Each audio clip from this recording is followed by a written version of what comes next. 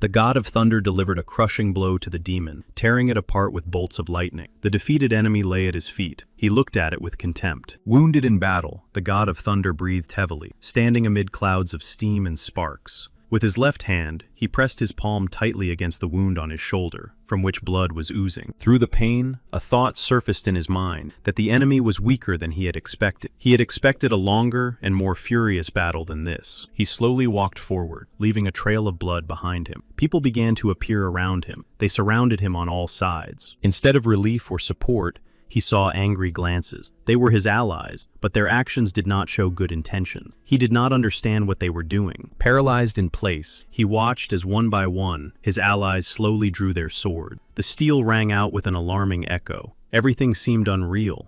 The silence was broken when one of them stepped forward and said that now they were certain of his power. It sounded less like praise and more like a sentence. They declared that they would never allow someone like him to lead 7 influential families. It was a warning steeped in mistrust and fear. For them, his power was a threat to the established order, and they were ready to act to prevent his rise. They came to the unanimous conclusion that what had happened here was sufficient grounds for his sentence. The silence was filled with the weight of the merciless verdict. He felt how his former comrades had turned into judges ready to take his life, and he realized that now he could only count on his own strength. They announced that they did not need a leader, and that his power seemed dangerous and destructive to the foundations of their families. Wanting his immediate death, they closed the circle. He looked at them through the pain and fatigue, not allowing himself to show fear. Inside, he was boiling with rage. But above all else was the thought that they were fools. Deep down, contrary to their assumptions, he had no thirst for power. For him, strength was not a goal. His thoughts were far from ambition and political games. But he could not bear the betrayal and decided to fight. Clutching his sword with his bloodied hand and pressing the other against his wound, the god of thunder gathered all his will into his fist. Suddenly,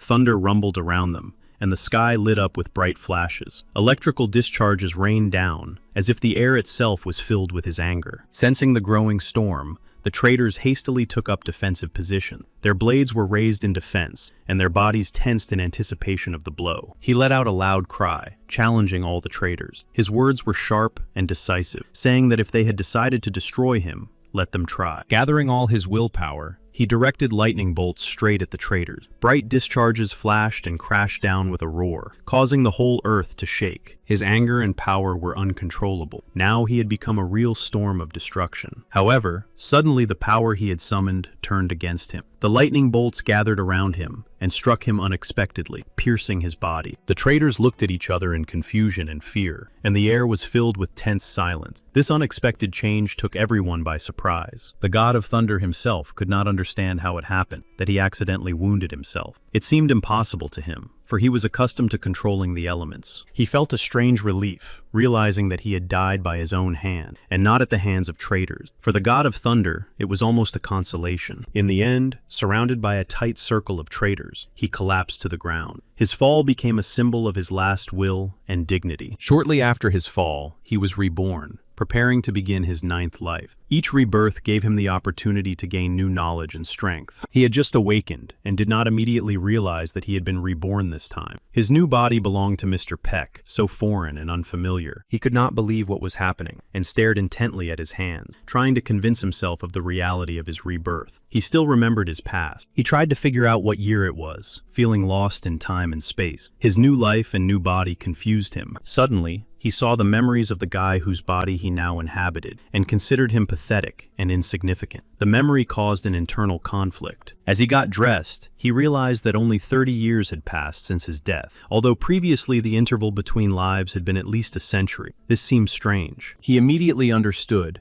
that those who had betrayed him in his past life were still alive. This realization filled his mind with anxiety and determination to take revenge on them for everything. His anger was so intense that even the mirrors cracked, reflecting the storm raging in his soul. This uncontrollable outburst showed the depth of his resentment and determination. As soon as he gave in to the storm of emotions in his chest, the pain returned suddenly, like a reminder of past events. His soul suffered from the memories. Seeing his reflection in the mirror, he considered his new appearance shameful. The unfamiliar face seemed weak, devoid of the grandeur that his true body once radiated. He knew that the internal damage left by the old owner could not be healed by simple means. This wound was deeper than the flesh and lay at his core. For this reason, the former owner of the body began to slowly drown himself in alcohol and women, trying to drown out the pain that he could not explain or heal. He realized more and more clearly that this guy was leading a miserable and meaningless life. Lost and broken, he hid from reality and cheap pleasures. He knew that if he gave up now, everything would be over and his revenge would never be fulfilled. This thought burned inside him like a red-hot blade, forcing him to hold on. He also had a severe headache, a consequence of the previous owner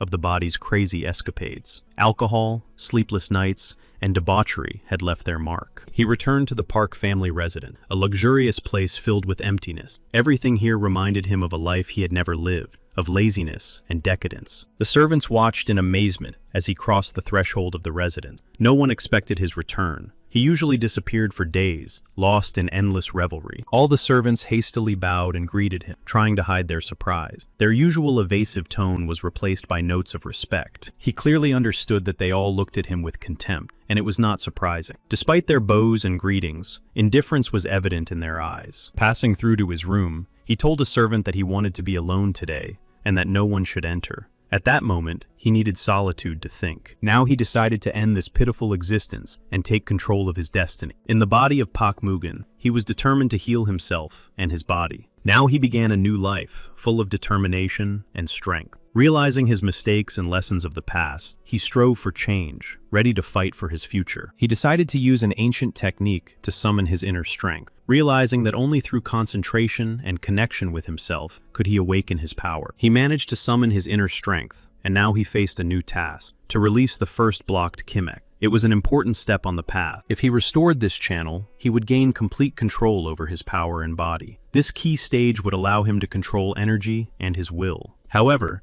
he was unable to restore the channel and soon felt ill. Then he realized that the previous owner of the body was severely deformed. Even the slightest loss of concentration caused a terrifying rebound effect, so strong that it could destroy him. This discovery frightened him greatly. He began to train, trying to master his power, but he could not understand what the previous owner of the body had been doing. The method seemed strange and chaotic. Gradually, he remembered everything the previous owner of the body had been doing, and it turned out that his life had been filled with a lot of training and trials. These memories helped him understand that despite the apparent chaos, behind these actions lay a rigorous and continuous process of self-improvement. He wanted to become stronger at any cost, and it was this desire that turned his life into a continuous struggle and suffering. Now he realized the full depth of the path, and he felt confident that everything would work out, because in his 8th life, he had already managed to get his body in order and gain control over himself. He had to regain full control over his emotions and learn to restrain the storm inside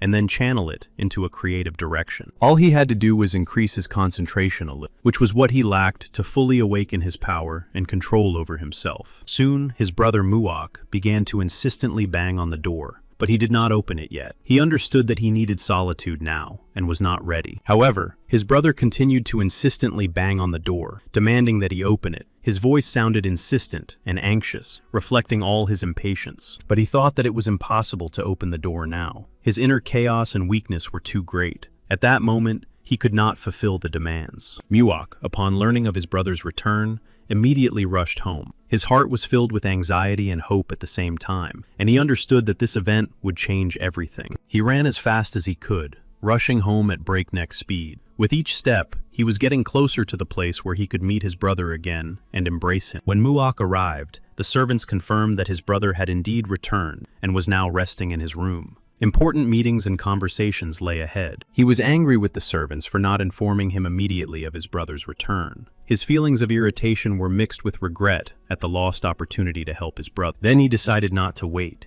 and began to knock insistently on the door. He shouted that he had important business with him and that he needed to talk to him urgently. He was burning with desire to see his brother immediately because he had found a way to heal him. This discovery gave him hope, and now it was important not to miss the moment and to help. However, at that very moment, the main character was undergoing the healing process and wanted his brother to just be quiet. He needed silence and peace for this. He couldn't lose his concentration for a second. Even the slightest distraction could destroy the delicate healing process. Everything depended on it. Despite everything, he was glad that he had such a loyal and caring brother in this life. And perhaps this reincarnation was not so bad after all. In his past life, he had seen only bitter betrayal in his soul. Now, however, he had the opportunity to rebuild relationships and gain trust. Now he no longer wanted to die. On the contrary, his soul was filled with a new, strong desire to live. He understood that this life had not been given to him by chance, and that it was an opportunity. But he clearly understood that, in order to survive in such a body, he would have to work hard. The weakness and illnesses left behind by the previous owner could not be overcome immediately. Now he concentrated and tried to restore his meridians, the subtle energy channels through which power flowed. Every step was difficult. He almost succeeded, and the energy slowly began to flow. But he needed a little more strength to recover. He felt how close he was to his goal. As a result, there was a powerful burst of energy. A wave of force burst out, shaking the room. The doors couldn't withstand it, and Muak was thrown back by the blast wave and fell. Muak lay on the floor, stunned, not understanding what had happened. It all happened in an instant. A deafening noise, a blinding burst of energy, and now he was lying there. He jumped to his feet, and without thinking, ran into the room, shouting questions about what had happened. His voice trembled with excitement, and his heart was beating faster. But the main character replied that nothing had happened, as if he hadn't noticed the destruction. Then he looked up, greeted him, and noted that they hadn't seen each other in a long time. He also noted that he didn't even remember the last time they had dinner together, and invited his brother to join him. His tone was unexpectedly warm. Mook's eyes filled with tears. He didn't expect such simplicity and warmth after everything that had happened. His heart ached with emotion, and without hiding his feelings, he nodded. They went out into the yard together and sat down at a table in a small gazebo, surrounded by greenery. A gentle breeze rustled the leaves, bringing with it a slight feeling of peace. He poured tea for both of them, carefully placing the cups on the table. Steam curled up, filling the air with aroma. This gesture marked the beginning of the restoration of their bond. His brother looked at him with a slight smile that conveyed hope and gratitude. This look spoke more than words. It reflected the deep connection between them. He asked his brother why he looked so happy. There was sincere curiosity in his voice, and he wanted to understand what brought this person joy. His brother replied that it was nothing special. He was just surprised at how much his brother had changed, as if a completely different person was standing in front of him now. He also said that he had found a way to heal his brother and restore his lost strength. The main character replied that there was no need to worry, and that he had already begun to regain his strength on his own. Although it was the first time, he believed that everything would soon return to normal. Then his brother became a little upset, but still said he was happy for him. His voice sounded sincere support and hoped that his brother would be able to overcome everything. The main character asked his brother not to bother him anymore today. He knew he needed peace and focus to continue restoring his strength. However, his brother did not understand his request and stopped him when he tried to leave. He could not accept the idea of leaving his brother alone at such an important moment. Then he returned to the room and continued his practice. Focusing, he immersed himself in the technique, striving to strengthen his inner strength and regain it. A single candle burned in the room, and a soft, subdued light enveloped the space with a warm, soothing glow. It created a calm atmosphere. He thought about what was happening in the Pak family home. Muak told him everything that had happened during his absence. He recounted the events in detail. During his absence, the number of their uncle's henchmen had increased significantly. His power was growing, and his influence was spreading, creating a threat. Their uncle had long dreamed of leading the Pak family. His ambitions grew with each passing day, and his growing army of followers only strengthened his position. Since their uncle was already old, he wanted to appoint his son, Yan Huan, as his successor. This decision was dictated by the desire to keep power within the family. It was obvious that with the help of his son, the uncle sought to expand his power by absorbing Herrenbone as well. Herrenben was a pirate group that ruled Wenzhou. He understood that they intended to go into battle with the pirate. He also understood that they would not succeed. Then he decided to join the campaign. Realizing the importance of the event and the need to act, he decided not to stay on the sidelines in order to exert personal influence. It became clear to him that the forces of the Beck family were insufficient to take revenge on the 7 supreme families. This realization fueled his determination, because the past demanded retribution. But if he managed to unite the forces of the Paik House with the 10 clans of Cholgan, their power would become unbeatable. The alliance would make revenge a reality. Only in this way By uniting the houses and clans into a single fist, thinking through alliances and sacrifices for the common goal, would he be able to defeat the 7 supreme families? He decided that he must become strong enough to lead the Park family. This required not only combat skills, but also political cunning. He had to rise to the top, overcoming all obstacles for the sake of power and justice. This required not instant gratification, but long work on himself. He realized that he had a lot of work ahead of him, and that only hard work and constant improvement would help him achieve his goal. The road to the top was long. He had to become stronger. It was not just a choice, but a necessity. Without strength, his ambitions were doomed to failure, so every effort was a step towards that power. Only then would he be able to fully recover. Overcoming difficulties, he believed that he would regain his lost strength and control, because that was the foundation. Now he took out his sword and looked at his reflection in its blade. The metal reflected not only his image, but also the determination, composure, and inner strength that he had to regain in order to fight fate itself. Although he had lived many lives, the sight of the sword still stirred him. Hidden in its cold gleam were memories of bloody battles and victories. He wanted to try out his new sword, to feel the energy and power flow into his hand through the hilt. It was a symbol of his rebirth as a warrior. At that moment, his uncle stood looking at the moon. The moonlight reflected in his eyes, and in that gaze one could see a mixture of intent and a kind of calm anticipation. A servant came to him and reported that young Master Park had been working on his health for a month and was completely absorbed in his training. The main character's uncle was sure that restoring his nephew's strength would not be such a simple matter. He knew that recovery required great effort. It would take more than a month of hard training and procedures to restore Kimek. The uncle was sure that his nephew had a long road ahead of him. He noticed that someone was in his chambers and immediately felt irritated. Quickly, without holding back his emotions, he ordered the uninvited guest to come out. The one who had disturbed his peace slowly emerged from the shadows. The uncle was surprised to recognize his nephew. His face was tense, and his eyes showed confusion. He did not expect to see him in his chambers. The main character bowed to his uncle, showing respect. He asked about his uncle's health, and said that he had heard about his return from the eastern border. The uncle replied that he was fine, but his gaze remained serious and attentive. He wanted to understand how his nephew was doing now. The uncle gently took his nephew's hands, showing him his care and attention. He asked if he was feeling better, if he was in pain, and if he needed anything to ease his discomfort. This was the support he wanted to show. The main character replied that everything was going well, and his recovery was going according to plan. However, his uncle, not reassured, asked him to tell him more about it. He replied that the recovery was not as difficult as it might seem, and that everything was going well. However, he then added that he had something to report. He said that he would like to participate in a mission to eliminate a pirate group. He noted that this could help him not only recover, but also test himself. After listening to his nephew, the uncle said that everything would be as he wished. He understood that participating in the mission was important to his nephew, despite his weakness. They set off and soon found themselves on a ship, ready for their mission. Next to them was Muok's brother, who had also joined the journey. His presence gave strength and confidence, creating an atmosphere of unity. The main character even forgot how long it had been since he had been at sea. The sea horizon, the fresh wind, and the sound of the waves reminded him of the forgotten feelings of freedom and adventure. Muok was also happy to return to the sea,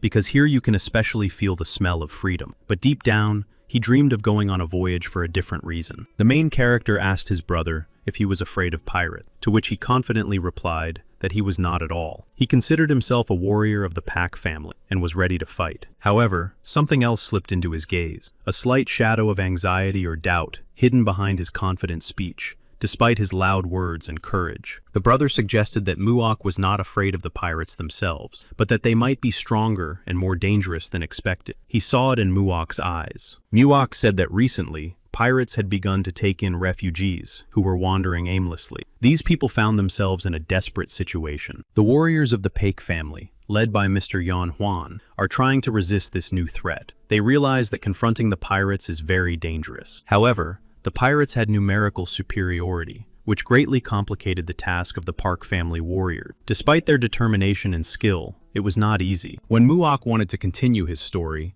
his brother suddenly told him to be quiet because he had noticed something. A sudden feeling of danger made him fall silent. His brother began to look intently into the distance, scanning the horizon and trying to make out the slightest movements. His eyes caught any signs of danger. Then his brother realized that Hegu's gang was approaching them. His gaze became even more focused, and he instantly assessed the threat posed by their opponents. He began to shout that pirates had attacked the ship, and urged everyone to immediately launch an attack. His voice sounded loud and decisive, mobilizing those around him for battle. The pirates themselves were shouting, and among their cries, a rough, hoarse voice could be heard saying that they needed to have a good time, so that everyone would see that this was the work of Haribon. The pirates planned to destroy anyone who stood in their way. Their goal was simple: to wipe out all resistance, take everything of value, and leave. Muak believed that these scoundrels from Hegu had completely lost their fear. They no longer hid, but acted openly and boldly, as if everything was permitted to them. The main character decided to stop those pirates before it was too late. He understood that every minute could cost the lives of innocent people. Muak also wanted to join his brother and fight those pirates. He couldn't stand aside while his loved ones were risking their lives. However, his brother told Muak that he could handle it himself and that it was better to stay safe. He didn't want to put him in danger and was confident that he could protect everyone. Many people, seeing the approaching pirates,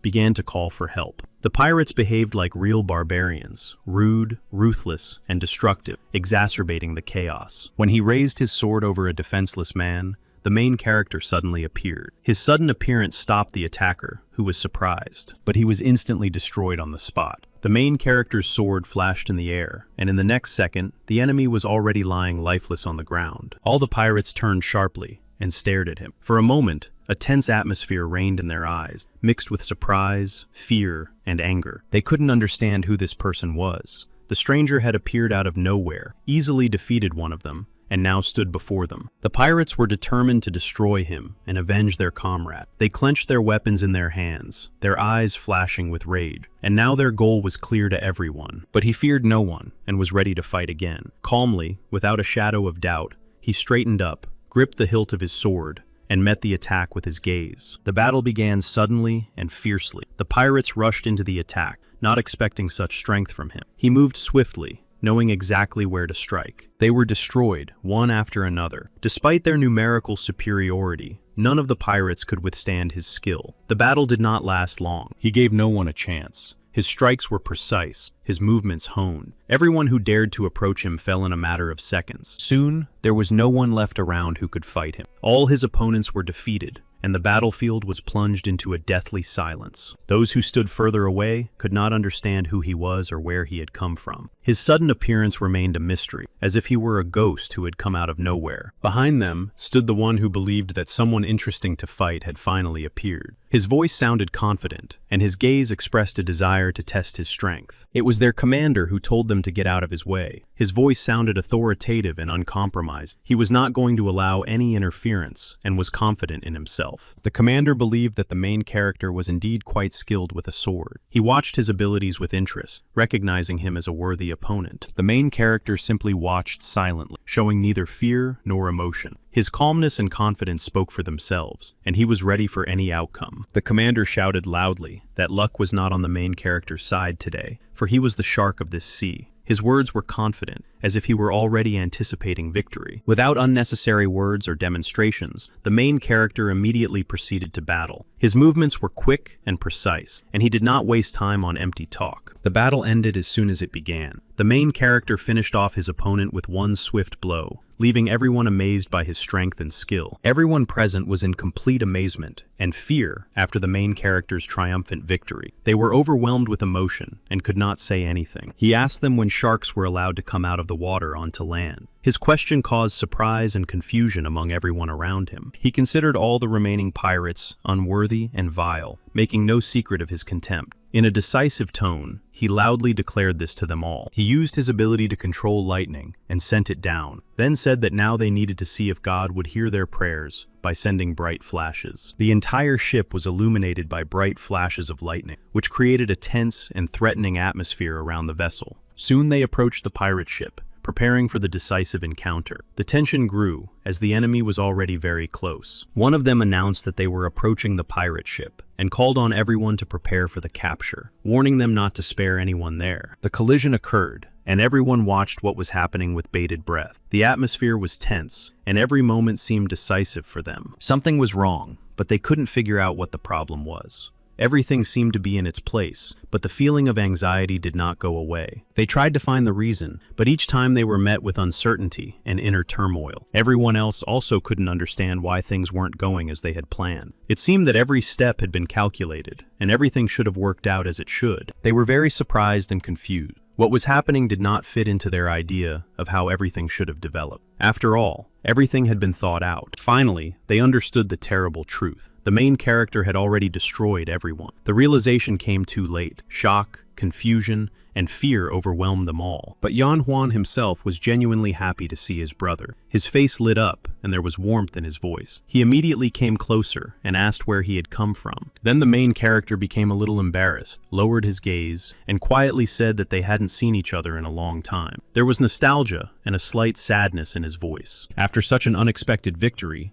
they sat down at the table and began to celebrate. The atmosphere gradually became warmer. The tension eased, and the conversation became livelier. Yan Huan beamed with joy and said he was happy that his brother had finally restored his kimek. He raised his cup and shared this joy with his brother and the others. He proudly said that he could see that everything was fine with his brother because he had defeated the enemies single-handedly. His voice sounded admiring and even relieved, but the main character still admitted that he thought the enemies would be stronger. He did not hide that he was preparing for the worst, and even doubted whether he would be able to win. Yan Huan felt ashamed and knew that he was not yet strong enough for the warriors under his command to win. He lowered his eyes and quietly admitted this, but the main character asked him to stop talking like that. He looked at Yan Huan and said that he had seen how hard he had tried and fought to lead them to victory. At that moment, Muok approached and accidentally overheard their conversation. He froze for a moment, not wanting to interrupt, but still took a step forward. His gaze was serious. The main character said that he had come not just as a participant, but as an ally to support the others. He declared that by uniting the power of the Paek family, they could fight back. Yan Huan acknowledged that the main character had only just regained his strength and expressed his gratitude for his help in battle. He understood how important the support was. He did not know if his brother would have enough strength to finally defeat the Haribon pirates. The main character remained silent and only smiled, hiding his true thoughts and feelings. His smile was calm, but it concealed determination and confidence. At that moment, someone else was standing on the deck, lost in thought. His gaze was focused and pensive, as if he too was trying to comprehend something. Another young man approached him and asked what was making him so angry. This unexpected question interrupted his train of thought, distracting him for a moment. It was Sanjen Pak, a man who couldn't stand the main character. He didn't understand what someone who had only just regained control of his body was doing among them. He replied to Sanjen Pak that he had come to help defeat and subdue the pirates. He made it clear that the main character's goal was a common victory for all of them. Sanjen claimed that the main character was simply jealous of Yan Huan and was trying to prove that he was also worth something. He suspected that his actions were not a sincere desire, but he again defended the main character, reminding him that he had single-handedly destroyed all the enemies today, and saying that this was not a bad achievement for a start. Then he asked Sanjen to just admit that he was angry because he himself wanted to talk to the commander over a glass of rum. It was teasing, but Sanjen was angry and said that he didn't care what they were doing there. He said that he didn't want to participate in conversation and considered such conversations a waste of time. He also said that he didn't care about blood ties and only recognized strength. For him, the real value was power and victory. He added that the only person stronger than him on this ship was Mr. Yan Huang, not the main character. The main character heard all this but remained silent, listening attentively. Sanjen called the main character an upstart, and these words hurt him. Disappointed and unwilling to continue listening, the main character went out to him. When he saw the main character, he was shocked and did not expect such a turn of events.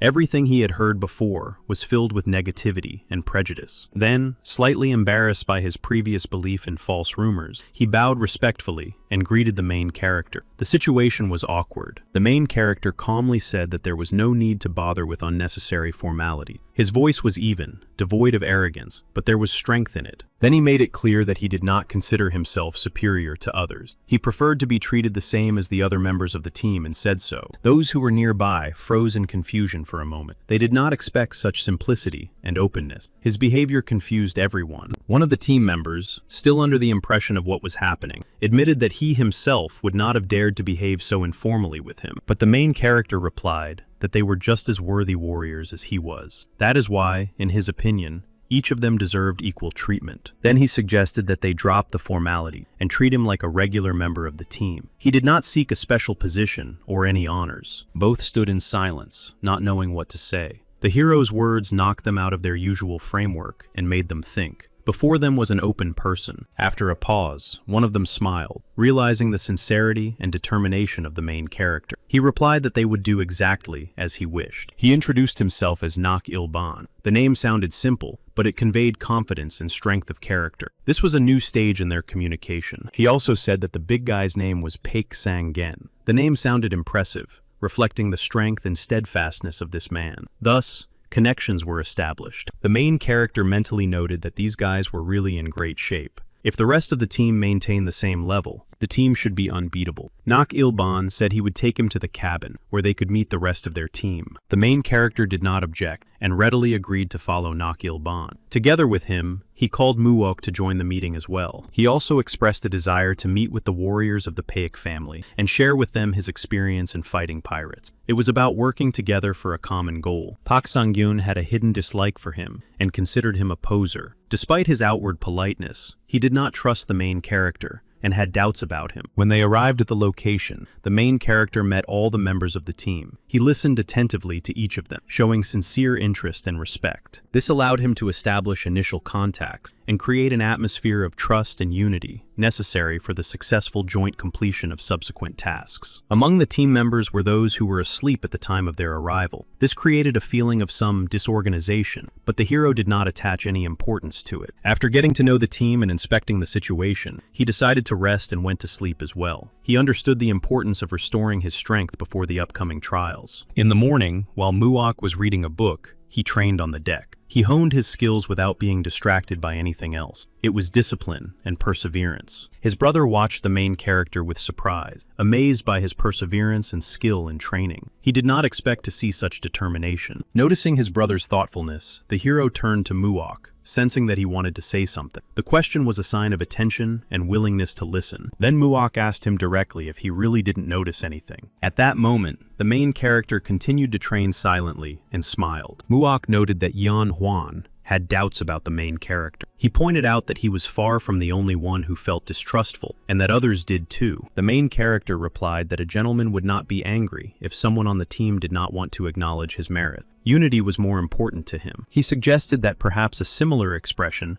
had already been found in Muok's book. Muok couldn't hold back and cried out, expressing his resentment on behalf of his brother. His voice was filled with emotional pain and disappointment, showing how important this was to him. He reminded everyone how hard it was for the main character to regain his strength and overcome difficulty. And despite all his efforts, some still doubted him. He put his hand on Muok's shoulder and sincerely thanked him for his concern and empathy. This gesture of support and recognition became an important moment. The main character frankly admitted that the doubts about him were quite understandable and justified, because he himself had once destroyed his reputation with his own hands. Moreover, he had only recently been able to regain his strength after a long period of decline. This explained why many still doubted his abilities. Muok continued to express his thoughts, trying to convey his feelings and doubts, but the main character interrupted him, reminding him that it was not fitting for a warrior of the Pak family to whine. He added that the true strength and dignity of a warrior are manifested not in empty words, but in deeds. One had to prove one's worth and loyalty through action. He admitted that Yan Huan had not said anything wrong. He understood that Yan Huan simply wanted to make sure he could rely on him. Doubt was natural. He noted that warriors who are unsure of their own strength behave in this way, showing doubt. Therefore, it is not worth paying too much attention to it. Despite his words, Muok sank back into melancholy. His sadness and doubts were evident in his eyes, like a shadow that was difficult to dispel with words. Then the main character asked what he thought about his plans to gather all the power of the Paik family together in the near future. Muok was genuinely happy if the main character really intended to gather the power of the Paik family. For him, it meant hope for the revival of power and influence. At that moment, Park Sang-gun approached and asked with a serious expression whether the main character really intended to demonstrate his abilities. The main character replied that he was ready to start a fight with Park Sang-gun in any form, whether with a sword or in hand-to-hand combat. It did not matter to him. For Park Sang-gun, it was easier than easy, and he said so with a smirk. Park Sang-gun suddenly began attacking the main character with his fists, delivering quick and powerful blows. Energy and fury filled each of his blows. Muok was afraid for his brother, and shouted loudly for him not to fall. His voice was full of anxiety and concern as he tried to warn the main character of the danger. Despite Muok's cries, Pak Sang-gen continued to attack fiercely. His blows rained down one after another without stopping, demonstrating his unyielding determination. However, Muok's concern for his brother was in vain, as the main character had already begun to strike back. He quickly gathered his strength and confidently repelled Pak Sang-gen's attacks. Pak Sang-gen had a clear dislike for the main character, which was evident in the fight itself. His blows were full of malice, and every movement reflected tension. Pak Sang-gun resumed his attack. His movements became faster and more precise, as if every muscle in his body had been trained for combat. He did not hesitate. Meanwhile, the messenger bird, having traveled a long way, reached the pirates. It landed softly on the railing of the old porch, carrying a message. He approached the bird and carefully removed the letter tied to its paw. The paper was slightly damp from the dew, but the seal remained intact. He unfolded it. The old man began to read the letter attentively, his eyes following the lines of neat handwriting. His face gradually clouded over, his wrinkles deepening. Then, without wasting any time, he went deep into the house and reported the contents of the letter to those who needed to know. He understood that the message was important. The chief pirate could not believe what he had heard. His face froze as if he was trying to comprehend it. The words were clear, but his mind refused to accept them. He was angry that the Payak family and their warriors were heading for the eastern border. This decision seemed to him a bold challenge, almost a provocation. He clenched his fists. Pak Sang-gun was also overcome with anger, not only because of the battle itself, but also because he had once again failed to defeat the main character. His pride had been hurt. The main character himself remained calm. Despite the tension around him, his mind was clear and his heart was calm, like the surface of a lake before a storm. Pak Sang-gun felt as if he was fighting not a man, but an iron wall. Every blow reverberated in his own bones, but had no effect. Then the main character finally acknowledged that all of Pak Sang-gen's attacks were powerful and well-aimed blows. He appreciated his opponent's strength and skill. However, he advised Pak Sang-gen to work on his technique, noting that strength is important, but without accuracy and proper execution, it loses its effectiveness. Pak Sang-gun was angry at the advice. His pride did not allow him to accept criticism, especially from the main character, whom he considered a rival. He was irritated and offended. Then he completely provoked Pak Sang-gun, which only increased his anger. His sharp words were like adding fuel to the fire, causing even more irritation. As a result, Pak Sang-gun collapsed onto the deck with a loud crash, overcome with rage and disappointment. His voice echoed throughout the area. It was a loud and piercing scream. All the soldiers ran out onto the deck, ready and alert, thinking that the pirates of Haribon had arrived. The noise and Pak Sang-gun's cry alarmed them all. Nak Ilban explained to the soldiers that their fears were unfounded. The pirates of Haribon had not yet appeared, but they were just in time to see what had happened there. Pak Sang-gun struggled to get up from the ground, each movement causing him pain and effort. His body felt the full weight of the defeat that had just occurred. The main character calmly asked Pak Sang-gun if he wanted revenge. There was no mockery in his voice, only a sincere invitation to a new battle. Pak Sang-gun, overcome with anger, replied that the main character would pay for everything. His words sounded like a threat filled with irreconcilable rage and hatred. From that moment on, Pak Sang-gun decided to fight with all his strength. His heart was filled with a thirst for victory, and his every movement became more decisive. However,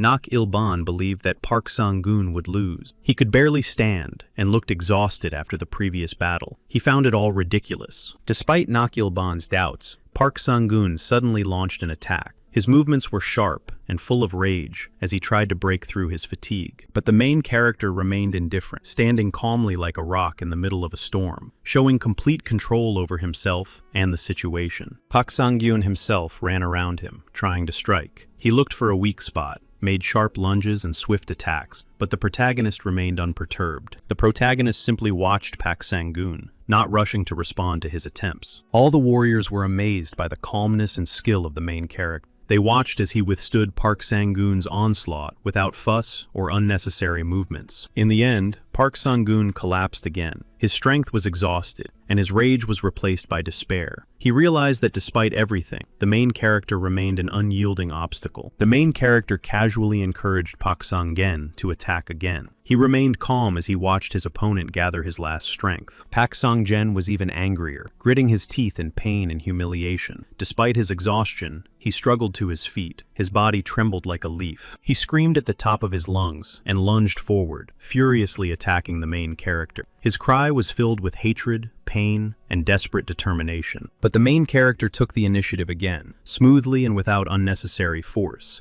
and began to twist Pak Sung-gen, as if deftly twisting him into a ram's horn. Pak Sung-gen fell again in disgrace, crashing headfirst to the ground. The warriors around him gasped, but no one intervened. He had to show everyone what he was capable of. All the warriors shouted and whistled, expressing their enthusiastic support for the main character. Their approval thundered across the deck. Some clenched their fists in excitement. Pak Sung-gen himself lay on the deck and cried, feeling the burning shame and bitterness of defeat. Tears ran down his face, mixing with sweat. His pride was broken. He felt as if he had been fighting not a man, but a cold and invulnerable rock. He couldn't even really touch his opponent. In the end, no matter how much he wanted to continue, Pak Sung-gun admitted defeat and surrendered. His body would not obey him, and his spirit, exhausted by futile attempts, was extinguished. The main character assessed Pak Sung-gun and acknowledged that his physical form was excellent. However, he noted that for mastery, he needed to improve his agility and technique. He also noted that if Pak Sung-gun could perfect his technique and find his own style, new horizons of opportunity would open up for him. He admitted that he possessed a great number of fighting techniques and was ready to help Pak Sung-gun improve his skills. He offered to be his mentor. Pak Sung-gun silently nodded in response, accepting the offer of help. Without words, he expressed his willingness to learn and improve, realizing that Nak Il-ban was right. Nak Il-ban then apologized for the team's behavior. He acknowledged that their reaction had been too harsh and hasty, caused by excitement and emotions. The main character replied that it was just a light warm-up, which shocked Pak Sung-gun. He did not expect that after such a battle, there would be more trials ahead. He addressed everyone, saying that morning was the best time for training. He invited anyone who wanted to join and was happy to help. Nak Il-ban bowed and expressed his desire to fight with swords. He showed respect for the main character's skill and a desire to test his strength in battle. The main character gladly accepted Nak Il-ban's challenge and was happy to fight him with swords. He saw it as an opportunity to test his skills. One of the warriors shouted at Nak Il-ban, urging him not to disgrace himself and not to go into battle. His words sounded impatient and defiant. The main character now had a unique opportunity to win the respect of the Paik warrior family. His skill, calmness, and determination in battle were admirable. Muak understood that his brother was behind all these events and had devised the entire plan. He realized that the fight was only part of a more complex game. Then the fight came to an end. The tension gradually subsided, and the participants in the duel moved away from each other, tired, but with deep respect for their opponents. Muak understood that his brother had started all this to prove that he was worthy of respect and trust. He saw in this desire not just ambition, but something else. He could achieve this and maintain balance, thanks to his strength and mastery of combat techniques. He wanted to maintain his authority by supporting harmony in his affairs. Soon, the warriors began to argue and quarrel among themselves, each striving for the opportunity to fight the main character. They wanted to prove their strength. Watching the heated arguments and the warriors' desire to fight his brother, Muak realized that his brother would indeed be able to win their favor. Then their ship arrived in Tonda, located on the eastern border. This place was strategically important and expected to be heavily guarded. When the main character disembarked from the ship, someone called him by the name Mugun. The voice was familiar and sounded like a reminder of the past and the battles to come. It was Paik Jong-in, Mugun's uncle. Mugun approached his uncle Paik Jong-in and bowed in respect. He also noted that they had not seen each other for a long time. Pak Chong-in expressed his joy that his nephew Mugun was healthy and well. Pak Chong-in also noted that he had heard how Mugun had managed to defeat an entire pirate ship single-handedly. These words expressed admiration and respect for his strength. Park Chan-yun also admitted that he found it hard to believe such stories and asked Mugun not to keep the secret of his rapid recovery and to tell him. However, Mugun believed that it would take a long time to explain, and that it was more important now to focus on discussing the strategy for the battle with the pirates. Everything else could wait. Baek Jong-un said that he could see that everything was fine with Mugun, and that he no longer had to worry about his nephew. Mugun had become stronger and was ready for battle. The girls were also surprised when they saw Mugun. They did not expect to see him here, and their eyes expressed a mixture of admiration. His presence aroused keen interest. Mugun himself looked at the girls somewhat confused. His gaze expressed surprise and slight embarrassment. Perhaps he was not used to such attention. One of the girls, noticing Mugun, seemed delighted to see him, and, unable to hide her joy, asked if it was really him. He looked at her silently, not understanding why she was so excited. His gaze expressed slight confusion at her unexpected reaction. The Yoon family and the Baek family settled in Wenzhou province as merchants. Their influence and wealth grew thanks to successful trade. Yoon Yi-song was the heiress of the Yoon family. Now both Mugun and Yoon Yi-song had grown up and become mature individuals. They inherited the wealth and experience of their families. It turned out that Yoon Yi-san was betrothed to Mugun. Their union symbolized not only the union of two influential families, but also an important step towards strengthening ties. Now Yoon Yi-san looked at Mugun again and asked excitedly if it was really him. Her gaze revealed hope and some doubt. He replied confidently that of course it was him. His voice sounded calm, confirming his identity and dispelling all doubts. She looked confused and somewhat lost, as if she had suddenly been hit by a storm of emotions and memories. Her eyes reflected a mixture of surprise. Then she said that now everything was clear to her. Her voice sounded relieved and understanding, as if she had finally found the answers to her questions. She said that she was Miss Yoon Ye-sung and greeted Mr. Baek Mugun. Due to his overly dissolute lifestyle, the engagement had been broken off. He asked what she was doing there. He was curious about what Yoon Yi-sung was doing now. At that moment, he was reproached,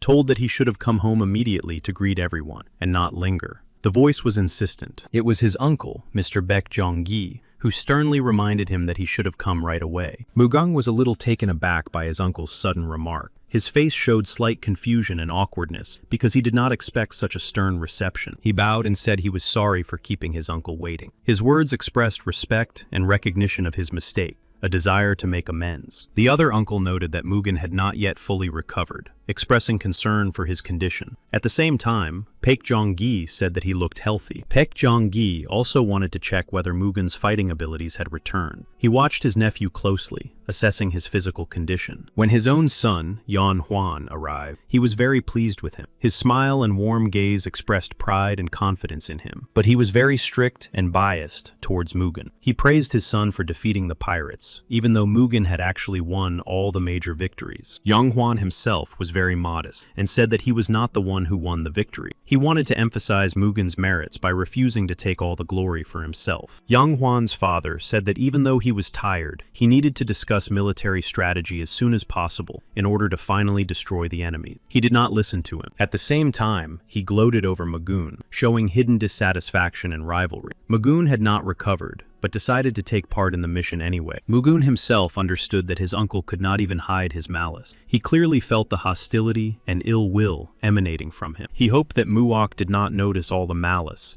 and hidden emotions of his uncle. Deep down, he tried to remain calm, but inside, his feelings were in turmoil. However, Muok surprised him by calmly saying that everything was fine. His composure showed that he had noticed the hidden anger, but did not attach any importance to it. He also said that soon everyone would see how strong his brother Mugen was. These words sounded confident and proud, emphasizing his belief. Mugun smiled and thanked his brother, realizing that he was right. Confidence and support arose in his heart, strengthening his determination to move forward. In the evening, Muok sat down to read a book again. He was very curious and absorbed new knowledge. For him, it was not just an activity, but a way to better understand the world.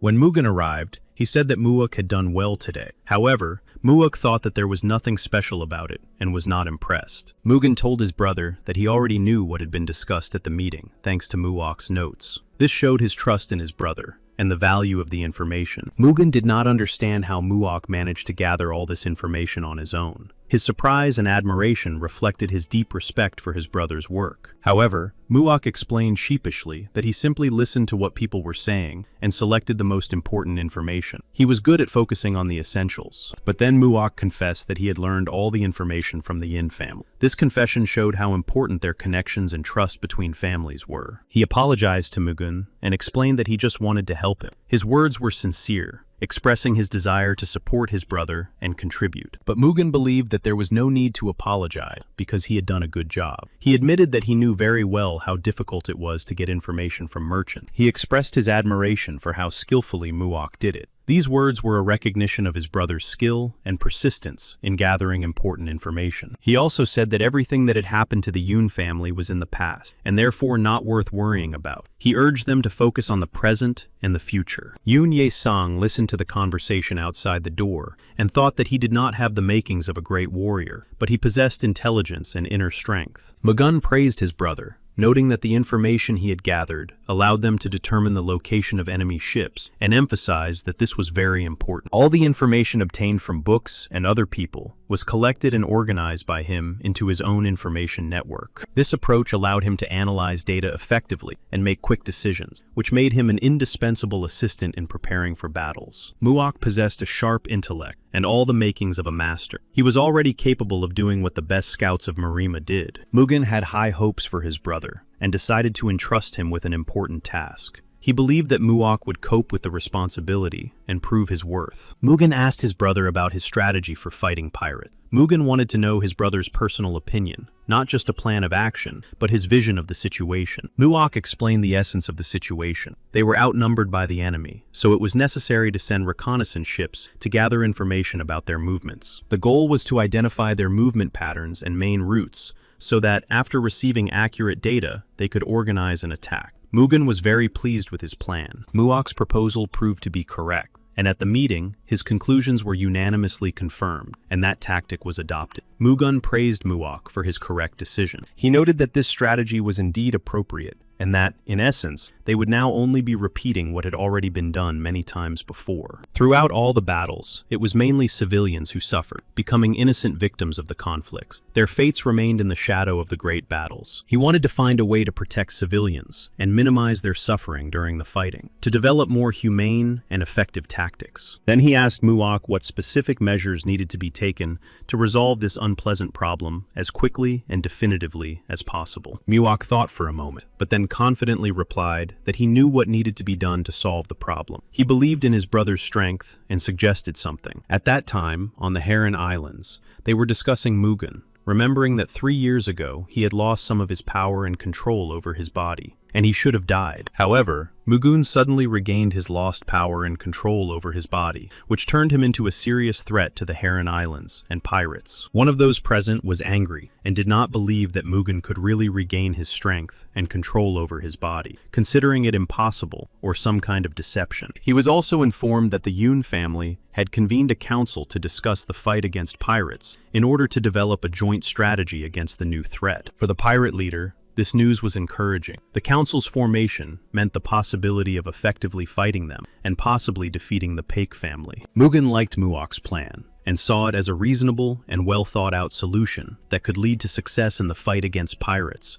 and protect the inhabitants. Soon, In-ye-san suddenly rushed into the room, interrupting the discussion. Mugen and Muok were surprised by In-ye-san's sudden appearance. They did not expect to see her at that moment, especially in such a hurry. She announced that her family was ready to support the plan proposed by Muok. These words came as unexpected news, as an influential ally was joining the cause. Now Mugen's uncle turned to In-ye-san and asked her to listen to him. His voice sounded calm, but with a note of insistence. He clearly wanted to convey something important. He expressed concern that no one knew when the enemies would decide to strike next, and therefore considered it rash to let the ships leave. However, Yoon Ye-sung interrupted him sharply, reminding him that he was not in command of the fleet. Her tone was confident. She would not allow the decision that had already been made to be questioned. She explained that if the ships left now, they would be able to take up their positions in time. Even a slight delay would lead to losses. She also said that even though he knew that delaying would lead to greater losses, he was still trying to stop her without offering any alternative. She did not hold back her anger. She reminded him that if he had done everything right in advance, this situation would not have happened at all, and he would not be responsible. He became angry, thinking that she had crossed the line and had no right to talk to him like that, let alone turn up her nose at him. His face turned pale with rage. Now Muok was sure that it was Mugen's turn to take matters into his own hands. Yoon Ye-san reported that she had done everything according to their orders. She emphasized that all her actions had been precisely coordinated with what had been decided in advance. Mugen reassured In-ye-san, promising to protect her and prevent anyone from harming her. His words instilled confidence and support. At that moment, someone released a dove, which soared into the sky, carrying an important message. The flight attracted the attention of those present, as if it were a harbinger of new events. The person who released the dove sat calmly and continued to go about his business, showing no haste and remaining focused on fishing. The pirate chief asked his assistant if the Paik family's ships had left the port. He was waiting for signals and news to assess the situation. The assistant replied that according to intelligence reports, if the ships were delayed, they would suffer too great a loss. Therefore, the decision was made to set sail without support. The pirate chief laughed, believing that money was more important to his opponents than life itself, and considered their decision risky, but dictated by their own greed. He was sure that such decisions would lead to serious problems, and in his opinion, they were asking for severe punishment and defeat. The pirate leader gave the order to send the Black Dragon ships to intercept them. The crews instantly raised the sails, so that the ships could set out and cut through the waves. He was informed that they did not yet know the exact location of the Peck family's fleet. Sending 2 ships at once was too risky, given the uncertainty. His assistant suggested sending a small detachment of 3 volunteers. He agreed to let the newcomers prove themselves and approved the risky plan. He believed that the newcomers would cope with the task. He was confident in their abilities. Initially, the plan was to send a group of disguised fishermen, whose task was to distract the Park family, create a threat, and lure the fleet out of hiding. While the Park family's warriors were busy rescuing the disguised fishermen and distracting the enemy, the pirates intended to take advantage of the situation. The operation was conceived as a clever provocation for a quick and precise attack. Muok already knew their plans in advance. His notes allowed him to foresee the provocation. Mugen entrusted Muok with an important task. Therefore, Mugen remained on land to better control the situation from there. Mugen trusted him completely and had high hopes for the strategy he had developed. He believed that this plan would help them achieve victory. Suddenly, panic broke out on the ship. The crew suspected a pirate attack. Everyone was tense and preparing for battle. Alarms spread throughout the ship. As expected, the pirates were going to rescue the fishermen. It was part of the pirates' cunning plan to use the rescue as bait to gain an advantage. Yan Huang did not understand where Mugen had gone. His absence caused alarm and confusion, as he expected to see his brother nearby at such a crucial moment. Yunye-san herself was also frightened. She felt anxiety and uncertainty because of the sudden attack. Mugen reassured Yunye-san, telling her that the number of pirates didn't matter, and that he could handle any situation. His calmness gave her hope. She replied that she wasn't afraid at all, because she was from the Yun family and was ready for anything. Her confidence and determination were inspiring, showing that she would remain steadfast. She hoped that his words were not empty, but true,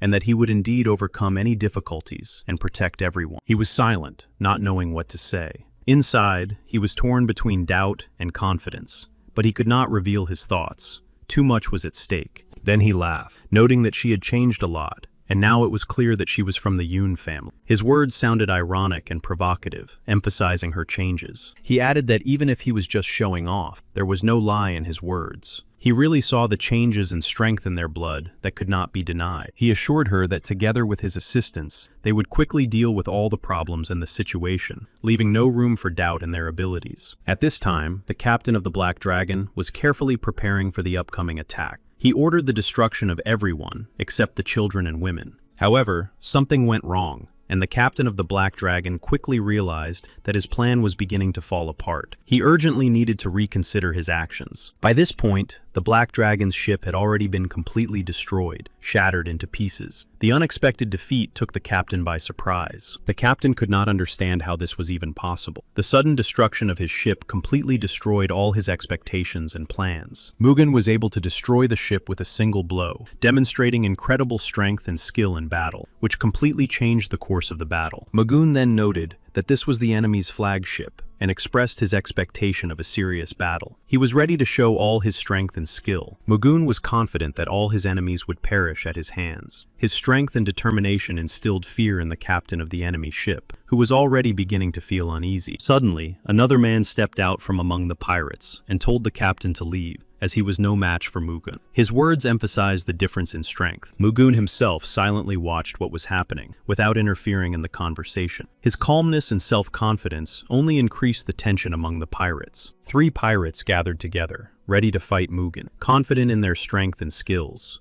they prepared for battle, deciding to join forces. At the same time, Mugen hoped that a worthy opponent capable of challenging him had finally appeared. He watched the 3 pirates closely. Pak Sang-gun and another warrior noticed that only 2 ships had approached. Pak Sang-gun took it upon himself to deal with the enemies approaching from the right flank. He focused on developing tactics and strategy. The other warrior abruptly joined the battle, declaring that whoever was the first to defeat all opponents would be the winner of the battle. They argued. The enemy threatened Mugen, confident that luck had turned away from him since their encounter. He believed that the outcome of the battle was now predetermined in his favor, but Mugen was not afraid of his opponent's threats and calmly called on him to attack, demonstrating confidence and a complete lack of fear of the upcoming battle. Soon, the opponent did not have time to do anything, as Mugen was already next to him, quickly and decisively closing the distance between them. The opponent was terrified. Yan Huan was puzzled by the disappearance of the pirate, because they themselves had seen them attack the fishermen. His confusion grew because there was no logic in it. He also suspected that the pirates had deceived them by playing on their trust and confusion. He felt that there was a cunning plan behind this disappearance. Muak understood that Yan Huan and the warriors were confused and suspicious because of the sudden disappearance of the pirate. He knew that their confusion was preventing them from understanding the situation. Everything that was happening was part of a carefully thought-out plan. Every move and decision had been calculated in advance to confuse the enemy and then defeat them. Muak was pleased with how events were unfolding. Everything was going according to his calculations and plan. He understood that thanks to his carefully thought-out strategy, they had managed to confuse everyone. Suddenly, something became clear to Yan Huan. He realized the hidden plan of his enemies and understood that their actions were part of a more cunning and complicated game. He suddenly realized that the pirates had attacked the Yun family's fleet. Realizing this, he wanted their ships to turn around immediately and come to the aid of their allies. Yan Huan realized that he had behaved foolishly and fallen for the pirates' tricks. Understanding his mistake, he felt the need to rectify the situation. Suddenly, he noticed the Black Dragon ship, which alarmed him. Muak knew that thanks to the lighthouse signal, they had sent the Payak family's fleet there in advance. According to calculations, the ships should have already arrived and met. He knew it was a good move. Sending the fleet ahead of time allowed them to take the initiative. This step gave them an advantage. The enemy did not understand what was happening. Their ships were caught off guard, and their plans collapsed one after another. The unexpected arrival of the fleet disrupted everything. He did not understand why the soldiers of the Pak family were already there. It threw him off his usual train of thought, and everything was happening too fast. Yan Huang did not understand why they were returning. Everything was going differently than he had expected. He also knew that they could not simply be ignored. Even if their actions seemed strange or incomprehensible, their presence posed a threat. They suddenly rushed into the attack, quickly, smoothly, without hesitation, as if everything had been calculated in advance. Their maneuver was unexpected and swift. The enemy began to retreat. The attack was too powerful and swift to withstand without losses. The enemy ranks were confused, and the commander was in turmoil. But during the retreat, they got stuck in the fishing nets that had been set up. Those that had previously served as simple fishing tools had now become a trap. He immediately realized that this was the work of the Pak warriors. Only they could use the terrain so cunningly and accurately, turning ordinary fishing nets into a trap. He literally cursed and insulted them with his last word. Rage and helplessness overwhelmed him, and the feeling of defeat gnawed at him from within. Magoon appeared before him, and he did not expect such a turn of events. This sudden appearance confused him, depriving him of confidence and the ability to react. Soon, the enemy was completely destroyed by Mugen. His decisive actions and skill in battle left the enemy no chance of escape. Those who were close to him, his brothers, were confused and unable to do anything. The shock and surprise of what had happened paralyzed their bodies and minds. Mugen managed to defeat the enemy in just a few seconds. His lightning-fast and precise actions suppressed the resistance, leaving the enemy no chance. His two brothers were angry with Mugen. They could not accept his swiftness and decisiveness, considering his methods too harsh and cruel. One of the brothers rushed into battle, overcome with anger. The other tried to stop him but was too late. Determination and rage took over, and the brother was far away. He used the technique of the shadow of the gloomy ghost. This quick and stealthy maneuver allowed him to quickly approach his opponent and deliver unexpected blows. He believed that no one could survive his attack. This technique was so powerful and infallible that it left only ashes of his opponents. But for Mugen, these were just words. He saw them as nothing more than bragging and an attempt to intimidate, and did not believe in the invincibility of this technique. When the enemy's technique had no effect, he could not believe his eyes. Everything happened contrary to his expectations, which were that he would destroy him. Soon, Mugen struck him himself. This unexpected and precise attack left the enemy no chance. Mugen's skill completely changed the entire fight. At that moment, the third brother exploded and rushed uncontrollably to destroy Mugen, and anger filled his mind. His will to destroy became insurmountable. Mugen was already prepared for this attack. He had anticipated the third brother's anger and prepared for the final encounter using his experience and cold calculation. Soon, the third brother was also wounded. Despite his fury and impetuosity, he could not avoid Mugen's precise strike. The wound undermined his fighting spirit. He couldn't believe how this was possible. His fury and confidence were shattered by Mugen's unexpected strength and skill. The wound was fatal. Those who remained on the enemy's side couldn't believe how Mugun had managed to defeat all three brothers. His skill and speed seemed incredible. He thought Mugen was a real monster. His incredible strength, speed, and ruthlessness in battle seemed terrifying to him. For the enemy, Mugen became the embodiment of horror. He tried to escape, thinking it was too early to give up his life. Panic and fear forced him to seek salvation in flight, hoping to avoid imminent death. However, he was immediately caught, and Mugen asked him how far he intended to go. Mugen found it ridiculous that he had decided to abandon his comrades. Such cowardice and betrayal seemed absurd and shameful to him. Yun Yi-san did not understand when exactly Mugen had become so cruel. He had seemed different to her before, more gentle. Now it surprised her. She saw that he had become a different person. There was a determination in his gaze that had not been there before. Mugen had changed, becoming more uncompromising. She even seemed afraid of him. Her inner fear and insecurity were evident in her eyes every time she looked at Mugen. Yan Huan decided that the first priority was to save the fishermen. He understood that their safety was paramount and that any delay could lead to tragedy. Yan Huan believed that thanks to their support and timely action, they had managed to significantly reduce the losses. They had prevented the Red Dragon's attack. They had saved the fishermen, and now they needed to unite and return to the Yun family's ship. Understanding the importance of unity, they sought to avoid further losses. He thought they were lucky to have arrived here faster than them. Thanks to this timely arrival, they were able to avoid serious losses and strengthen their positions. The pirate leader was overcome with rage when he learned of the defeat. His anger was fierce, and he could not come to terms with the unexpected failure and loss of control. His assistant reported that it was surprising that the Black Dragon and the abominable trio had been completely destroyed. This news was unexpected and shocking. This failure seemed incredible and incomprehensible. The defeat of such strong people caused shock and bewilderment in him, and called their honor into question. Now the leader decided to send the Red Dragon there. He was informed that the Red Dragon had been brutally attacked by the Pack family and was completely defeated. He decided to stop and carefully consider the situation, realizing that hasty actions could lead to new defeats. The desire to win remained. His assistant noted that the decision was correct and justified. He emphasized that this choice was in line with the goals and requirements of the situation. In any case, now all they could do was wait, because revenge is a dish best served cold. He was sure that no one would set foot on the islands without his knowledge. After the battle, Mugen noted Ms. Yoon's outstanding abilities and praised her for her determination and strategic thinking. Mugen thanked her for going with him, emphasizing how important her presence was to him. He acknowledged that her support had been invaluable. Lady Yoon felt that there was no need to thank her, as she believed that they were the ones who owed Mugen a debt of gratitude. She believed that she had only done her duty. Mugen was about to ask Lady Yoon for one important thing, and noticing this, she responded willingly. Her face lit up when he spoke. Mugen then asked Ms. Yoon to lend him her ship, as he intended to go to the pirates' main base. She was very surprised by his request. Meanwhile, Yan Huan learned that Mugen had defeated his enemy. The news spread quickly, causing him to feel a mixture of surprise and anxiety. Yun Huan was told about Mugen's victory by Yun Ye-san. She added that he had defeated the enemies and taken hostages. This impressed Yun Huan. Yang Huan was shocked to learn that only 3 people had participated in the battle against the enemies: Baek Sang-gun,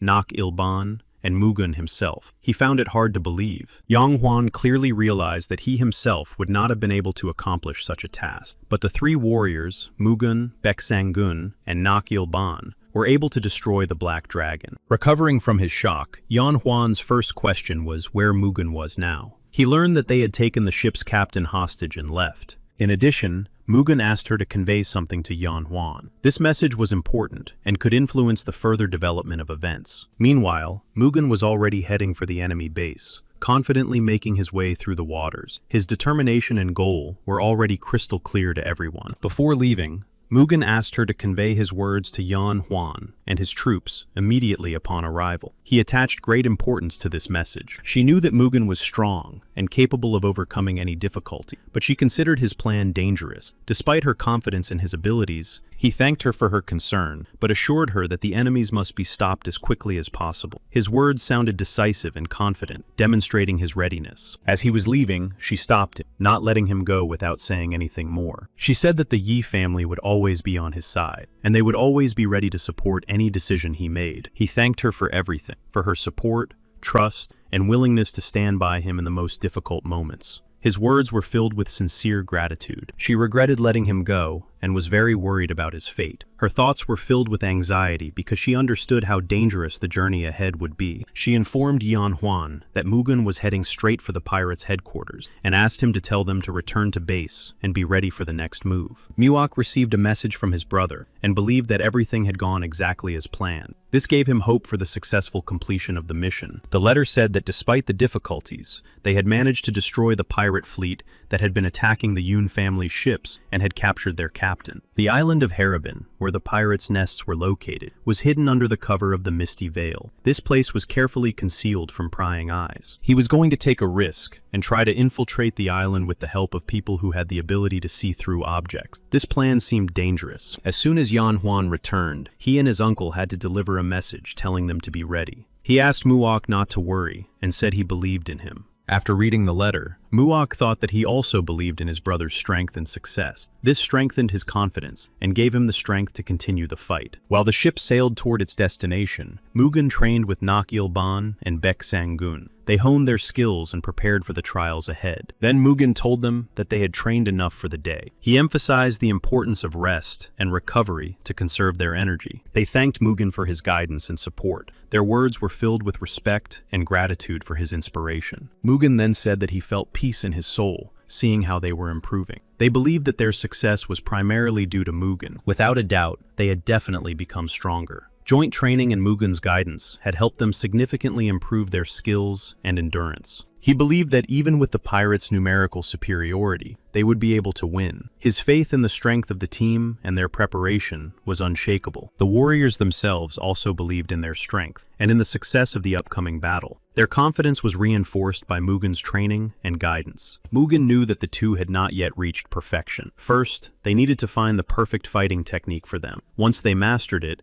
they would be able to unlock their potential. He told them that they were not afraid and went with him. As a token of gratitude, he promised to help them find techniques that would be ideal for their abilities. They were very happy with this promise. Feeling Mugen's support and confidence, they were excited about the opportunity to gain knowledge. Soon they saw a thick fog and immediately realized that this was the foggy veil that the pirate captain had told them about. They prepared for the trials. They also brought out the captain of that ship and told him that there was business to be done. It was clear to them that he knew the situation better than anyone else and would be able to help them in the future. The captain was ready to fulfill any demands and orders just to save his life. His desire to survive was so strong. The other pirates were shouted at, accused of defeat, and harshly reminded of their losses. They were told that they had lost their entire crew and had fled with their tails between their legs. It was Chang Sa-men who scolded them, accusing them of dishonor. His harsh words sounded like a stern rebuke, reminding them of their duty and responsibility. Because of all these problems, he had to abandon what he had started and turn back. He thought with annoyance that if he had searched a little longer, he would have found what he was looking for. This thought made him feel dissatisfied and regretful about the lost time. Soon, they all saw the signal of the Black Dragon. It was from there that their captain, who had been taken hostage, was calling them. His call was filled with hope and despair, and he seemed to be counting on help. They couldn't believe that he had survived after encountering the warriors of Baek and Mugen. It seemed incredible that after such an encounter, they had all remained alive. He said that he had managed to survive and even escape, but behind him stood Mugen, carefully monitoring his every word and movement so that he would not cry out. He said that he understood and that they were not alone. He had also suffered greatly at the hands of these monsters. The team was heading for the mysterious veil, a mysterious place. Mugen managed to find a passage to the hidden island through his guide, and he felt relief and joy. There were still many dangers ahead. Then Pak Sang-gen told Mugen about a pirate from Haegu, dangerous and cruel. Mugen had suspected betrayal from the very beginning, and now his fears were confirmed. He knew that this man would surely betray them. However, Mugen had planned everything in advance. He had anticipated possible betrayal, even before the operation began, and had prepared a backup plan. His actions were precise. The man began to shout when he recognized the ship. He cried out that there were enemies from the Baek family on that ship.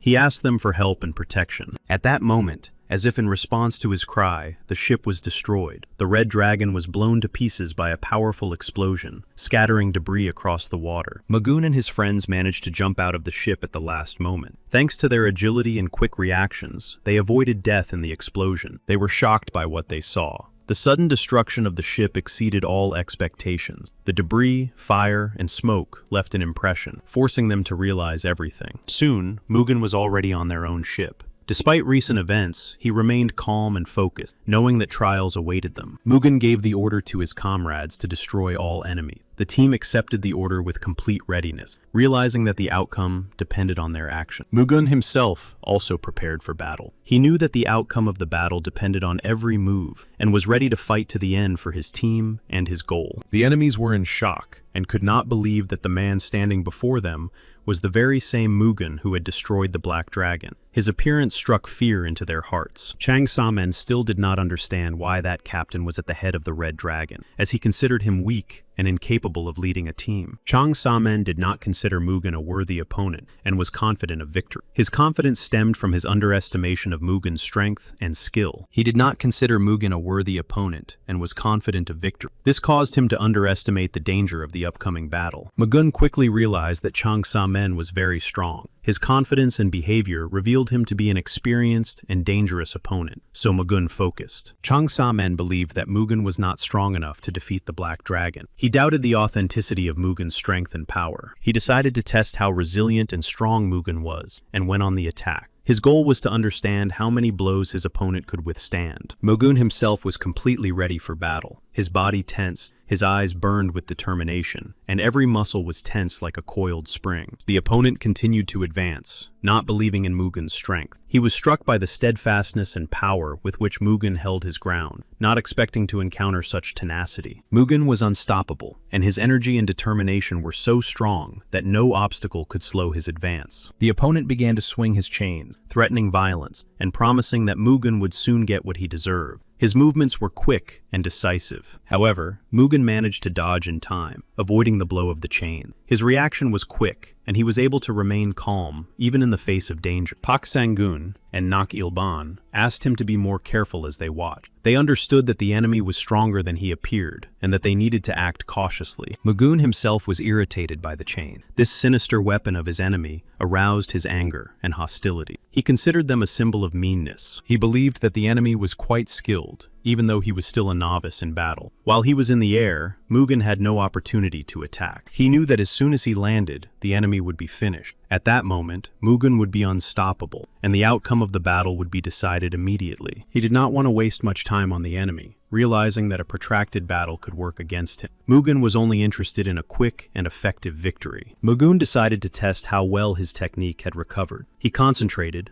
felt a surge of strength, and prepared for a new attack. Pak Sang-gen noticed Mugen's determination and watched his every move closely. He understood that this was a very important moment in the battle. Soon, Mugen released a thunderous discharge, his energy exploding with incredible force, blinding and deafening the enemy. This blow was decisive in the battle. The enemy did not even have time to understand what had happened, and the thunderous discharge caught him off guard, leaving him unable to react. The instantaneous blow broke him. All of the enemy's other comrades were also seized with horror. They did not expect such power and determination from Mugen. Now Chang Sa-men lay on the ground, struck down and immobilized by the powerful blow. His condition reflected the seriousness of what was happening here. Nak Il-ban could not believe his eyes, and he did not understand how Mugen was able to win without even using a weapon. This skill amazed him. The others also realized that now they had no chance. Their spirit was broken, and their hope for victory was quickly fading. They knew they couldn't win. He fell to his knees and begged for mercy,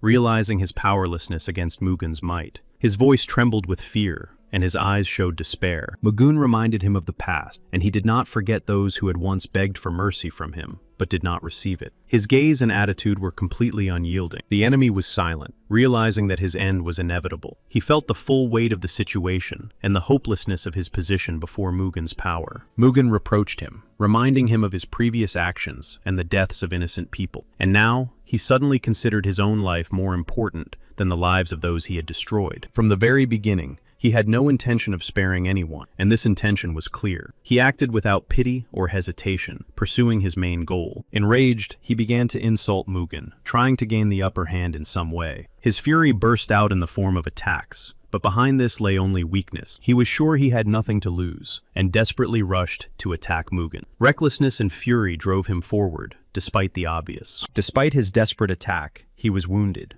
And then Mugen grabbed the book of Chang Sa-men, which was legendary for its ability to help take the soul of an enemy. He understood that this technique was unlikely to be used in battle with demons. However, he was sure that this technique would be useful to his comrades in the future. In the book, he noticed an image with a description of someone descending from the heavens, and at that moment, Mugen realized something. This image awakened a new understanding in him. He understood that this was where the legacy of the divine messengers who came from the heavens lay. This discovery gave him the key to unraveling his destiny. Mugen called Nak Il-ban and Pek Sang-gen, realizing that they could not delay any longer. Time was running out, and every moment could decide the outcome of the upcoming events. When Mugen left, his comrades worried about him, fearing for his safety. However, Nak Il-ban reassured them, reminding them that they themselves had seen how strong he was. Before leaving, Mugen gave them clear instructions to return to base, and, once there, to take Park's warriors with them so that they could return together. His companions admitted that they did not know the exact location of the pirates' lair, but Mugen calmly replied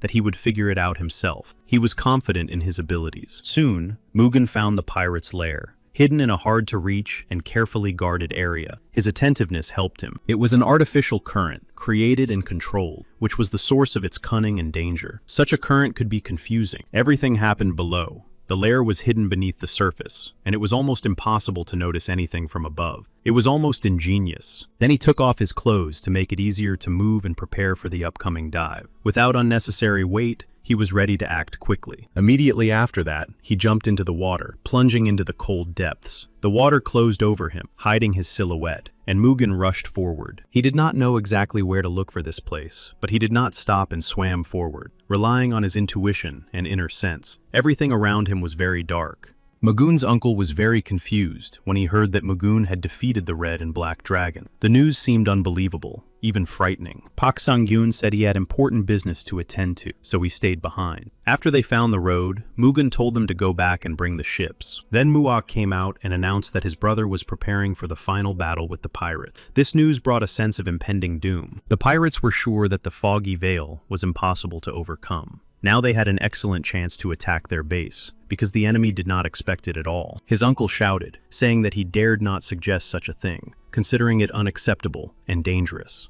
At the same time, Yan Huan ordered everyone to advance. He began to speak to his son, urging him not to rush into a decision, and strongly advising him to weigh everything carefully before acting. But Yan Huan replied that now was the time to act decisively. After all, his brother had managed to accomplish what they had failed to do for many years. If he said so, then they really needed to move forward without delay. His determination was a signal that there was no time for hesitation. He once again ordered everyone to move out immediately, emphasizing the importance of coordinated and swift action. The team had to be ready for the decisive step. Yang Huan's father was worried about him, feeling anxious and uneasy about the dangers ahead. Despite his determination, his father was afraid of losing him. He said that he had always hoped that Yan Huan would not repeat his mistakes. His words were filled with bitterness and concern, reflecting his desire to protect his son. Muak looked at his uncle in bewilderment, not understanding why he had said that. To him, his uncle's words seemed mysterious and raised questions. By that time, Mugen had already arrived at the appointed place, a mysterious spot hidden from prying eyes, where the next stage was to begin. He surfaced where there was air, to catch his breath and look around. This short respite was necessary. Then Mugen went ashore, feeling solid ground under his feet. He was ready for new challenges, and determined to continue his dangerous journey. Approaching the hidden door, Mugen realized that he had arrived at the right place. His intuition and everything he had learned earlier confirmed that an important stage was beginning here. Behind this door was exactly what he was looking for, the key to the mystery. But no matter how hard he tried to open the door, it remained immovable. The mechanism stubbornly resisted, as if protecting everything hidden inside. The door was like stone, heavy and impenetrable, with a solid surface. It seemed to embody an insurmountable barrier. He realized that the door would not open just like that. Something special was needed to open it. It could be a key, a special mechanism, or a force, and without it, he could not go any further. He applied the heavenly gaze technique, focusing his breath, focusing his attention, and expanding his perception. He tried to see through the surface. Soon he managed to make out the contours of a mysterious silhouette through the door. He thought that this figure was the very key, a mysterious object or creature capable of opening the door and leading to the solution of the mystery of the castle. He continued to look around carefully, trying to catch any details and clues.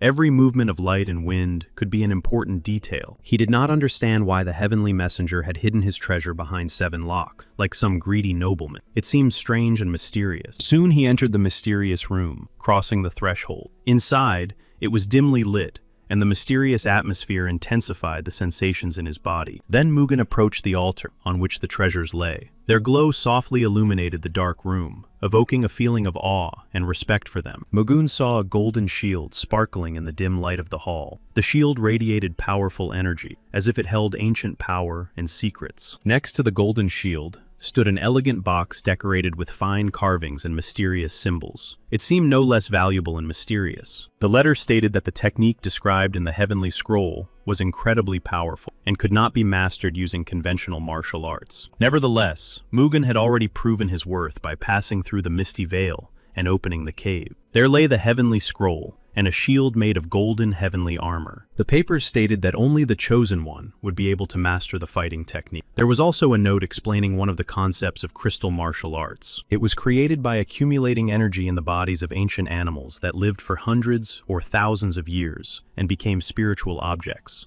These were turtles, carp, and snakes. Mugen believed that these talismans carried more of a mental and intellectual load and were unlikely to be useful to him. But the shield was very useful indeed. He intended to use the shield wisely, understanding that power without reason is dangerous. Mugen decided to combine the power of the artifact with his own techniques. The shield turned out to be surprisingly light, almost weightless in his hand, but it felt so strong that it was impossible to break it in the usual way. Then he decided to test the strength of the heavenly golden armor to make sure of its durability and protective properties. He struck the armor to test its strength. The blow made a ringing sound, but the armor withstood the test and remained without a single scratch. Mugen was pleased with the result and realized that this armor would indeed be useful to him in the upcoming battles. Its strength and lightness inspired confidence. He was fully prepared with his new knowledge and the strength that the heavenly armor and shield gave him. He felt confident in his abilities and his impending victory. He could not have imagined that he would be able to obtain such a powerful artifact. This unexpected gift exceeded all his expectations and opened up new horizons for him. Mugen was sure that his strength would be enough to completely destroy his enemies, and this thought filled him with determination and dispelled all his fears. However, he still had one more task ahead of him, and that was to get out of there. Despite the artifacts he had found, he understood that the way back could be just as difficult. He thought about how best to swim with such a shield. Considering its size and weight, he needed to find a way not to lose maneuverability and speed in the water. The shield unexpectedly wrapped around his arm, like a living ribbon, tightly gripping it and not letting him easily free himself. This caused mixed feelings in Mugen. Although the shield had wrapped around his arm, it turned out to be quite convenient, and now he could control the artifact more easily and swim without fear of losing it somewhere along the way. Meanwhile, Yan Huan was already sailing toward Mugen on a ship. Soon, one of them noticed a small boat nearby, rocking on the wave. This sign caused tension and hope that the meeting was already close. It turned out to be Mugen. Noticing them, he quickly swam up and deftly jumped aboard the ship. His appearance caused relief and even some excitement. Mugen said that they had arrived just in time. Their support was extremely important at this moment, and it strengthened his confidence that together they would win. Everyone bowed to Mugen and reported that they had arrived at his command. This showed their respect and willingness to follow him everywhere now. He thanked them for their loyalty and willingness to come to his aid and follow him, realizing how important their support would be in the trials ahead. The time had come to put an end to this long struggle. Mugen felt that the decisive moment had come, and it was time to act decisively and without hesitation. The pirate chief asked his assistant if the Red Dragon ship had returned. He understood that the disappearance of this ship could be his downfall. The assistant reported that Chang Sa Men had joined the Red Dragon. The chief mentioned that this was the one who had tried to find the legacy of the divine messengers. The pirate chief believed that there was nothing to worry about, as he was considered the second most powerful man on the pirate islands, after the chief himself. At that very moment, an alarm sounded, and all his warriors began to shout loudly, raising a battle cry and preparing for immediate combat with an unknown enemy. The leader seemed frightened and was clearly not ready for the sudden alarm. This turn of events caught him off guard, and a shadow of doubt flashed across his face. Soon, the leader learned that the forces of the Pack family were advancing. This news increased his anxiety. He understood that the enemy was serious and well prepared. However, the pirates were not ready for battle and were unable to hold back the attack. They began to retreat, fleeing and begging for help and mercy. At that moment, Mugen and his comrades quickly jumped from the ship onto land, ready to engage in battle. They acted decisively and in unison. They instantly ran inside, seeking to take advantageous positions and prepare for the upcoming battle. This allowed them to control the situation. Mugen wanted to move forward and asked his comrades to cover him. He understood the importance of support in order to advance without the risk of being surrounded. The deputy chief was amazed at how they managed to overcome the misty veil. It seemed incredible, as this barrier was considered impassable. The leader sat silently, which was completely unnatural for him. Usually decisive and loud, he now seemed pensive and somewhat anxious. Suddenly, the leader laughed and began to mockingly repeat the assistant's words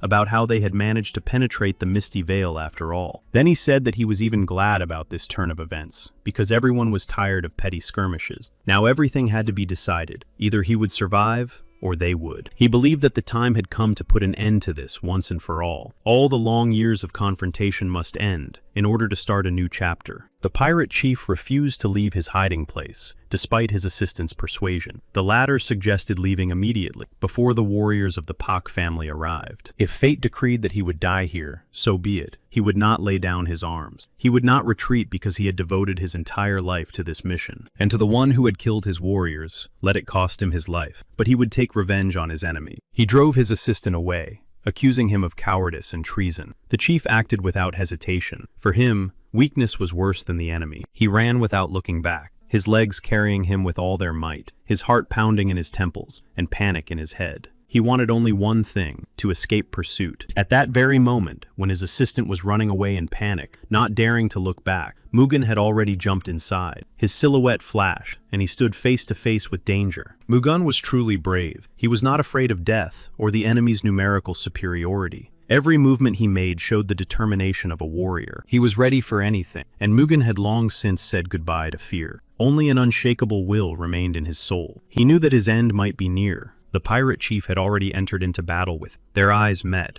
There were no words, only will and determination. Steel clanged, and the air trembled with tension. Without hesitation, he lunged at Mugen, unleashing a storm of rage. Each of his attacks was swift and aimed at breaking his opponent. The pirate chieftain, striking blow after blow, uttered the name of Pak Mugen with a smirk on his face. He knew exactly who was standing before him, not just an enemy, but a sworn enemy. Mugen also knew perfectly well who he was about to fight. Standing before him was Ak Gun-hei himself, the pirate chief whose cruelty and cunning were legendary. Mugen warned Ak Gun-hei that his time was up and the end was near. His voice sounded firm and confident, leaving no doubt about his determination.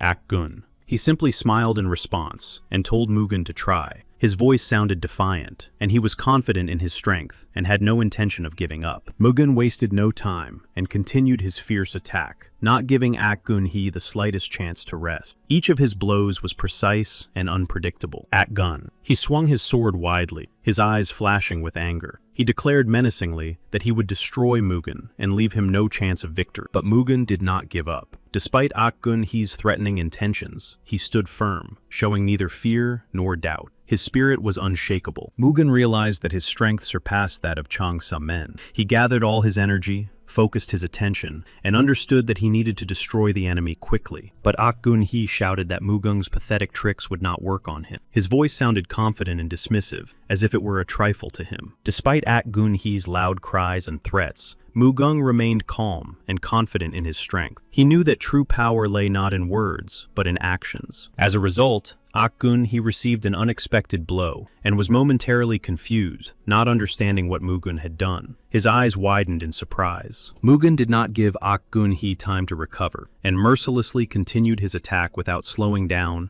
or giving his opponent the slightest chance to recover. He concentrated and used his dangerous thunder whirlwind technique. His movements became fast and swift, like a whirlwind carrying destruction. The whirlwind struck Ak Gun-hei with such force that the air around him was filled with energy, causing even the most hardened warriors to shudder for a moment. At that moment, Ak Gun-hei finally realized that he had greatly underestimated his opponent. The power and speed of the attack exceeded all his expectations. After the thunder whirlwind, Mugen instantly moved on to his next technique, the lightning discharge. His movements became even more rapid. Blows with such speed and force rained down on Ak-gun-hee that he could barely comprehend them, sinking deeper and deeper into the abyss of his defeat. All the warriors around him froze, stunned by what was happening, not understanding what had happened. Their eyes darted between Mugen and Ak-gun-hee, trying to comprehend. Mugen's attack was so impressive and swift, the warriors held their breath, amazed by the incredible strength he demonstrated in battle. Ak-gun-hee was boiling with rage, but despite all his anger, there was nothing he could do.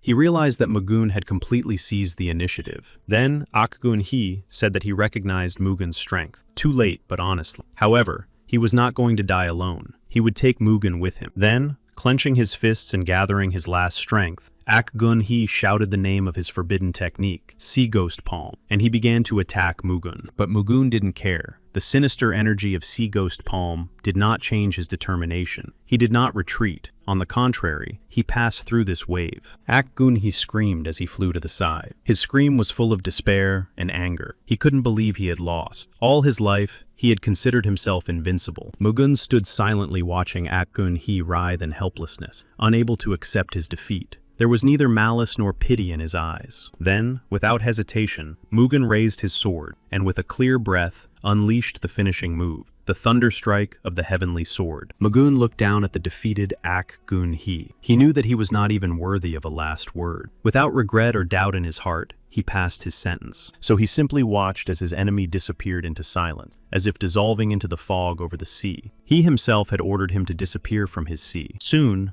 allies were waiting for Mugen and the others, including Yoon Ye-san. They stood ready, tense and alert, knowing that he must arrive. Yoon Ye-san was the most worried, her heart full of anxiety and concern for Mugen's safety. She couldn't shake this feeling. Soon, one of the warriors reported that the warriors of the Payak family had finally arrived. This news evoked mixed feelings of relief and even hope. Mugen himself and his warriors felt joy and relief at their return. After long and exhausting battles, they could finally feel safe. Muak and Yoon Ye-san were especially happy, their hearts overflowing with pride and relief for Mugen. In his presence, they felt strength and confidence. Yoon Ye-san could not contain her emotions and rushed towards Mugen, eager to embrace him. At that moment, all her worries and fears receded. Soon, everyone gathered around a large table. The warriors and allies exchanged stories and laughed, and the atmosphere was filled with warmth and comfort. Everyone raised their glasses, ready to make a toast. Their hearts were united as they celebrated their victory. Of course,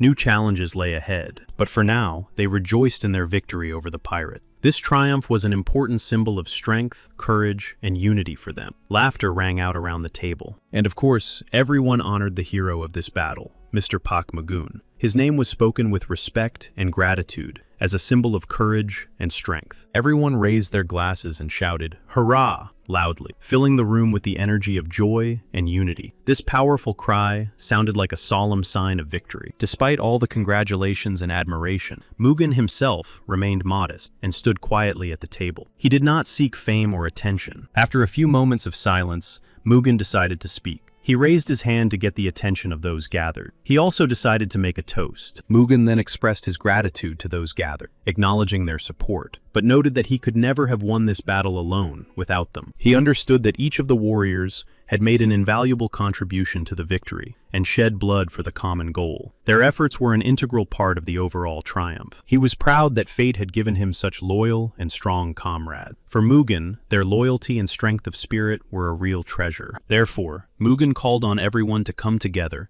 to glorify and honor the memory of those who had died in battle. He reminded them that their sacrifices should never be forgotten. He hesitated, but quickly decided not to tire people with long speeches. He believed that actions and the memory of the fallen were more important than words, so he asked only for a brief moment of silence. Then Mugen made it clear that it was now time to continue celebrating the victory. His calm and confident voice eased the tension, allowing everyone to relax. But Yan Huan said he would raise his glass and drink only after Mugen. His respect and loyalty were obvious. He wanted to be the first to acknowledge Mugen's achievements. However, Yan Huan's father was sad. His gaze revealed anxiety and regret. Despite the victory and the joy of those around him, he was very dejected. Soon, Yoon Ye-sang approached and joined the others. She moved calmly, observing what was happening. Mugen and everyone else immediately noticed her appearance. Their eyes involuntarily turned to Yoon Ye-sang, who was very beautiful and elegantly dressed. Yoon Yi-sang noticed that they were paying attention to her and felt slightly embarrassed. She lowered her gaze and blushed, feeling both joy and timidity. Everyone was stunned by her beauty. Her grace and energy attracted attention like a magnet. She captivated everyone who was there. Then Yoon Ye-san approached Mugu. Her steps were confident, and her gaze was filled with warmth and respect. At that moment, it was as if a mutual understanding arose. She bowed and congratulated Mr. Park Mugu on his victory, expressing sincere respect and gratitude for his courage and leadership on the ship. He also thanked her in return, appreciating her sincerity and support. His words were warm, reflecting the respect and mutual understanding between them. Then they left the hall together to get some fresh air. In the silence of the night, under the soft light of the moon, there was a calm and somewhat light atmosphere between them. He smiled and complimented her, saying that she looked even more beautiful than usual today. It sounded sincere, adding a light note of tenderness. She blushed and reminded him that she had asked him not to say such thing, but he smiled and replied that he always said exactly what he thought. Yoon Yi-san admired Mr. Mugen's incredible feat. She understood that no one had ever managed to defeat the Heryongbon pirates before. He said that he had simply united all forces, and they were able to become stronger and overcome any difficulty. Such unity was the most important thing for him. She noted that 3 years had passed, and he had truly changed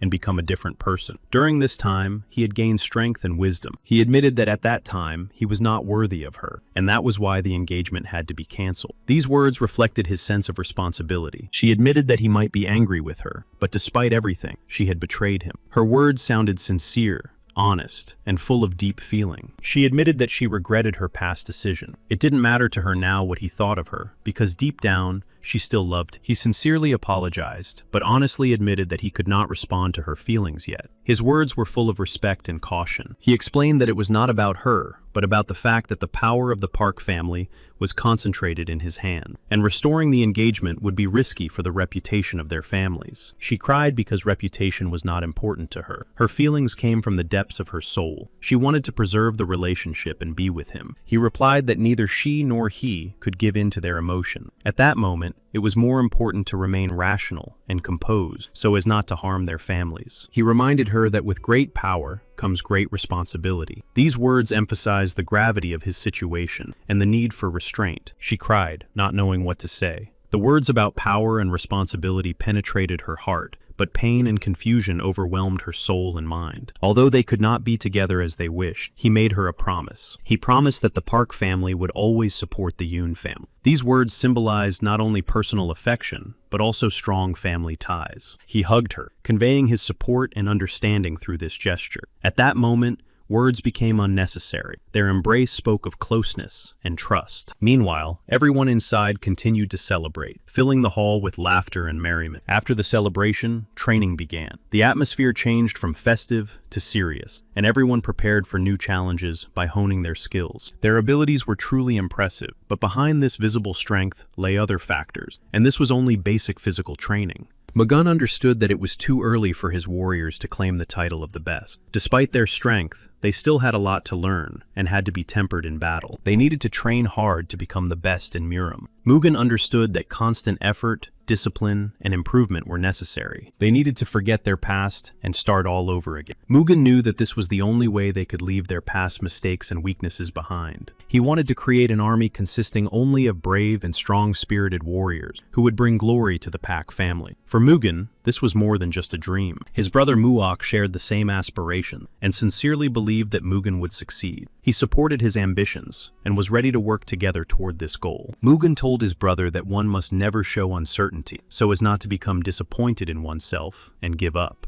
These words reflected his belief. He also said that soon the warriors of Paik would begin a long journey full of trials and changes. However, Muok did not yet fully understand what he was talking about. Yoon Ye-san arrived at Mr. Pek Mugun's residence and greeted him on behalf of the Yoon family, saying that she had come with an official request. Her visit was important. He said he was already aware of her request and promised to accompany her. This decision showed his willingness to always support and protect her. She thanked him for his support and willingness to help, expressing her sincere gratitude. Then she turned and left. Muok asked if he would really accompany Yoon Ye-sang. He replied that he would, and that they would accompany them to Nanjing. Mugen asked his brother if he wanted to go with him. This offer reflected his desire to share responsibility and support each other in the cause. Muok was very happy. For him, it was an honor and an opportunity to walk an important path with his brother, share trials, and contribute. During the meal, Yan Huan asked Mugen if he was going to accompany Unye-san. This question revealed his curiosity and desire to understand Mugen's plans. Mugen replied that the best warriors of the Pak family would accompany him. He apologized for not being able to take Yan Huan with him, explaining that Yan Huan had a very important role to play in the upcoming changes in the family. Success depended on the actions of everyone. Yan Huan replied that everything was fine, and acknowledged that Mugen had entrusted him with an important task. He was ready to fulfill his role with full responsibility. However, he wanted to know why Mugen was so eager to accompany Unye-san. He wanted to understand his brother's personal motives, which might be hidden behind this. Mugen replied that, first of all, pirate groups such as the Four Seas Pirates were still active in the area. That was why he had decided to go. Yan Huan noted that such groups were quite influential in Murim, and that the pirates of Hyoyo-bren seemed like child's play in comparison. He explained that they had originally planned to join one of the Murin of Zhejiang province, the Fist of Fury. This decision was an important step. Now that all the problems had been solved, and they could move freely across the sea, they could not leave the Murin. They were ready to defend the territory. Moreover, this time Mr. Ying would be with them, and they needed to show their good intentions. They had to continue to maintain good relations. However, he added that there was something much more important than these matters, something that required their full attention and determination. He was hinting at hidden threats. Yan Huan did not understand what exactly was meant, and was puzzled by such a mysterious phrase. His curiosity grew because it could mean something important. Then Mugen declared that it was time for the Beck family to enter Murim. These words signified the beginning of a new phase, when their power and influence were to be manifested. He ordered Yan Huan to return to the Beck family residence, entrusting him with important duties to manage and protect their interests during their absence. He also instructed him to convey his words to his father, along with these notes and the publication. This was important in order to inform the head of the family about current events and plans. Yan Huan warned that Mugung might have problems with his uncle because of this decision, but Mugung still decided to disobey him for the good of the family. He understood that it was time for the Beck family to broaden their horizons,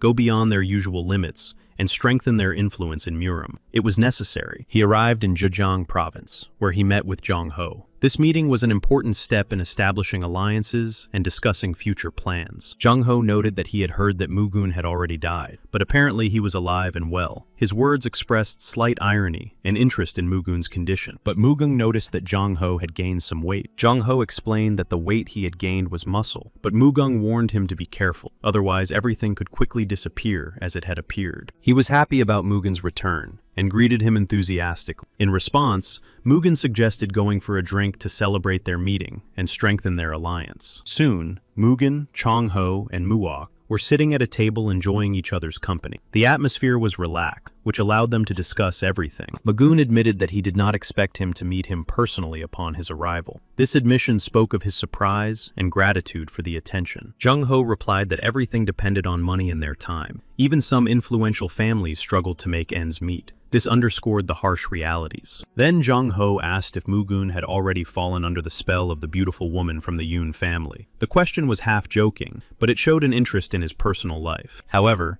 Mugen did not understand what Zhang Ho was talking about. His face remained serious, and he was genuinely puzzled as to what Zhang Ho meant. Zhang Ho was sure that Mugen had come to Zhejiang because of Yun Yi-song, as if he was afraid that she might be taken away from him. He perceived this as a sign of jealousy, but Mugen calmly replied that he did not think he and Unye Song would make a good couple. He made it clear that there was nothing between them. Then Zhang Ho understood the essence of the matter and asked a direct question. Was it because Mugen wanted to increase the influence of the Beck family? He began to guess about the plans, but Mugen sternly stopped him, making it clear that he should not even think about continuing this conversation. His tone became cold and very decisive. Zhang Ho just laughed in response and said that in any case, he was on Mugen's side. Despite his friend's sternness, he respected his choices and action. He told Mugen that he needed to push aside the current leader and take the helm of Muryong himself, and with that, the meeting and meal came to an end. After meeting with Cho-ho, Mugen and Muok continued on their way. Their steps led them where they needed to go. Now they sat and looked intently at something. Mugen said that Muok did not have to stand guard with him. However,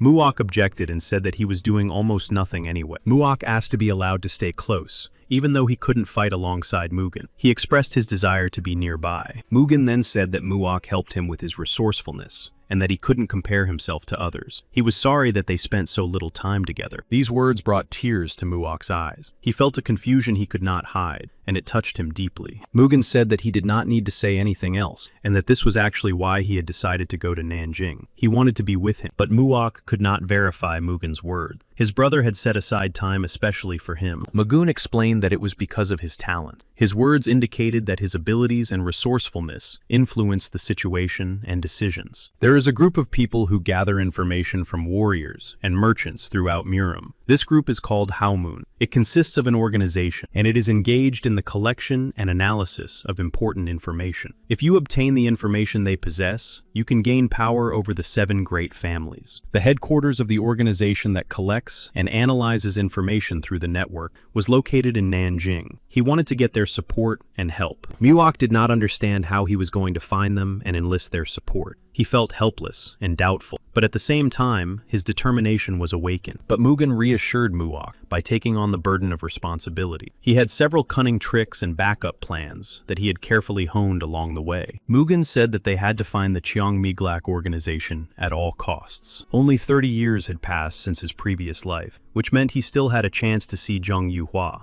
and that chance still remained. For the first time since his previous life, he felt connected to something, not just memories, but a vivid sensation that awakened hope and faith in his revenge. Zhang Ho sailed with them to Nanjing, and noted that for the first time, their journey had gone without incident. But Mugen himself did not understand whether he wanted trouble. He replied that he did not want trouble, but at the same time, he felt somewhat bored. Unlike him, Mugen was responsible and took what was happening seriously. Then Mugen said it was time for him to go, and that he would be back in a couple of days. Zhang Ho was surprised that he was leaving, but Muok himself wished him luck. Zhang Ho wanted to go with him, but he replied that he would go alone. He preferred to act alone, relying on his own strength and experience. He walked through the entire city in search of Zhang Yuhua, carefully examining the streets, alleys, and crowded squares, asking questions, hoping to find at least some trace of her. He had almost given up hope when he noticed someone who looked like her. His heart beat faster, and this unexpected hope rekindled a spark in him. He also noticed several people in dark, closed clothing sneaking across the rooftops.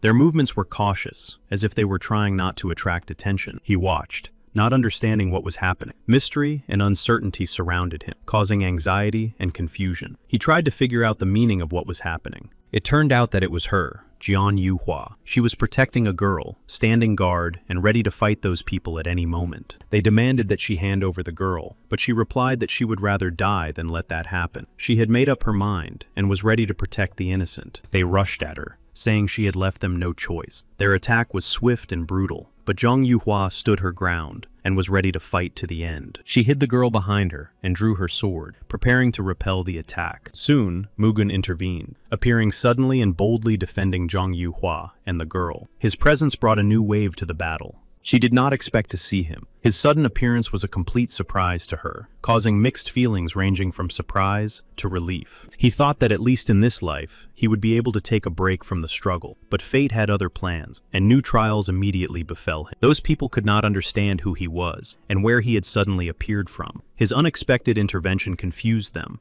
and disrupted all their plans. Mugen replied that he was just passing by, trying to hide the reason for his appearance and not reveal his intention. His composure only added to the mystery. He used his lightning technique against them, quick and powerful strikes that blinded and immobilized his enemies. His attack was swift and accurate. They did not expect such a powerful attack, and cried out in surprise and pain. Their cries spread throughout the neighborhood, filling the air with chaos and fear. Zhang Yuhua was also hiding from her enemies, trying to conserve her strength and find the right moment to strike. Her caution and wait-and-see attitude helped her survive. After all this, he asked her if she was okay and if she was hurt. When Mugen looked at the girl who was hiding, he thought he recognized her. In her appearance and gaze, he saw something very familiar to him. He realized that this girl was Zhang Yuhua. This realization filled his heart with an unexpected mixture of joy and anxiety, because now everything had become even more important. He helped them get home, accompanying and protecting them along the way. His support was a reliable source of strength, allowing them to feel safe.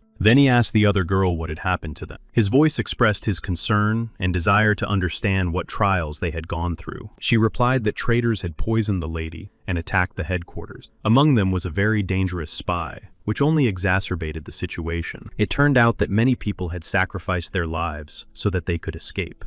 Their selflessness and bravery had saved their lives. She cried, overwhelmed by the bitterness and pain of what she had experienced, and he asked her to calm down, trying to support and encourage her in this difficult moment. He said he could help the girl, and offered his support and strength to protect her and help her cope with the difficulties that lay ahead. She saw the sign of the god of thunder and asked if it was him. Mugu replied that it was him. His presence and power were evident, and she recognized him. She also introduced herself, saying that her name was Tan Sol Yan, and that she was the younger mistress of Jongmil-gak. These words confirmed her important position and authority. He promised her that he would take care of her mistress, taking responsibility for protecting and supporting her in any trials that lay ahead. He immediately began treating her, realizing that there was no time to admire her beauty. At that moment, the most important thing was to save her life. He explained that the symbol on her forehead indicated that the Supreme Lady had been poisoned by the purple flower. This sign was evidence of the danger. She asked if he could help her, and he confidently replied that he could. This gave her hope and confidence that they would be able to overcome the trials. But he warned her that she needed to try not to interfere with the treatment process and give her body time to recover. He emphasized the importance of patience. Jian Yuhua suffered greatly from severe pain and weakness.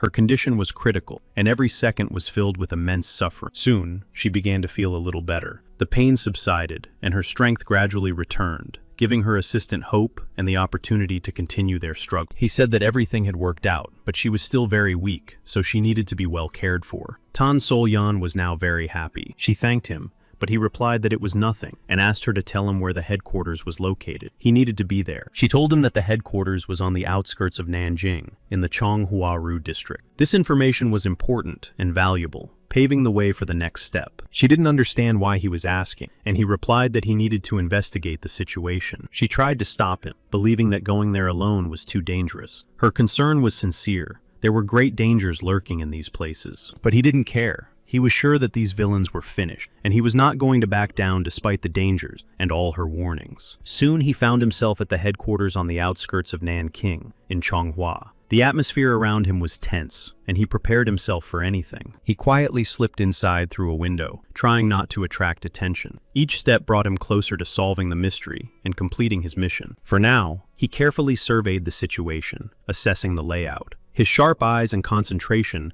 helped him not to miss a single detail. He noticed the Supreme Master and two first-level masters next to him. Their presence spoke to the seriousness of the situation and the high level of security. He thought that if only the Supreme Master were here, he could defeat him with a surprise attack. But the presence of two masters complicated the task. He understood that he would have to deal with them, and thought that using the Thunderer technique could quickly solve the problem. At the same time, he was aware of the risk. But then he realized that he did not yet have enough strength for this technique. He began to observe and think about how to break through the guards with small, precise actions. He was still thinking about the plan, going over the options in his head, observing the placement of the guards and the rhythm of their steps. He noted their weak spots and also the corridors. He felt that heaven would help him, and he believed in his strength. The Chief Master openly harassed the girls, doing so to intimidate and control them. His actions caused horror and anger, but he was confident of his impunity, not suspecting that he would soon face decisive resistance. Soon, Mugen went on the offensive, and the Master Craftsman did not expect such a blow. His confidence quickly turned to confusion when Mugen appeared. Mugen looked very frightening, his eyes flashing with lightning, and the energy around him seemed to thicken, creating an atmosphere of irresistible force. The Chief Master opened his mouth in amazement, not knowing what to do next. His confidence completely disappeared in the face of Mugen's unexpected and terrifying power. Mugen used a multi-core thunder strike that hit several targets at once. This attack was so sudden that the enemies didn't have time to react. The enemy was struck by this blow. The power of lightning pierced his body, and he fell, immobilized and stunned. The effect of the attack left his opponent completely helpless. Soon, Mugen descended and stood over the enemy, ready for the next blow. but the enemy felt fear and uncertainty in the face of his determination and strength. Mugun's eyes were full of anger, burning with determination. This look left no doubt that he would not stop until justice prevailed. He knew that this fighting technique was one of the strongest, requiring concentration and maximum effort, so he prepared to use it with caution. All of the enemy's minions fled and asked if their master was all right. They were alarmed and hoped that he had remained unharmed after the attack, but they did not expect Mugen to attack them as well. His sudden attack caught them off guard, depriving them of the opportunity to resist and forcing them to flee. But Mugen caught up with them and destroyed them. His attack was swift and accurate, leaving his enemies no chance of escape, and they were unable to attack him. The technique Mugen used was the bloody touch of Sura, a rare martial art belonging to the warriors of the otherworldly gods. 30 years ago, it was this technique that killed them all, leaving not a single one alive. He thought that none of those vile people had survived, but it turned out that they had all somehow survived and returned to life to continue their evil ways. What should have been left behind stood before him once again, but now he was determined to put an end to it. There was no more room for mercy or doubt. Once evil had been resurrected, it had to be destroyed completely. Soon he noticed some women hiding, and they were very frightened. He approached them and reassured them, saying that their mistress was fine and that she had sent him. He realized that everything here needed to be put in order. The warriors could have helped with this, but they had already fallen. Now all the responsibility fell on his shoulders. He began to examine their clothes. Traces of struggle and dirt were on every detail. He tried to understand where they were from and who they were by the symbols and patterns. And he noticed something very interesting on the clothes of one of them. It was a sign. Soon, Tan Sol came running up. Seeing the girls, she immediately ran up to them and hugged them, struggling to hold back her tears. Her relief was evident in her trembling hands. She thanked Mugen and bowed to him, expressing her gratitude for saving them. She said that if there was a way to repay him, they were ready. He replied that the best way to thank him was to help him right now. Time was of the essence, and every minute could be decisive. Instead of words, he waited for concrete actions. He asked them to feed him, as he was very hungry after a long struggle and journey. Simple human care seemed more important to him at that moment. They laughed and asked him to wait a little. They promised to prepare something delicious and filling soon, understanding how important it was to him. They prepared very tasty noodles with herbs, and he quickly began to eat, enjoying it. The food gave him the strength he so desperately needed after the struggle. He said it was incredible, so delicious and nutritious. He said she was beautiful and a masterful cook. His words were very sincere. Then he admitted that he was eating slowly on purpose to enjoy her beauty. Every movement she made and every bite she took seemed like real art to him. She asked if he always treated girls this way, expressing surprise because she thought that the heir to such a family would be stingy and even cold. At that moment, another girl ran up. She looked alarmed and quickly approached, as if she was in a hurry to share some important news. It turned out that Zhang Yuhua had regained consciousness. Her return brought relief, and now they had the opportunity to continue with their plan. Then they all went to see Zhang Yuhua. Their journey had been long and full of trials, but it was their meeting with Zhang Yuhua that became a turning point for them. Turning to Mugun, the Supreme Lady Zhang Milgok greeted him, calling him the heir to the God of Thunder. She said she was indebted to him and owed him her life. Mugun replied calmly and without emotion that he was only doing his duty. His voice was steady, without pride or justification. Outwardly, he remained unperturbed, but deep down, a thought flashed through his mind that even after so many years, she was still as beautiful as ever. She looked at him intently. Surprisingly, even though his body had no blood ties to the previous one, it reminded her of the past. Even after living 9 lives, meeting a dear person from the past was still just as difficult. These encounters did not become easier with time. He told her that those who attacked were not just bandits, but key figures in the Sura clan of the Otherworld God Squad. They used the technique of Sura's bloody touch, an ancient and forbidden art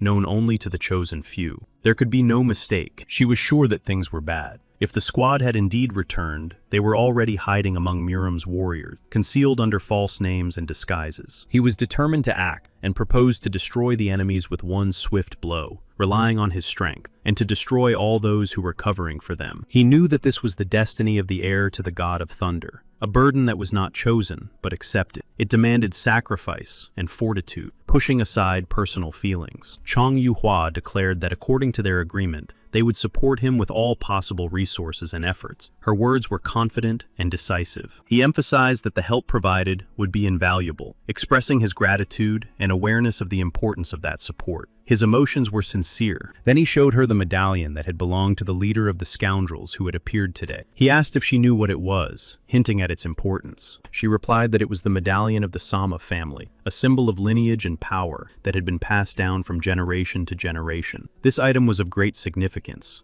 The Sama family was located in the Yanzu Valley, where they had achieved considerable power over the past 10 years. This made them one of the key forces in the region. He reported that a secret investigation had been conducted to learn more about the Sama family, but the motives and reasons for their rapid growth were still unknown. She replied that the Sam family was backed by the otherworldly gods squad. They had been watching them closely, waiting for the perfect moment to attack. He didn't want to waste any time and was ready to take revenge, but she stopped him, reminding him that the Sam family was one of the strongest and should not be underestimated. Tan Solyan said that they needed proof of the Sama family's connection to the otherworldly god squad. Without it, they would not be able to enlist Muram's support. He thought about it and admitted that they were right. Realizing the seriousness of the situation, he hurried to restrain his impulse and act more deliberately and cautiously. She also added that among the information obtained by Zhang Milgak, there was one incident related to the Sama family. This fact could be of great importance. Zhang Yuhua realized that this incident was their chance, and using the information they had obtained, they would be able to quietly approach the Sama family and gain access. Meanwhile, disturbing news reached Sama's family. The head of the family, Chung Kyung, learned that the entire otherworldly god squad had been completely destroyed. He couldn't believe the news. It seemed impossible to him that the destruction of the entire otherworldly god squad would cast a shadow over their entire power. Sama Chunheng confirmed that the information was true, and that there was evidence to support it. He emphasized the seriousness of the situation, noting that the information had been verified. He reported that everyone associated with Chun Milgak had disappeared, even their key figure. Now they were trying to find some clues to understand everything. Chun Hyung himself was furious. He could not understand who dared to strike such a blow. His rage was boundless, and he felt a sense of loss and helplessness. He gave the order to immediately find and punish everyone involved in the destruction of the squad. He demanded a full investigation and harsh punishment for the guilty. He also stated that he would not allow anyone to interfere with their plan. He was formidable and warned everyone of a merciless response to any resistance. On the way, Mugen asked her if it was too hard for her to keep up with his fast pace. He wanted to make sure she wasn't tired and was ready to continue. Tan Solyan replied that she was fine because she had studied complex techniques and martial arts. She was cheerful and ready to continue on her way. He thought to himself that he seemed to have completely exhausted her with his fast pace. Despite this, he was impressed by her resilience and inner strength. Then he sat down on a rock, pretending to be tired, to rest a little. Despite his apparent fatigue, he was ready to continue on his way. But for her sake, he suggested they take a break and rest. He understood how important it was to maintain their strength, and therefore decided to slow down a little. She agreed, and replied that since he had asked, she could not refuse. He asked her if this was indeed the road that led to the Yaquan family estate. She nodded, and confirmed his assumption. The Shandong Mountains were, indeed, as magnificent as they had been described. This route was considered the safest and most reliable way to approach that place. She reminded him that they were not coming here for fun, but for a serious reason. He, in turn, confirmed this without hesitation, emphasizing the importance of the mission. She said that as the youngest lady of Cheongmilgda, she usually devoted all her time to Muram affairs. Her life was completely immersed in her duties. She had almost no opportunity to leave the city,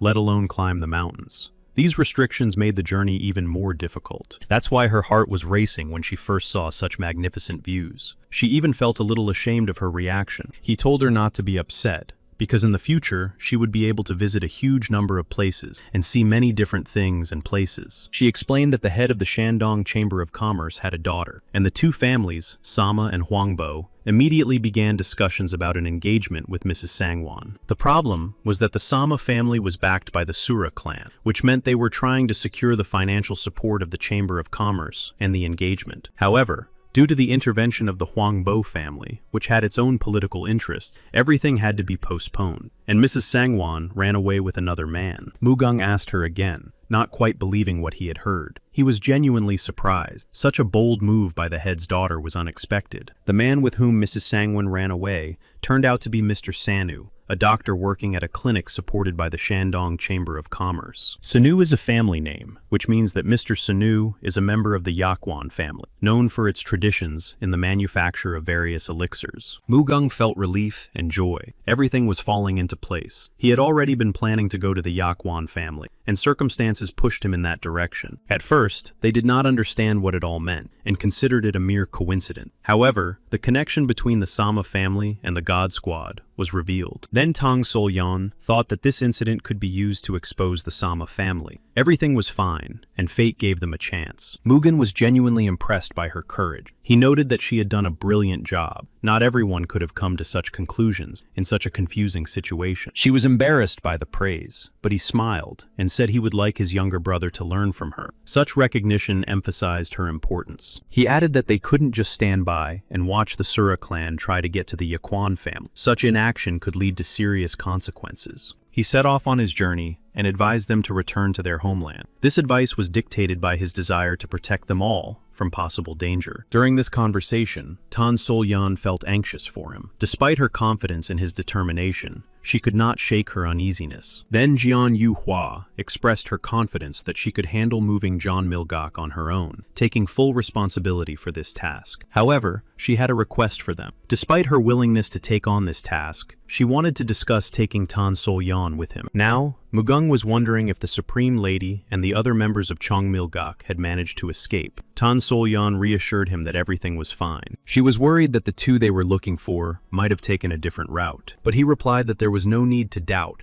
and that this road was indeed the only safe route that Mr. Sonu would think to take. She thought he was so confident in his words that it seemed as if Mr. Baek Mugun was never afraid of anything. His determination and courage were impressive. Soon she noticed the ones they were waiting for, and people ran straight towards them. The decisive moment was approaching, when they would have to act very quickly. Mugen asked them if they were Mr. Sanu and Miss Sangwa. He wanted to make sure that they were the people they were waiting for. They were very frightened, mistaking Mugen for a pursuer. Their anxiety was obvious. Fear of a possible threat made them wary and prepared. Soon, their real pursuers caught up with them and told them they had nowhere to run. Surrounded and cornered, they found themselves in a desperate situation. One of them addressed her, introducing himself as a member of the Huangbo family. He said they were there on the orders of the Sangwon family leadership and invited them to come with them. Then Mugun remembered that in his past life, one of his traders also belonged to the Huangbo family, and this fact aroused strong anger in him. But she said she would not go anywhere with them, and was ready to stand by Mr. Sonu to the end. She said she had already sworn allegiance to him. He did not understand why she was so stubborn. It seemed to him that the situation required obedience, and he could not understand why she was taking such a risk. He gave orders to his men, indicating that they only needed the lady and could do as they pleased with Romeo. This demonstrated his clear intention. Mr. Sonu shouted loudly at Mugen, begging him to help, and saying that he would never forget it. His words were filled with despair and hope. When Mugen heard that Mr. Sanu would never forget his help, he came closer and asked again, to make sure he had understood the request correctly. He replied that if that was the case, he was definitely in. It was not difficult for him to deal with his enemies. His experience and composure allowed him to quickly neutralize the resistance, leaving his opponents defeated. The representative of the Huangbo family was shocked. He was overcome by an unexpected feeling of anxiety, for his opponent's strength and determination exceeded all his expectations. Soon it was his turn, and the representative of the Huangbo family found himself directly involved in the events, and he got what he deserved. All his warriors feared for their leader. They felt anxiety and unease, realizing the threat hanging over him. Their faces expressed utter horror. Mugung loudly declared that they were facing Paek Mugung himself, and if they did not want to die, they should leave immediately. His words were like a warning. Upon hearing the name Pak Mugen, Tan Sol-yan was surprised. The name was unexpected for her and caused a mixture of doubts in her mind. At that moment, Mugen began counting down, demanding that everyone leave the place immediately. His voice sounded stern and decisive, leaving them no choice. He sincerely wanted to punish those scoundrels, but at that moment, he had more important matters requiring immediate attention and decisive action. He clearly understood that first, he needed to separate those connected to the Sura clan. The two expressed their gratitude to him for his support and help, to which he replied that everything was fine. He did not attach much importance to this. However, Tan Sol Yan, noticing their insistence, said that she had a request. She did not hide the fact that it was important for her to discuss certain issues. They replied that they were ready to fulfill any wish of Mugen and Tan Sol Yan. She asked to be taken to the Yaquan family estate, expressing her desire to get to this important place. This request was dictated by their need. They hesitated a little, as if suddenly agitated. Their behavior betrayed their inner tension. Tan Sol Yan reminded them that it was the safest place to be right now. In any case, they had no choice, so it was better to just try to help each other. After a short silence, Mr. Sonu finally agreed. Despite his inner turmoil, he realized that there was no other way out and decided to act together, relying on mutual trust and common interest. Mugen was very pleased with how Tan Sol Yang handled the situation. Her composure, confidence, and ability to find the right words made an impression. Soon they arrived at their destination, the Valley of 1,000 Pine. Quiet and hidden from prying eyes, it stretched between the mountains, filled with the freshness of pine needles. The head of the family introduced himself as Sun Wu Pei and greeted Mugen. He said he was the owner of these lands and expressed his gratitude for saving his son. However, Mugen replied that there was no need to thank him and that he had only done his duty to the Yaquan family. His voice sounded calm and confident, without pride. Sun Wu Pei admitted that his son just wanted to see the world, but ended up getting into trouble. He was ashamed to even look Muguan in the eye. Mugan assured him that everything was fine,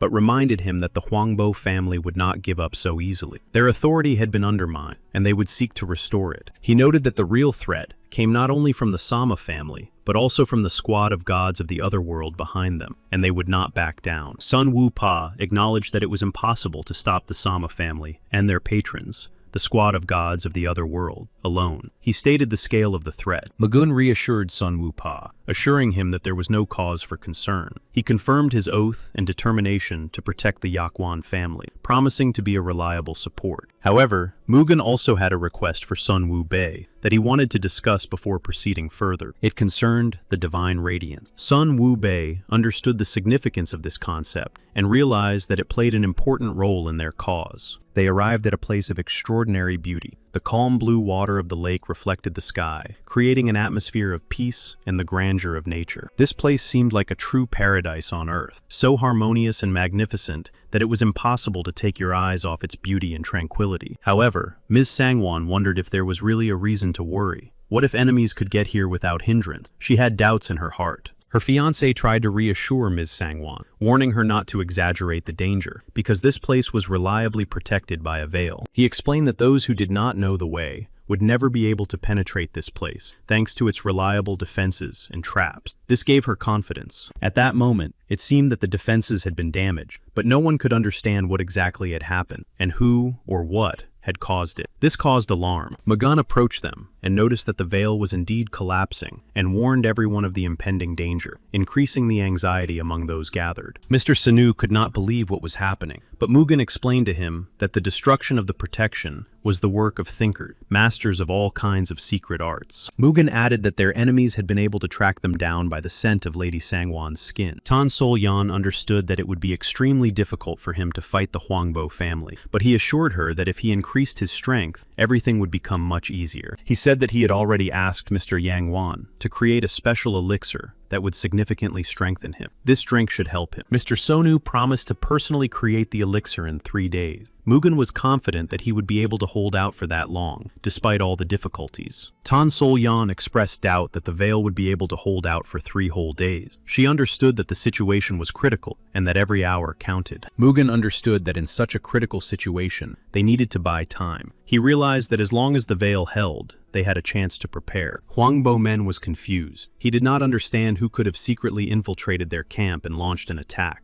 This situation angered him. The warriors were exhausted. Their energy had waned. One of those present noted that, in such a state, they were unlikely to be able to do anything. Huangbo Men demanded not bloody reckoning, but urgent measures to restore his people, and to organize care, treatment, and reinforcement. Sama Chun Hen was disappointed in the Huangbo family. He expressed his dissatisfaction with their weakness, emphasizing that their actions did not meet expectations. Huangbo Men responded sharply, condemning his opponent. He reminded him that if Sama's family had sent pursuers after them in time, they would have already dealt with them. He noted with contempt that they had relied on their former reputation, and now the consequences were clear. They were not prepared to have to clean up after them. Sama Chunhyun noted that despite all the difficulties, the girl had escaped and had not given up. Although Huangbo Men insisted that this was impossible, Sama Chunhyun nevertheless declared his unwillingness to destroy long-standing diplomatic relations because of this incident. Despite Huangbo Men's fury, he calmed down. Chunhyun decided to increase his support, promising to send more thinkers and, if necessary,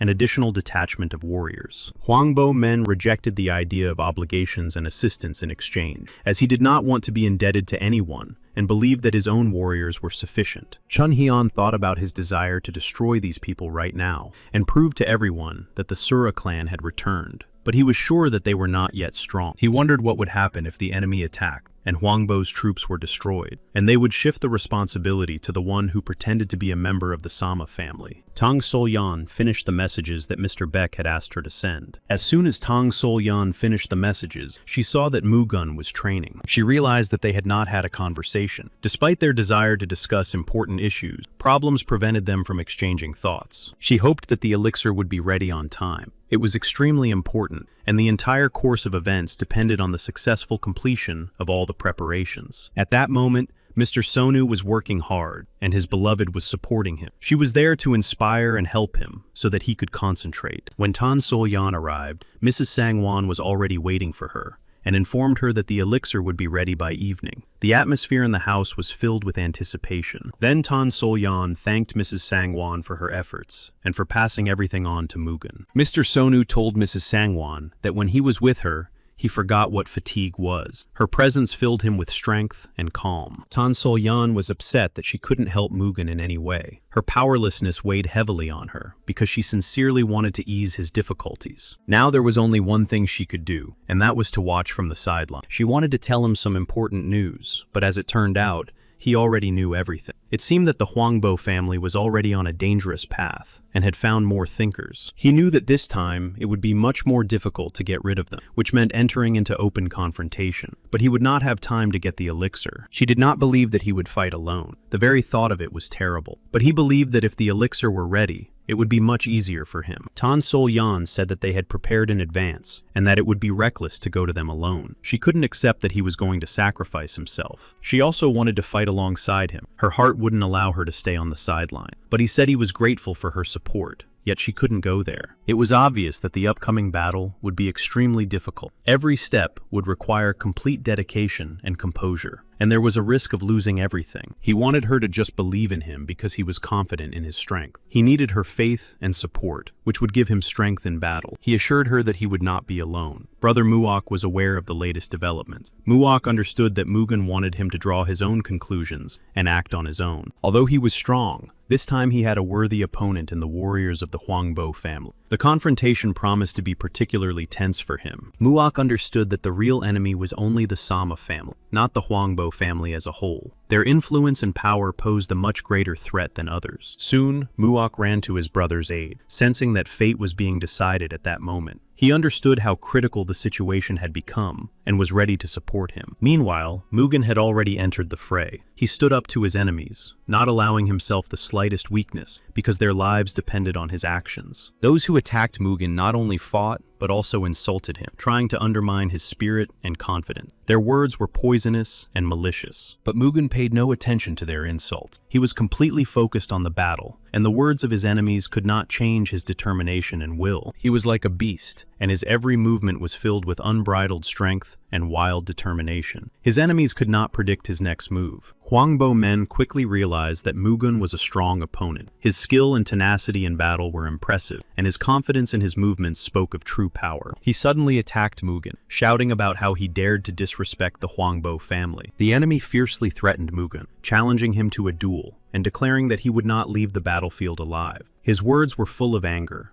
Mugen reflected on how well coordinated his opponents were. The Huangbo family was definitely one of the most influential and powerful families. However, Mugen did not consider himself weak. Despite the family's power, he was confident in his strengths and abilities and ready to face any challenge. Moreover, Mugen knew the history of their predecessors and understood that the current representatives of the Huangbo family were significantly inferior to them in strength and wisdom. So he stood alone against a whole group. Despite the numerical superiority of his opponents, Mugen showed incredible fortitude and skill. When Huangbo Mena's warriors began to fall one after another, he was confused. Not expecting such tenacity and strength from Mugen, he lost his confidence. He couldn't believe that none of their attacks could touch Mugen. It amazed him, and his opponent seemed invincible, as if he possessed some kind of power. He understood that Mugen's level surpassed the combined strength of his 3 warriors. Such power seemed incredible to him, and this realization undermined him even more. He knew that Mugen had not yet revealed his full power. What was already happening on the battlefield was only a fraction of his capabilities. This caused men to feel uneasy. He remembered the rumors that the Pisidan family had been destroyed, and wondered if it was really Mugen. The thought struck him. Watching the fight, Tan Sol Yun clearly understood that Mugen was holding back. His movements were precise and measured, but they lacked power. She wondered why, because everything that was happening looked as if Mugen was waiting for something. It seemed as if he was waiting for the right moment, or for someone to appear. Suddenly, Mugen shouted loudly, interrupting the fight. His voice sounded sharp and commanding, and he declared that enough of this spectacle and that they could not defeat him. Then he ordered the survivors to leave immediately and convey his words to the warriors of the Huangbo family. He saw that those who called themselves representatives of the great family were still pursuing the wounded and exhausted lover, losing their honor for the sake of a showy victory. He also shouted that they should see that the enemy was the Sama family. The enemy accused Mugen of hypocrisy, claiming that he himself was pretending to be a member of the Sama family. He demanded that they stop feeding them all lies. Then Mugen realized that for the Huangbo family, power always took precedence over reason. Their decisions were born not from wisdom, but from a desire to suppress and control. When Mugen decided to stop delaying the battle and move on to the decisive blow, he suddenly sensed someone approaching. Perhaps it was Muok. However, to his surprise, the new arrivals turned out to be members of the Sama family. At their head was Chun Hyuk, who without hesitation gave the order to destroy everyone present. He shouted that today, the warriors of the Sama family and the guy who kidnapped Lady Sangwon would kill each other. Everyone began to look around. Then Men Huangbo thought that this was Mugen's reinforcement. He perceived the appearance of new people as a strengthening of the enemy, which only exacerbated the situation. He tried again to get through to Men Huangbo, explaining that they had been sent by the Sama family. He wanted him to understand that these people had their own agenda and were deceiving them. However, his words fell on deaf ears. The opponents interrupted the conversation and immediately began to attack. The sides now engaged in a fierce battle. Mugen resisted the attack with all his might. He demonstrated incredible endurance and skill, repelling every attack with determination and strength. Men Huangbo himself attacked Mugen, but could not scratch him. Despite all his power and experience, he faced impenetrable defense. Mugen demanded that his opponents stop fighting. He urged them to stop, hoping for reason and the opportunity to avoid further bloodshed. He considered them idiots incapable of understanding a simple truth. In his eyes, their stubbornness and cruelty were merely manifestations of blindness and stupidity. Men Huangbo could not understand what technique Mugen had just used. He could not understand where such power came from and what made him invulnerable. But Mugen remained silent and did not answer Men Huangbo's questions. He did not want to waste energy on explanations or arguments, preferring to act. Over time, Men Huangbo finally understood that the technique Mugen had used was not just a trick,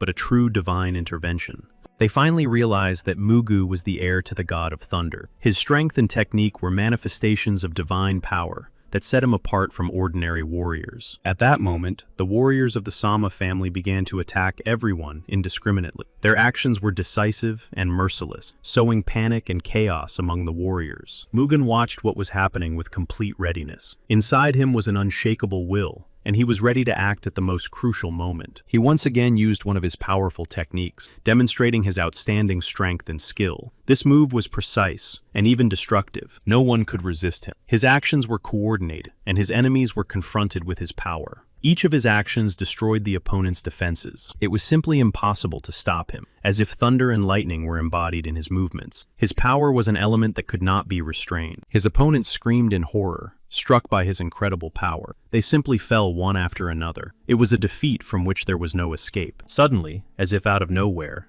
Men Huangbo appeared and began his attack again. He sought to turn the tide of battle, despite everything that had happened. He could not understand what was happening, or where Mugen got so much strength. His bewilderment grew with each new step, for his opponent seemed to be the embodiment of a rock. He wanted to attack, but now he had no doubts, and Mugu's strength was incredible and unpredictable. His opponent inspired fear in him. Mugu's warriors watched the battle and understood that he was the one in control. His presence was felt in his every movement and energy. They said that Lord Mugen was a true master of his craft. His skill in battle, his determination, and his strength commanded their respect and confidence. However, one of the warriors could not understand how Mugen managed to shoot lightning bolts. It seemed incredible, supernatural, and so unusual to him. When the lightning subsided and the battle came to an end, the warriors decided it was time to come to Mugen's aid. They understood that he needed support. Those whom they had helped expressed their gratitude to the warriors and asked with curiosity who they were. Their actions and strength commanded respect. One of them said that they were guardians of Muram's good name, not just warriors,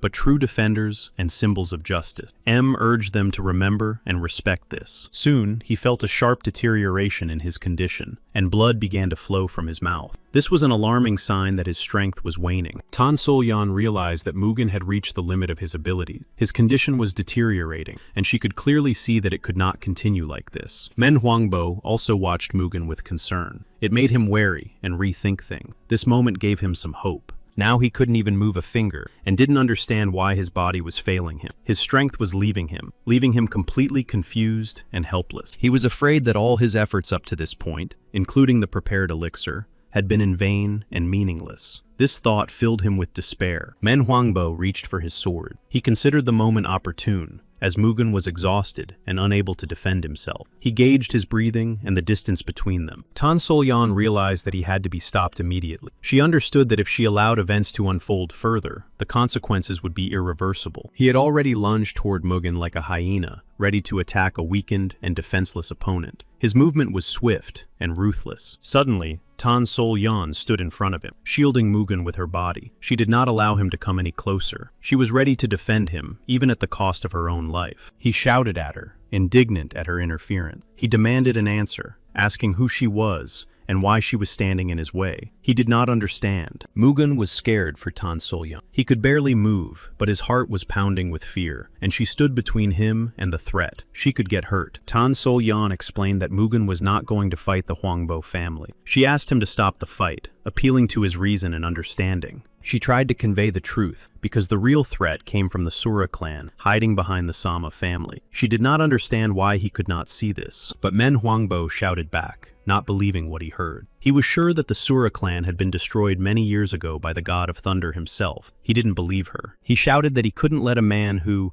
in his opinion, disgraced the power of the Huangbo family live. He felt it was his duty to deal with him, and despite everything, he went on the attack. His eyes were full of determination, and his body was tense. Men Huangbo no longer listened to reason, and did not notice anything else. Tan Sol-yan was already prepared to accept her fate, thinking that she would die at that moment. But suddenly, gathering his last strength, Mugen managed to strike a blow. The man fell, and Mugen, despite his weakness, expressed his gratitude to Tan Sol-yan for her support and timely intervention in the dangerous situation. After these words, he lost his strength and collapsed to the ground. His body, exhausted by battle and wounds, could not withstand it, and he finally allowed himself to be weak. She stood in tears and despair, not knowing what to do next. She was confused and worried about his fate. All paths seemed closed to her now. She did not know if she could carry him to safety on her own. Mugen's weakness and her own confusion created a huge obstacle. They were found by allies who were on their side. These people came in time to support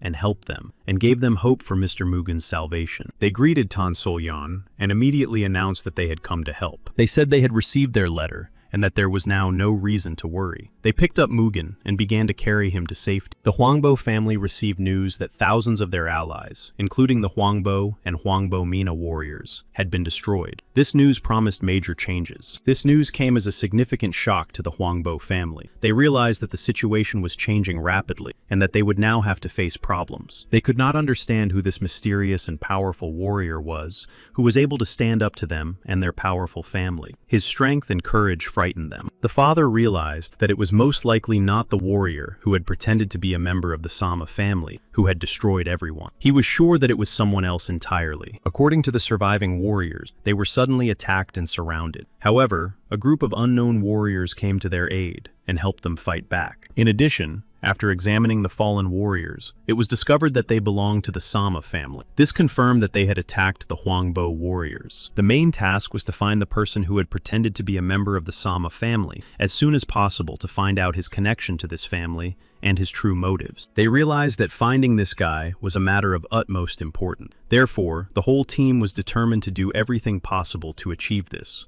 Meanwhile, Maguna continued to receive treatment, but he was still unconscious. His condition remained unstable, and the doctor was doing everything he could. Tan Sol-yan noticed that Maguna had a high fever and seemed to be burning up. She was worried about his health, sensing his weakness and inner struggle. She decided to use a technique reminiscent of the divine power of thunder to ease his suffering and help Mugen finally come to his senses more quickly. Thanks to her efforts, he began to regain consciousness, but his body was still in severe pain and weakness. Every muscle ached from overexertion. He was delirious and asked for forgiveness from Zhang Yuhua. His mind was confused, but deep down, he felt the weight of the past and sincerely regretted something. He promised to return to her, expressing hope for a future meeting. This promise reflected his inner strength and desire to correct his past. Tan Sol-yan heard these words and felt the depth of his emotions. Her heart was filled with compassion. She was ready to help him. She realized that she could transfer the power she had inherited from Zhang Milgak to him to help restore his health and also strengthen Mugu's spirit. She used the Heavenly Thunder Harmony technique to transfer her power to Mugen and help him. This powerful practice filled his body with strength. In the morning, Mugen woke up feeling better than the day before. His body no longer ached, and his head was clear. Looking around, he realized he didn't recognize the place. Tan Sol-yan had fallen asleep by his bed, not straying far after a restless night. She sat leaning on the edge of the mattress with her eyes closed. Then she woke up and immediately noticed that Mugen had regained consciousness. She froze for a moment, staring at his face, and then sighed with relief. Mugen sat up slightly and looked at her with sincere gratitude. He nodded slowly and expressed his appreciation for her help and care. Then she blushed slightly and lowered her eyes, trying to hide her excitement. She said it was the least she could do for him. Mugen felt the weight of his mistakes made out of self-confidence. He wanted to fix everything as soon as possible, but she stopped him because he was weak. He assured her that he was fine. He noted that his body felt lighter, as if the heaviness of the last few days had begun to fade. He wanted to take action. Even though his chi energy flows were damaged, Mugen felt that something important had happened inside him. His inner strength had grown significantly. Mugen realized that his recovery was not simply the result of rest or inner strength. He felt that it was Tan Sol-yan who played a decisive role. She said that she used the technique of internal rebirth, which was passed on to her by the Supreme Lady Chon Milgaka. Thanks to this, he got back on his feet. Mugen understood that the technique was extremely difficult. Realizing its value, he thought about how he could thank her and asked her about it. She blushed when she heard his words and explained that she had simply done what she had to do. She did not expect any gratitude from him in return. Mugen's friends suddenly rushed into the room. His words conveyed joy and relief. Mugen's long-awaited awakening was an important event. When his friends saw Mugen and Tan Sol-yan holding hands,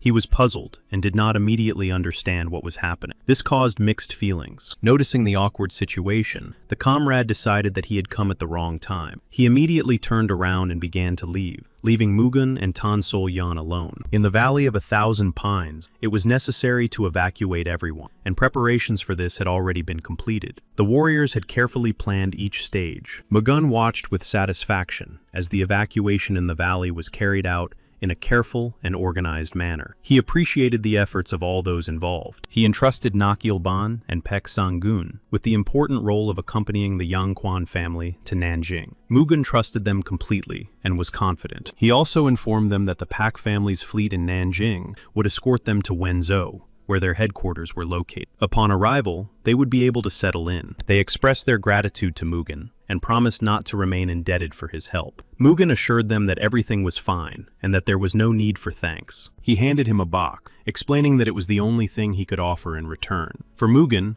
it was exactly what he needed at that moment. They slowly walked away, and Mugen stood watching them. His gaze was focused and pensive, and at that moment, he realized the importance of what was happening. Mugen expressed his gratitude to his friend for his support and help, but the latter smiled and replied that they were friends, and that helping each other was natural. He also admitted that he was just loitering around as usual, and happened to be useful. He added that it made no difference whether it was the Yanquan family or someone else. Helping friends had always been a natural thing to do. Mugen insisted that he would definitely repay his friend's debt. His friends simply wished Mugen a safe journey. Then Tan Sol-yan approached Mugen. She approached quietly, as if wanting to support him at that moment, and share her thoughts and feelings with him. She was worried that he was setting off alone again. In response, Mugen assured her that he would try to unite with the Huangbo family to oppose the Sama family. She said that because of the long-standing feud between them, it would be very difficult for them to come to an agreement. This irreconcilability added obstacles to the path to unification. Then Mugen thought about it and realized that she was right. Because of the deep and long-standing feud between the families, it would indeed be difficult to find common ground. She offered to try to negotiate, despite all the difficulties and animosity. She believed that even in such a situation, she could handle it. He replied that he had no doubt about her ability, but still thought it would be dangerous. Therefore, he advised her to go to Nanjing as well. She replied that she was not afraid. As the youngest lady, she was ready to face danger at any moment. For her, it was not just a duty, it was her destiny. But most of all, she wanted to help him. Behind her outward calmness lay a sincere desire to be there to support him and share his journey. He sighed, realizing that it was impossible to change her mind, and with a smile, admitted that there was nothing he could do about it. Mugen said he wanted to trust her. She was genuinely pleased by his words, and a smile appeared on her face. At that moment, it seemed that complete mutual understanding had been established between them. She was truly glad that he trusted her. This trust meant much more to her than words. It confirmed that her efforts had not been in vain. Meanwhile, the enemies arrived at the Valley of 1,000 Pines, hoping to take its inhabitants by surprise. However, to their surprise, they found the valley empty. They quickly realized that they were too late. Traces of recent human presence were evident, but everything had already been abandoned. There was only silence around. The head of the Huangbo family was furious, his face contorted with rage when he realized that they were late again. It was yet another obvious humiliation. He was not going to waste a minute. In his anger, he ordered all the warriors to immediately set off in pursuit, deciding that the enemies could not have gone too far. One of the warriors, searching the area, noticed an arrow. He picked it up and called the others over. The head of the Huangbo family carefully read the message attached to the arrow. The letter contained important information, and he headed straight for the location. The head of the Huangbo family noticed Mugen and said in a tense voice that he was the 9th rebirth, or whatever they called him. Mugen sat calmly. He was angry at Mugen for daring to attack their family. However, Mugen replied that they were the ones who started the conflict. Mugen warned that it was not worth trying to deceive him, because they already understood that the Sama family was acting dishonestly. Therefore, the conflict needed to be ended as soon as possible. The head of the Huangbo family became increasingly angry. His face contorted into a furious grimace, like a wild beast ready to attack. His teeth were clenched. Then Tan Sol-yan reminded him that they couldn't just mend relations with the Huangbo family. Despite their differences, they now had a common enemy. Tan Sol-yan suggested that the Huangbo warriors in the Valley of 1,000 Pines had been killed by the Sama family's warriors. She said this with great confidence. The head of the Huangbo family admitted that this was indeed the case, and that the Sama family was behind the attack. He sighed heavily, confirming the truth of these words. She said that from the very beginning, they had tried to protect the Huangbo warriors from attack. Therefore, now was the time to unite against their common enemy. She admitted that she had lost her family because of the feud. If they did not stop the Sama family and the Sura clan, the tragedy could repeat itself and claim the lives of innocent people. The head of the Huangbo family agreed with her words, but emphasized that they did not know the true nature of their relationship with the Sama family. Therefore, they could not trust them immediately. She asked if they were going to wait for confirmation from the Sama family before making a final decision about uniting with them. She offered to take responsibility and find the squad to determine who they really were. Only then would everything be clear. She believed that after this act, the Huangbo family would be able to trust them. But at the same time, she realized the complexity of the task, because the path to trust would be thorny. Then, unexpectedly for everyone, she offered to become a hostage of the Huangbo family to strengthen trust between the parties. She was ready to make sacrifices for the sake of peace. Hearing her proposal to become a hostage of the Huangbo family, Mugen's eyes widened in surprise. Such an unexpected and bold move struck him. He was categorically opposed to her decision to become a hostage. He did not want to expose her to such danger, and considered this act too risky. The head of the Huangbo family replied that they did not need any hostages, and that they simply wanted trust. He emphasized that he did not want any coercion. Tan Sol-yan was pleased, and reminded Mugun that she had already said that everything would work out for her. He said that in any case, next time he should be warned in advance, because he was very scared for her. His words were full of concern and anxiety. She was embarrassed to hear that he was scared for her. Confusion flashed in her eyes.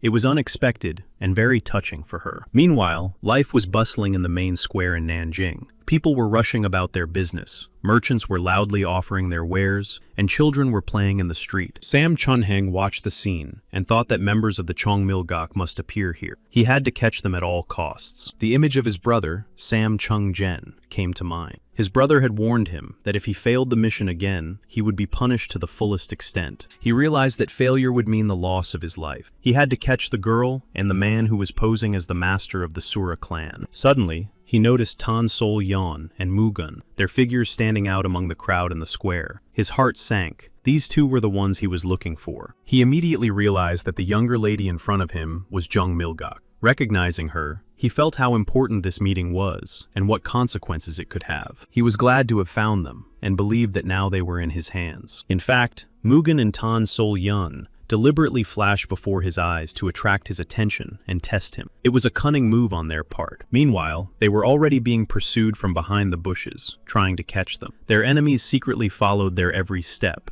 ready to suddenly attack and capture them. The pursuers prepared for battle, lying in wait and carefully planning their attack, but intending to take the prisoners alive. When the pursuers ran up, Tan Sol-yan calmly turned around. Her confident gaze betrayed no fear, and she was ready to face the danger head-on. But at that moment, Mugwang had already activated his Thunderbolt technique. A powerful burst of energy suddenly blinded and stunned all the pursuers. Sam Chunheng himself did not understand what was happening and how it was possible. He was struck by the sudden power of the technique. To him, it seemed incredible. Mugun noticed Sama Chunhen and looked at him closely. His gaze was attentive and alert, trying to assess his intentions. Then Mugun asked who this man approaching them was, and he asked what he wanted. However, Sama Chunhen shouted to his warriors, ordering them to catch these two at all costs. He was not going to miss his target and demanded action. Sama Chunhen's warriors were unsuccessful. They could not even get close to Mugun. His technique and confident defense created a barrier for him. Sama Chunhen was confused. His confidence gave way to confusion and anxiety, because his plans were being disrupted and control of the situation was slipping from his hands. He understood that Mugun was like a real monster, with incredible strength and skill. Such rivalry instilled fear and uncertainty in him. He wanted to run away, but Mugun reacted quickly and knocked him off his feet with a powerful blow. This move stopped him and showed Mugun's strength and determination. Now Mugun believed he had an important gift for the Huangbo family. Yunyi-san expressed her dissatisfaction and concern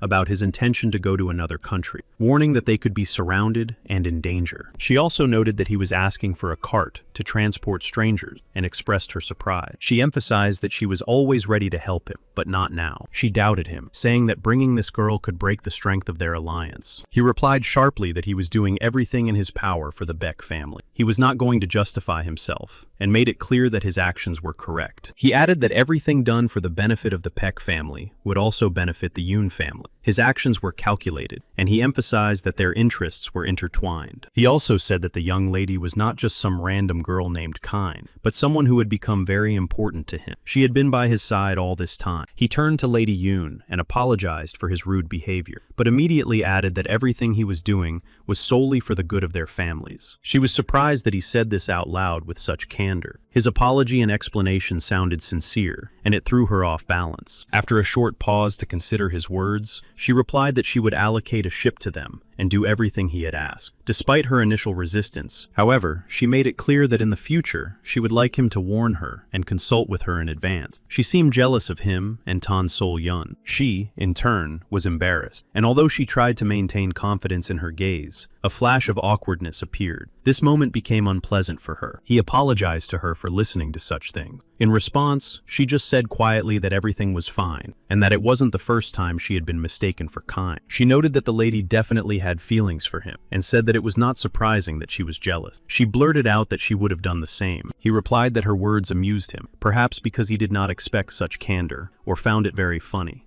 He smiled and said that she spoke as if she were his girlfriend. There was surprise in his voice, but at the same time, it really sounded like something more. She was very embarrassed, her cheeks immediately flushed, and she lowered her gaze, trying to hide her unexpected excitement. This moment was unexpected for her. Suddenly, he exclaimed loudly that he had not lied when he said that she was a dear person to him. He was not joking now, but was serious. He counted on her to continue supporting him in the future. She, in turn, was ready to be there for him, to share his difficulties and help him. In the evening, he sat and practiced intently, working on his techniques. In the silence of the room, only the sound of his breathing and the thoughts in his head could be heard. He remembered her words again, that she would do everything she could to help him. These words warmed his heart and reminded him that he was not alone. He couldn't understand why thoughts of her occupied his mind all day, constantly returning and giving him no peace. This feeling was unexpected for him. Even after living so many lives, he still couldn't stay away from human passions. Despite his experience, emotions affected him. He understood that now was not the time to think about it. He needed to focus on training and getting stronger to be ready for the trials. This required complete concentration. He realized that without composure and attention to every detail, his efforts could still be in vain. Only in this way could he revive all his skills, focusing completely and putting all his strength into training to regain his former power. At this time, Sama Chun-geng was angry at his brother for failing the mission. His disappointment and anger were strong, because their honor depended on the success of the task. Now the battle with the Huangbo family was inevitable, and the tension had risen to the limit, and everyone understood that a very violent conflict would soon erupt. He immediately summoned his 2 assistants to discuss strategy and prepare for the upcoming battle with the Huangbo family. Meanwhile, his brother was brought before the head of the Huangbo family. As promised, Mugen proved himself through his actions and skill. Now there was trust. Mugen told him that here he was, along with the gift he had promised. He was surprised that Mugen had kept his word, which earned his respect and strengthened his trust, because promises were rarely kept in their circle. Now Mugwan waited for an answer as to whether the head of the Huangbo family would decide to attack the Sama family with him, knowing that the outcome of his battle depended on this decision. The head of the Huangbo family confirmed that they would act together as previously agreed, and realized that Mugen had become much stronger than before. He clutched his head, unable to understand how Mugen had managed to become so strong. His thoughts were confused, and anxiety grew in his heart about the upcoming events. Muak approached Tan Sol-yan and asked if she was worried about his brother. He told her his name was Muak, and expressed his hope that together they would be able to handle everything. He also admitted that he was worried about Mugen. He understood how dangerous the situation was, and hoped that together they would be able to protect each other. Muak admitted that Mugen always exceeded his expectations, demonstrating strength and determination that inspired and instilled hope in difficult moments. She remembered his words that she had already helped him a lot, and that now she could go to Nanjing, but she didn't want to leave him. He promised that he would crush the Sura clan and return to Nanjing, and she believed that he would keep his promise and definitely come back to her. Muak was glad that she would teach him until Mugwan returned, and she replied that she would try to live up to his expectations and not let him down. Yun Ye-san continued to watch her closely, not hiding her distrust. Her gaze was wary, as if trying to read hidden thoughts. Everyone was discussing the news that the Huangbo family had sent a warning to the Sama family. They understood that the conflict was about to escalate into open warfare. Everyone wondered if the Sama family was secretly working with the Sura clan, the troops of the gods of the other world. Distrust and fear crept into their hearts. Sama Chun-gun couldn't understand how they dared to threaten them so openly. Their audacity made him angry. How could they challenge their family? He believed that now they too must fight back. Enough was enough, and the time had come to act decisively and show their strength. Soon, Sama Chun-gen's warriors attacked the Huangbo family residence. The attack was swift and sudden, and the clang of swords and cries filled the house. The head of the Huangbo family and Mugen were informed of the alarming news that they had been attacked. The warriors of the Sama family had launched a surprise attack, and there were already casualties among their people. He could not believe that the enemies had decided to attack first. But Mugen calmly remarked that even a rat cornered in a corner can bite a cat first. The head assured them that their forces were more than sufficient to withstand the enemies. He was determined to repel the attack and protect his people by mobilizing his warriors. Mugen believed that the fact that they had attacked first could mean an attempt to buy time. The enemies were probably trying to distract attention in order to prepare themselves, and to find ways for their leaders to retreat. Mugen suggested striking the enemy base to prevent them from leaving and disrupt their plan. Everything was already in place. They managed to surround the enemy base, and the warriors silently took up advantageous positions. The Namgun family joined the operation, strengthening the encirclement. Their elite fighters took key points, ensuring complete control over the territory. The joint actions of the three forces showed high coordination and power, making the enemy's chances of escape negligible. Mugun and the head of the Hwangbo family expressed their gratitude to the head of the Namgun family. His timely assistance and participation in the operation strengthened the entire encirclement. The head of the Namgun family replied that he was only doing his duty to Muram, because unity is strength, and only in this way can common enemies be opposed. Mugun reported that he had been observing the enemy detachment for a long time, and asked for understanding that in this situation he could not reveal his identity to them. The latter stated that now there was no other choice but to trust him. Mugun understood that now was not the time for personal disputes. He restrained his anger, knowing that he needed to be patient, but he wanted to get even with those who had betrayed him in the past. The head of the Namgun family watched Mugun with interest. Despite his youth, he already possessed impressive strength. They decided to strike the base at midnight. The commanders agreed on a plan. Reconnaissance would go out in advance, the troops would take their positions,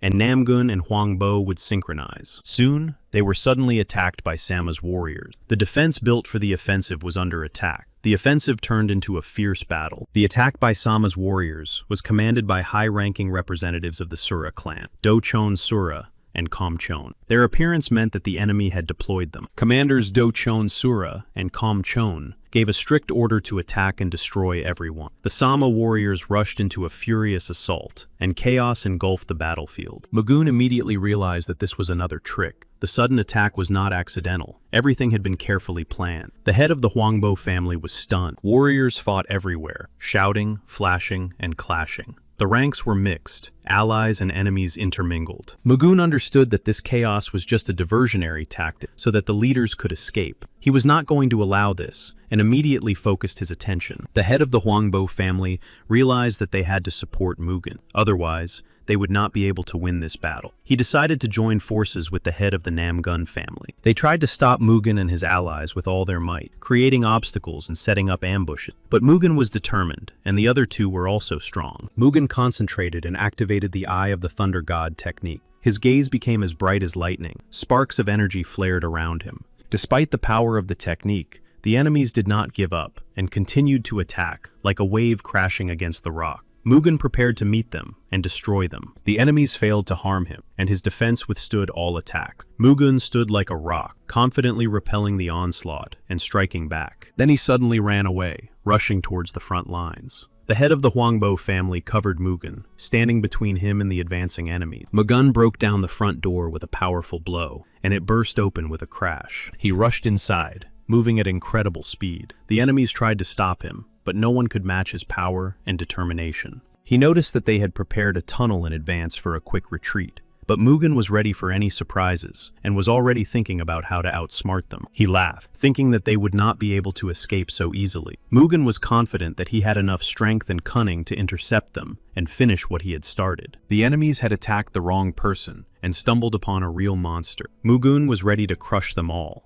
The enemies were already sailing in a boat through the tunnel, hoping to hide. But Mugun was not going to let them get away, and he followed them, ready to pursue them to the very end. They thought no one was chasing them, but Mugun was much faster and was already closing in. Sama Chunjen stopped abruptly, and someone was following them, hiding in the shadows of the tunnel. His heart beat faster, and it could be an enemy or a sneaky spy. In the end, Sama Chungen saw Mugun, who had caught up with them almost imperceptibly, like a shadow. His appearance changed everything. Now the fugitives had nowhere to hide. Mugun jumped into the boat at that very moment, interrupting their escape. His determination and strength made the enemies feel that their plan had failed. Finally, he had caught up with these rats. Their escape was useless. Now all that remained was to finish the job and put an end to all their intrigues. Sama Chunjen was angry at Mugun, unable to understand how he had managed to catch up with them again and interfere in events. His irritation grew, but so did his fear. He thought that Mugun had latched onto them like an annoying fly and would not let go. Deep down, he could not understand who this man with such power was.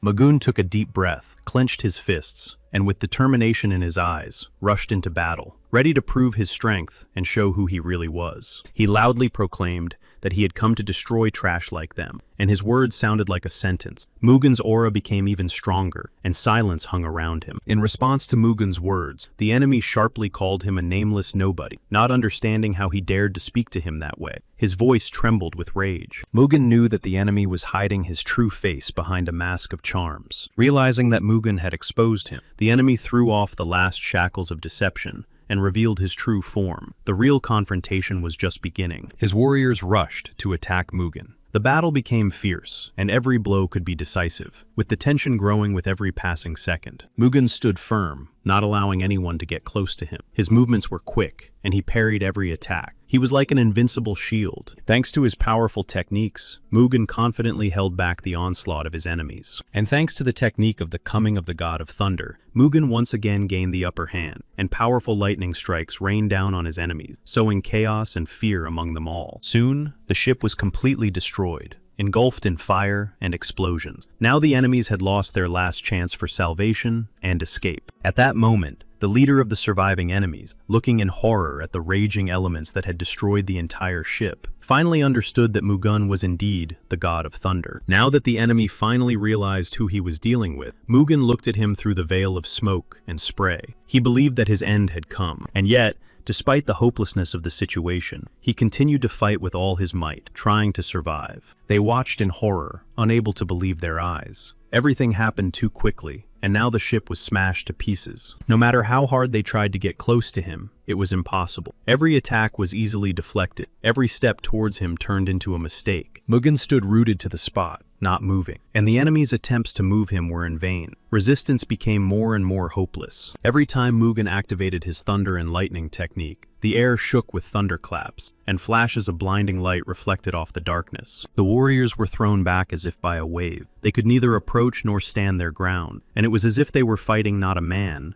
but the heavens themselves. Seeing his warriors fall, one after another, the bloody blade Sura looked at them with contempt. To him, they were now nothing but pathetic and useless. The magic of blood descended upon Mugen, but he did not allow its power to break his defense. He attacked Mugen, spewing dark energy, but Mugen could not be broken. The battle grew more and more fierce, but Mugen was driven by strength and determination. Mugen confidently repelled all of Bloodblade's attacks. His movements were fast and precise. Every attempt by the enemy to break through his defense was shattered to pieces. Blade. Sura looked at Mugen with his mad eyes full of rage and determination. But Mugen was not afraid. He only clenched his fists tighter. The enemy's assistants tried to intervene, but Mugen instantly overpowered him in a stance. Without wasting a second, they used Sura's all-consuming fire technique. Mugen remained completely focused and mobilized, every movement precise and calculated. He was like steel, ready for any turn of events. They used the Sura blood immortality technique, which increased their survivability and regeneration, making them virtually invulnerable to the enemy. Mugen's lightning and thunder were so powerful that their energy broke through the defense of the Sura blood immortality technique. He turned the enemy's power against them. In his rage, he shouted, demanding that Mugen not look down on the Blood Guardian, for it was their power that sustained the might of the Sura clan. Mugen continued to fight, but for a moment he paused and thoughts flashed through his mind that this battle could be decisive and that not only his life depended on the outcome. He realized that this opponent was much stronger than those he had fought before, that his strength and fury were on another level, and that the fight would be a real test. The bloody blade gathered all his strength and delivered a decisive blow, hoping to break Mugen once and for all. Bloody Blade's assistants decided to use the 40 Ways of Sura technique. This powerful and rare technique required great concentration and skill. Mugen watched, assessing the risks, and wondered whether to intervene directly, organize a flanking maneuver, or create a diversion to take advantage of the opportunity. Then he soared into the air, pushing off the ground with ease. Rising above the battlefield, Mugen carefully surveyed the situation, looking for vulnerabilities. He used the Thunder Path of Light technique, focusing his energy into the strike and ready to break through the entire enemy formation. He understood where all this was leading. Mugen then used the technique of the striking light blade of the God of Thunder. His body glowed brightly, and a powerful stream of energy burst from his hands. This unexpected blow took the enemies completely by surprise. They did not have time to prepare for Mugen's swift attack and were struck by his power. They screamed in horror that they were facing a real monster. Mugen's incredible speed seemed inhuman and terrifying to them. They now feared him. After the devastating blow with the Thunder God's light blade, Mugen immediately used the technique Moonlight of Heaven and closed in on the enemy. The enemy's last words were insults directed at Mugen. Desperate attempts to fight back were unsuccessful. However, they were powerless against him. Not wanting to die alone, he decided to strike back at Mugen. Despite the superiority of his opponent, he gathered all his strength and attacked. In the end, Mugen wanted to emerge victorious from this battle. Despite all the difficulties and dangers, he showed incredible fortitude, skill, and determination. The enemy struck and wounded Mugen, which came as a complete surprise to him. He did not expect an attack, especially from someone he considered already defeated. The enemy threatened Mugen, declaring that he would send him to the other world. He said that the otherworldly squad would always be there, and now these words made sense. Mugen replied that the enemy could rage as much as he wanted, but it would not change anything. He despised the otherworldly squad, considering it nothing more than trash. He was confident in his strength and declared that he would destroy them and wipe them off the face of the earth. He was angry at Mugen and shouted that glory be to the 9 squads of the otherworld. His cry echoed across the field and reached everyone. Mugen suddenly fell to the ground and seemed unable to control himself. When the ship slowly docked at an unfamiliar shore, a girl sitting on a horse noticed it from afar. Her gaze fell on the ship. Mugen was still lying on the floor of the ship, standing at the shore. His body remained motionless, as if he was unable to get up after the blow.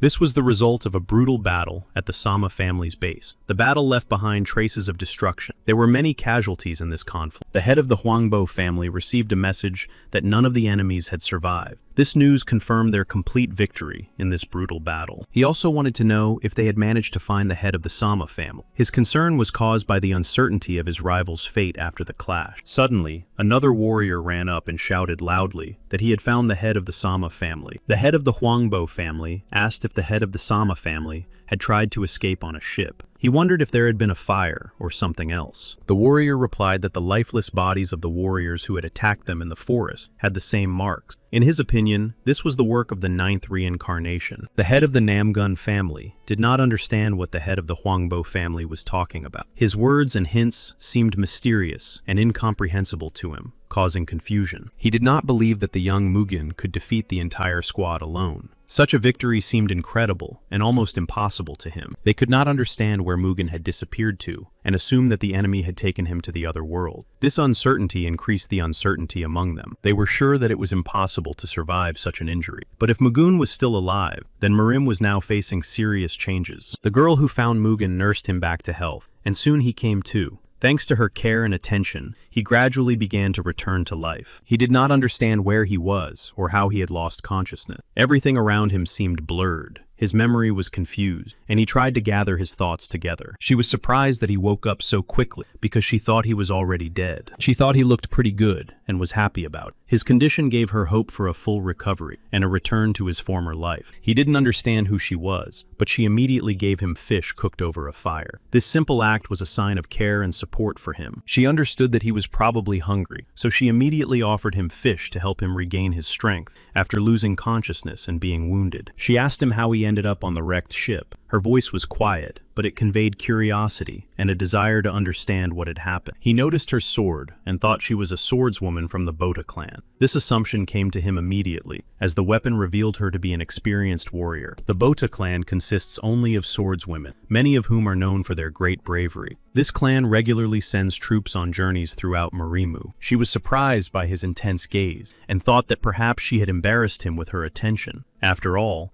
he had probably never seen a swordswoman before. He thanked her for her help and tried to repay her, but she replied that the strong should help those in need and refused to accept any payment. She introduced herself as So Yanhua and said that if he wanted to repay her for her help, he should first tell her his name. He introduced himself as Baek Mu Gun and added that he did not want to appear arrogant. His words sounded sincere. showing a desire to establish a relationship. She thought that if he had told her his name, it meant he had good manners and respect for others. This made a very good impression on her. He thought that since they were the same age, there was no need to be overly polite with each other. This created a more relaxed and sincere atmosphere between them. She said that fate had brought them together, as if they were meant to be friends. She thought they were destined to be friends, and asked if he wanted that. He replied that friendship with such an amazing girl was an honor for him. These words expressed sincere respect and readiness for this relationship. Then she wanted to know if he was older than her, but he replied that they were the same age. She asked what his plans were, since she was heading towards Hangzhou. He replied that he did not know his future plans, leaving the future uncertain. He thought that the two families would sort things out between themselves,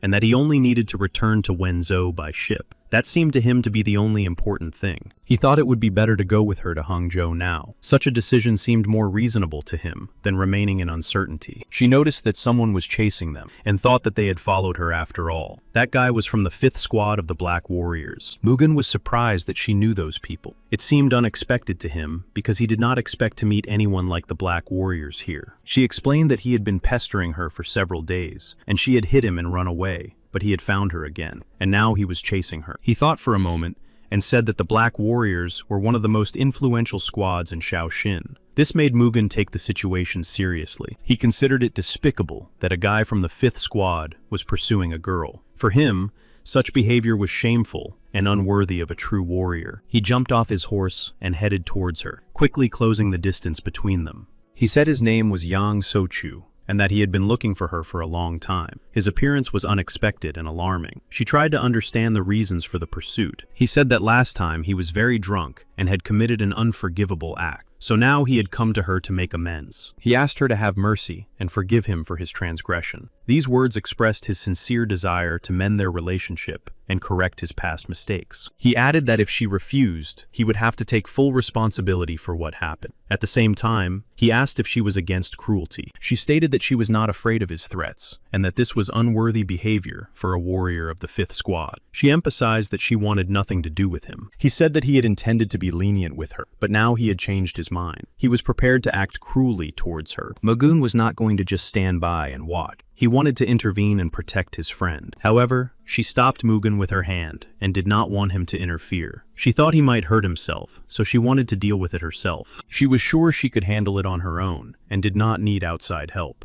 He started yelling at her and insulting her, but then suddenly attacked her, not giving her a chance to respond. His rage was stronger than any words. But she was no pushover either, and immediately joined the fight. Her movements were quick and precise, and she skillfully parried his attacks. She quickly knocked him off his feet, confidently gaining the upper hand in the fight. Her strength and skill left her opponent no chance, and he was disgraced once again. All his warriors watched in amazement and some disbelief. They did not expect her to defeat their comrades so quickly and decisively. He was their commander, and now he was lying on the ground like some girl. This defeat looked especially humiliating, and the warriors could not hide their surprise. Then, the warriors, wanting to avenge their commander, began to attack her. Mugen and So Yanhua understood that their enemies had completely lost their conscience and were now attacking as a mob. Such recklessness forced them to be more cautious. Mugen intervened, attacking swiftly and easily scattering all the attackers. His strength and skill proved decisive, suddenly changing everything. After the fight, he asked her if they were even, because he owed her. This question reflected his intention to keep his promise and support her. She realized that he was not a weak man, but a real warrior like her. She had previously taken him for a rich gentleman who was too cute and spoiled. Now she was convinced that he was a real warrior and was strong. He said that they needed to deal with these people and leave, putting the situation behind them. He understood that if he spared them, he would never be rid of them in his life. Therefore, he believed that harshness was the only way to stop them. He had already drawn his sword and was preparing to deliver the final blow. Each movement was quick and precise, but she stopped him at the last moment. She reminded him that he had no right to take the lives of those who had lost, and that it was not his place to judge and pass sentence. This line could not be crossed. He objected, saying that this man was not just a bandit, but the commander of a special unit. He thought about the consequences of mercy, and how much loss and unrest it would bring. She acknowledged that such people would surely torment and seek revenge, but insisted that everyone should have a chance to redeem themselves. She believed in people. He laughed and said that everyone in the Bota clan was like Mother Teresa. She was surprised that he had guessed. He believed that it was rare to meet a lone swordswoman. She apologized and admitted that she could not fully reveal herself before. Her words expressed sincere regret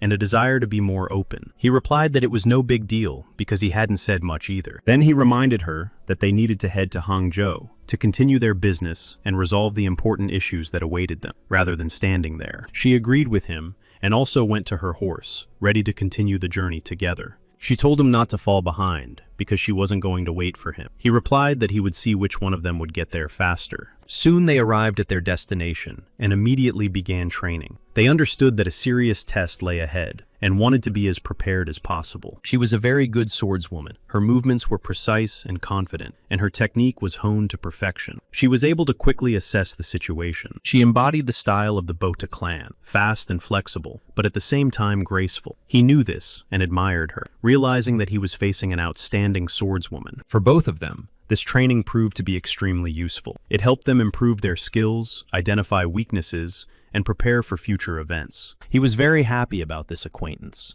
It brought new impressions and inspiration, as well as opened up the opportunity to learn and grow alongside a worthy warrior. When they had dinner that evening, she remembered who he was again. This thought crept into her mind once more, evoking respect and amazement at his status. She wondered what could have made the prince leave his ancestral home. He explained that he had a lot of business to attend to, which is why he had to leave home. When she offered to pour him a drink, he replied that he had hardly ever seen a girl pour a drink for a stranger. She replied that she was not an ordinary girl, and that her actions and views went beyond the usual, which made her unique and even unpredictable. She also added that she wanted to try everything in Mirum that she had not experienced before, expressing her desire to discover new things and go beyond the usual boundaries. He said that then she should try a drink that could not be found anywhere else, a special, rare, and unique drink that symbolized her desires. She was pleased with his suggestion and gladly drank this rare and unusual drink, feeling the special atmosphere of the moment and new impressions. However, she did not like the taste of the drink, although he was sure that she would try it and like it. His expectations did not match her impressions. Na noticed a crowd of people approaching, moving in their direction. It was the one who had pursued her before, and as it turned out,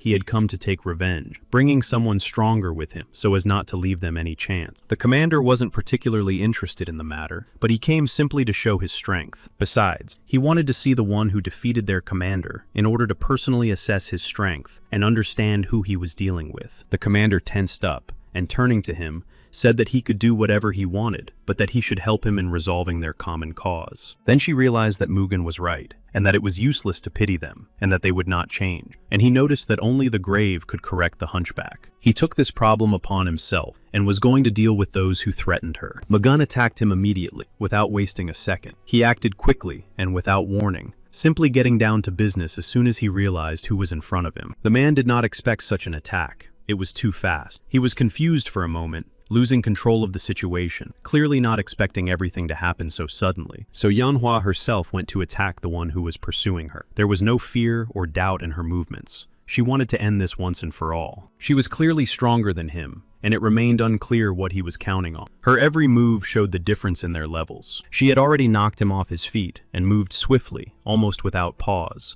as if she knew exactly where to strike. She was unstoppable, and his resistance crumbled. She was very graceful and impressive, each of her movements combining strength and grace. It was a pleasure to watch her. There was not a single unnecessary detail. Soon, he watched in horror as she approached him, and his terror grew with every second, realizing that it was already impossible to avoid the collision. The warrior was distracted for a moment to see how the commander was doing, hoping that he would cope with the rest, but that moment cost him dearly. Mugen immediately took advantage of this moment and, without hesitation, delivered a quick and accurate blow, not giving his opponent time to recover from his distraction. The warrior was unable to resist Mugen, and the blow came too suddenly, leaving him no chance to defend himself or counterattack. Soon, Mugen was already walking towards her without wasting any time. The enemy, defeated and lying on the ground, tried to recover, but his strength was already running out. The commander knelt, cursing her from his helplessness. He realized his defeat and could not accept that she was the reason for it. She was surprised by his behavior, because she was the one who had given him a chance. Her action was an act of mercy, but instead of gratitude, he cursed her. He begged for forgiveness, promising not to pursue her anymore, but soon realized that he would not be able to escape,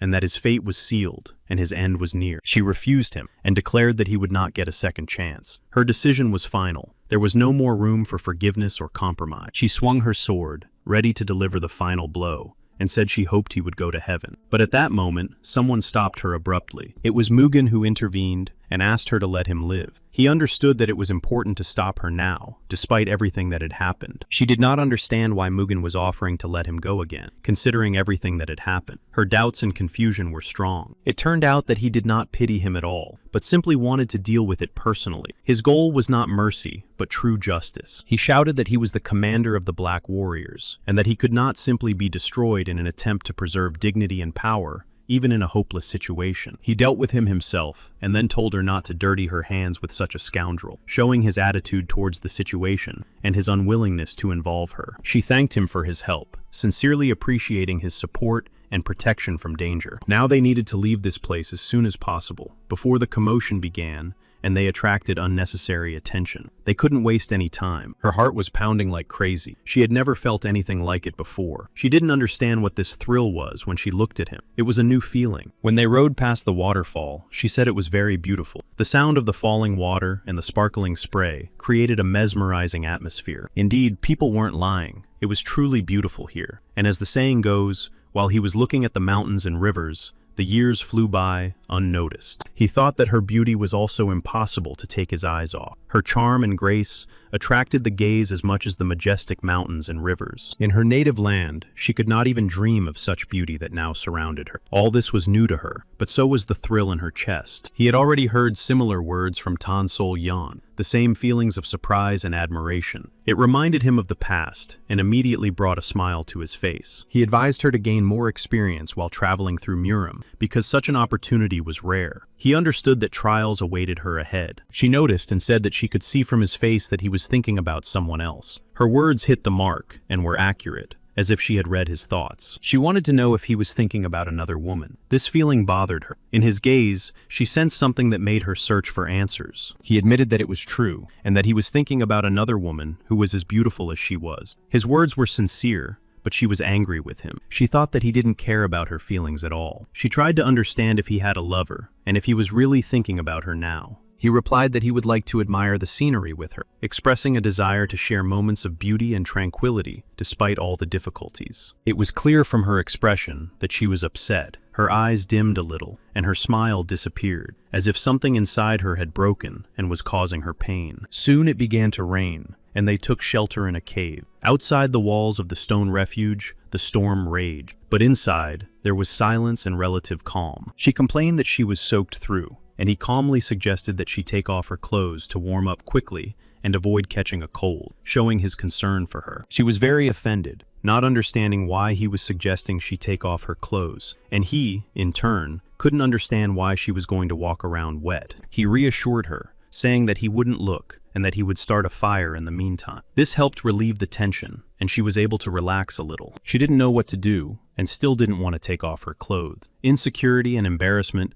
prevented her from making a decision, despite the cold and her wet clothes. She was afraid that he was a man, and worried that she might give in to temptation. Her fears were related to the fact that her appearance would arouse uncontrollable desires in him. She was red with embarrassment, and her heart was about to burst out of her chest. Excitement and embarrassment overwhelmed her, causing her to tremble and even cry. Then she turned to him and said that he was not like the others. He was different from anyone she had met before, evoking unusual feelings in her. He wanted to understand how he was different. She believed that men were a complete disappointment. After a long search, she still couldn't find her match. She admitted that they either didn't take her seriously or tried to take advantage of her trust. This attitude caused her pain and disappointment. She just wanted to go home, but then she unexpectedly met him. This meeting changed everything and awakened some kind of hope in her heart. She thought he was stronger than anyone she knew, always saying what he thought and caring for her at the same time. He was a person she could trust. She asked if he was going to marry the woman he was thinking about. In her heart, she was anxious that her feelings would remain completely unrequited. He replied that he wasn't, and that there was no romantic relationship between them. She said aloud that it was a relief for her, although she didn't even notice how she breathed the sigh of relief. These words reflected her inner tension. Suddenly, she hugged him, and he didn't immediately understand why she was behaving this way. This sudden display of feelings surprised him and raised various questions in his mind. She confessed that she could no longer hide her feelings, and that she liked him. Her candor revealed the depth of the emotions she had been keeping inside. She said that he was the first person who had made her heart beat so fast. Hearing this, he asked what he should do to make her feel better. She asked him to hug her, feeling a strong need for support and warmth. His embrace became her salvation and gave her a sense of security.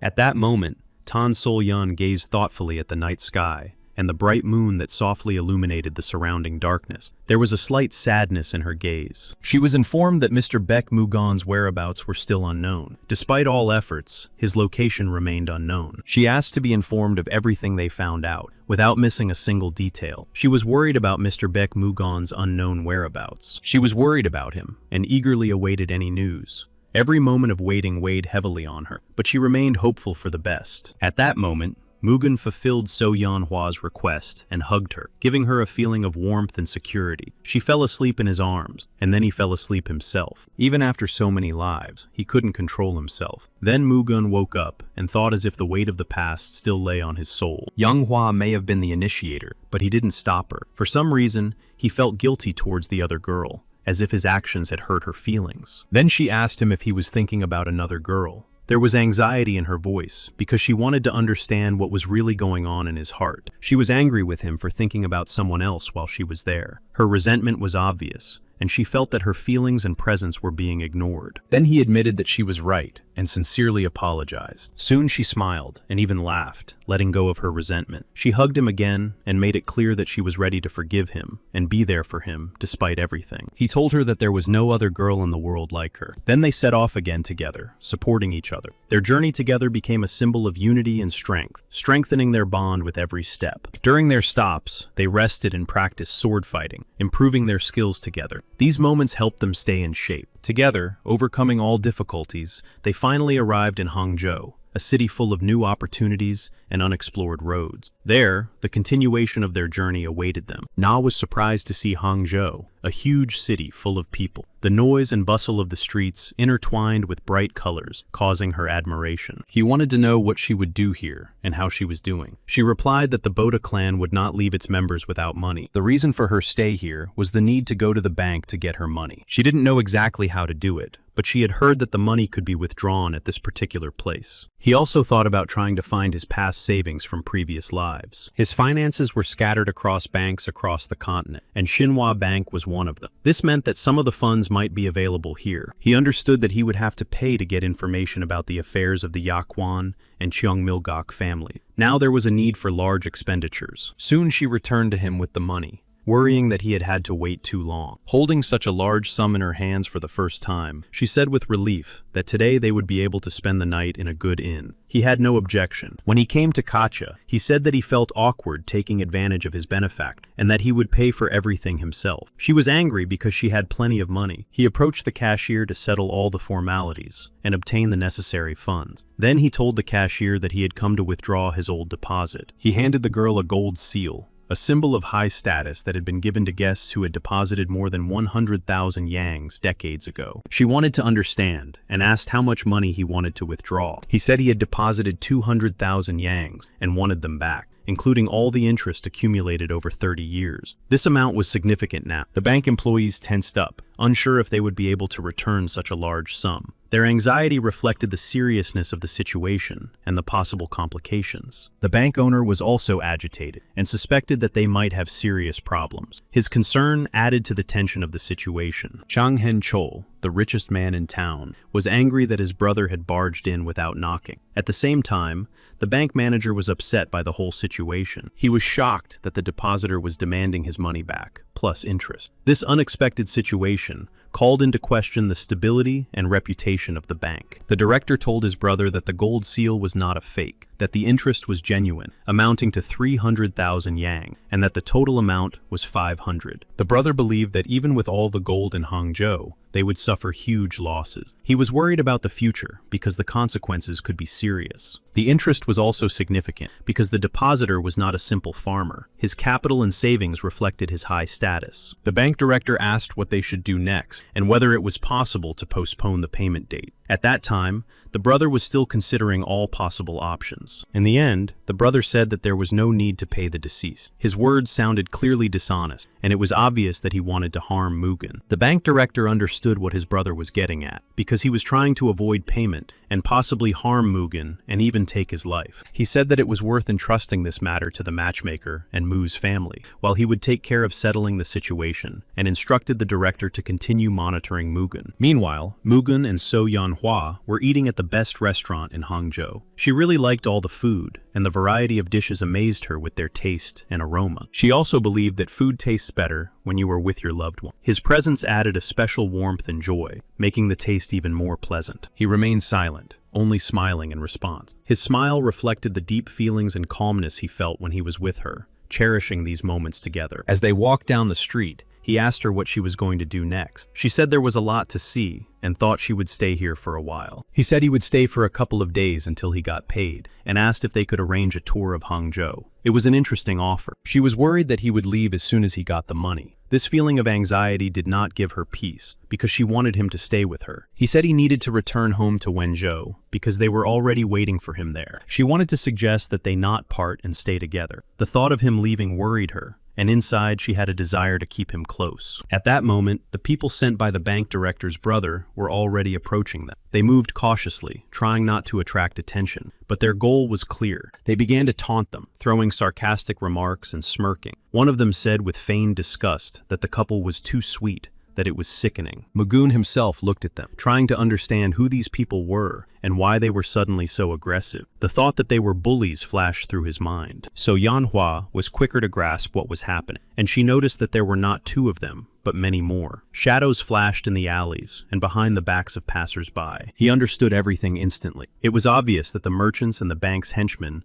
had come not to bargain but to take him away and, if necessary, kill him. They were already running at him, shouting insults. Their faces were contorted with rage, and their words conveyed not just hostility, but a desire to humiliate him. He realized that these people had devalued human life, and that for them, everything boiled down to profit. Mugen managed to use a technique. His opponent's blades and swords broke. The crowd froze, their amazement replaced by fear. They all didn't know what to do. So Yanhua did not stand aside either. She quickly joined the battle. Although she was less experienced, her movements were decisive. He wanted to ask her something, but before he could say a word, she already understood everything without unnecessary words. After all, one glance was enough. Soon, he soared into the sky, as if freeing himself from some kind of shackle. His movements became light and swift, and his gaze fixed on the distance. She followed his example and soared into the sky after him. The attackers, confused, did not have time to understand how the two had disappeared from view so quickly. They thought she and Mugen were crazy. So incredible were their actions and speed of reaction. They couldn't understand how two people could be so agile. They wanted to quickly chase after them, trying not to let them get away so easily. But even with such determination, it was not easy to catch up with So Yanhua and Mugen. The leader of the group was angry at the bank director's brother, believing that he had given him a difficult and dangerous job. He was irritated and dissatisfied with the whole situation. Everyone rushed after Mugen and Yanhua,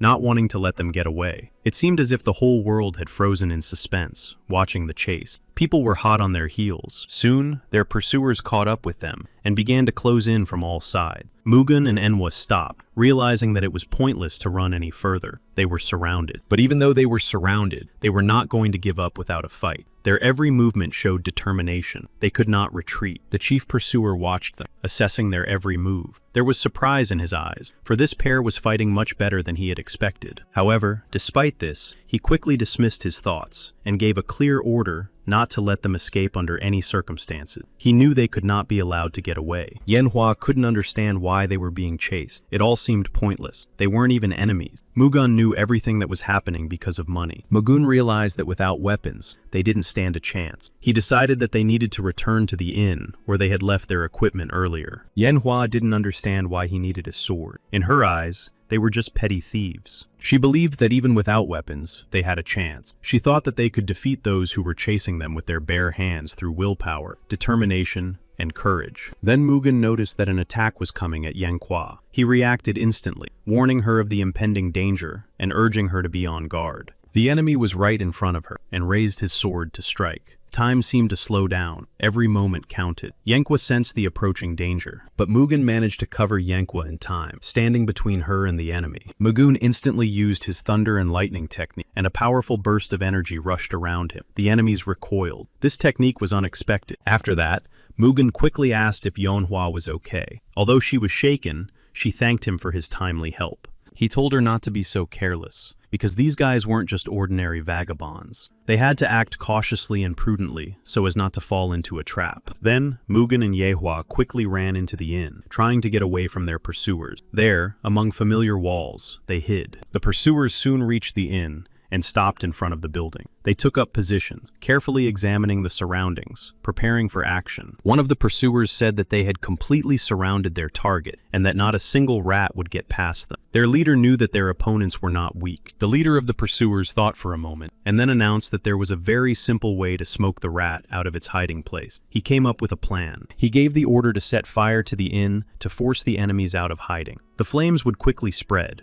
turning the place into a trap. She told Mugen that the inn would be set on fire on purpose, to smoke them out. Hearing this, Mugen thought about how much they had been paid. Mugen clearly understood that innocent people must not be allowed to suffer in the fire. The weight of responsibility squeezed his chest, and he decided it would be better to leave. He noticed that the leader of the pursuers looked particularly strong. He decided that he would take responsibility for dealing with this threat personally. He asked her to deal with the rest. She felt hurt, as if he had left her with some kind of trash, and did not trust her with serious matters, considering her weak. A fire flared up inside her, for she was a warrior of the Boda clan, and would not humbly live under someone else's rule. She prepared to prove her strength with deeds, not words. He tried to stop her, realizing that her pride could lead to rash action. He wanted her to understand that he wanted to protect her from danger. At that moment, the main pursuer, who had come up with the arson plan, was rejoicing in his cunning. He was sure that now they were trapped. She still did not understand anything, and,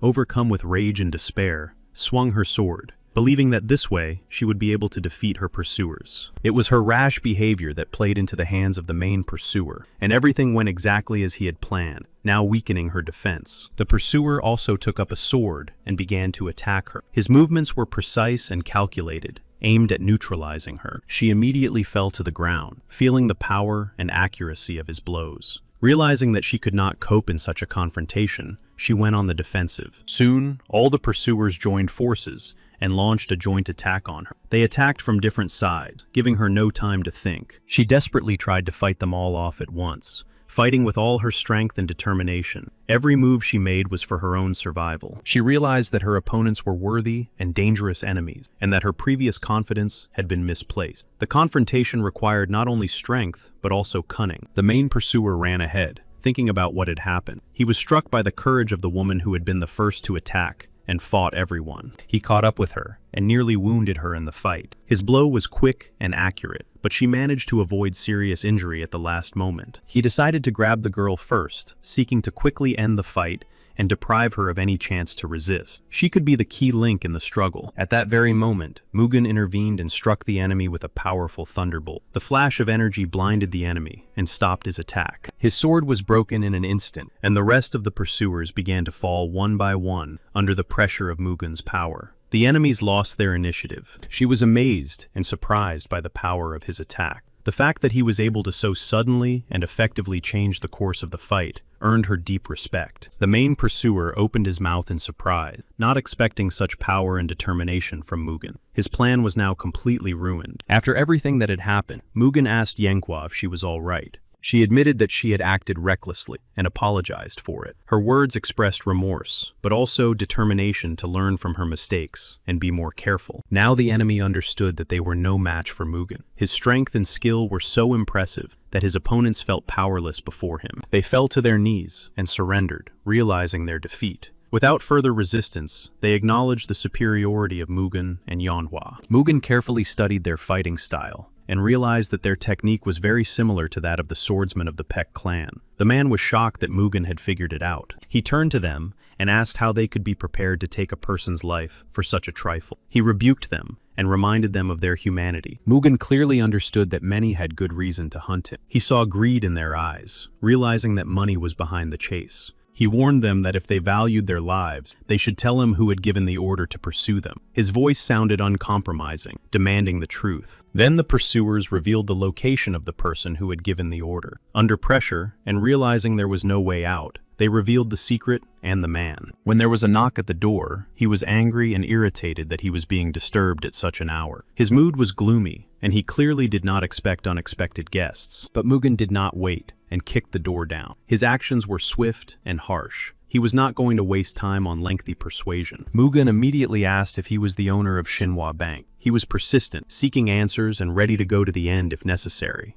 Approaching him, he calmly said that he thought they had important matters to discuss. His tone became serious and collected. In addition, he brought with him the person who had been pursuing him. This was a clear sign that Mugen not only wanted answers, but also wanted to show his power. He stated that the pursuer had revealed all the information at once, as if confessing during interrogation. This revelation meant that the struggle was pointless. Now Mugen wanted to talk about the coveted money and the reason behind the whole chase. He wanted to understand what it was all about. The man admitted his guilt, showing respect and submission. His confession testified to the seriousness of the situation and his understanding of the consequences of his actions. But Mugen showed neither sympathy nor interest in his remorse and was not moved by his apology. He immediately turned the conversation to the main issue, money. The man reported that the deposit with interest amounted to 500,000 yang and promised to pay the entire amount, including compensation for the inconvenience caused. Now Mugen was sure he would get what he wanted, but the next moment he reminded him that there was a limit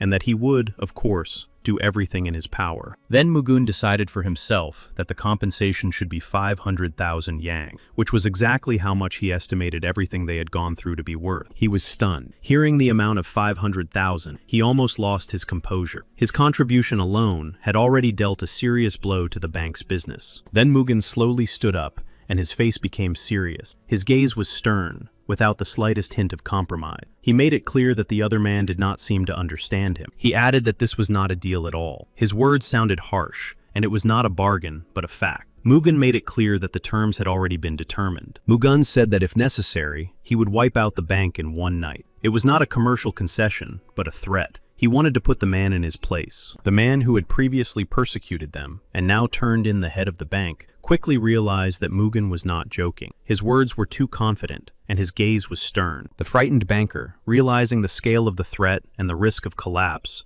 became confused and began to cry. He admitted that the payment of 1,000,000 yang would doom the bank to collapse. They clearly understood that they had awakened a sleeping beast in Mugen, and now his cruelty had become uncontrollable and dangerous. They realized the seriousness of the situation. At the very last moment, Yeonhwa intervened and stopped Mugen, realizing that further cruelty could lead to irreversible consequences. She said that in the end, he would destroy people for money just like them. She asked him if he wanted to become like them, a person willing to do anything for money and power. Her words made Mugen think. He admitted that he had expected such words from her. This showed his understanding of her views and inner world, as well as his willingness to accept her words. He could have crushed them to dust, but being a noble warrior, he restrained himself and did not shed unnecessary blood. Instead of retribution, he wanted to show mercy and reminded them of this. He said he was ready to respond to that man's request. He intended to meet him halfway, but only within the limits that corresponded to his principles. With tears in his eyes, the man sincerely thanked Mugen for his understanding and mercy. His gratitude was very sincere. Mugen reminded him that trust is more valuable than words. He demanded specific guarantees and immediate payment. He made it clear that he was serious. In the evening,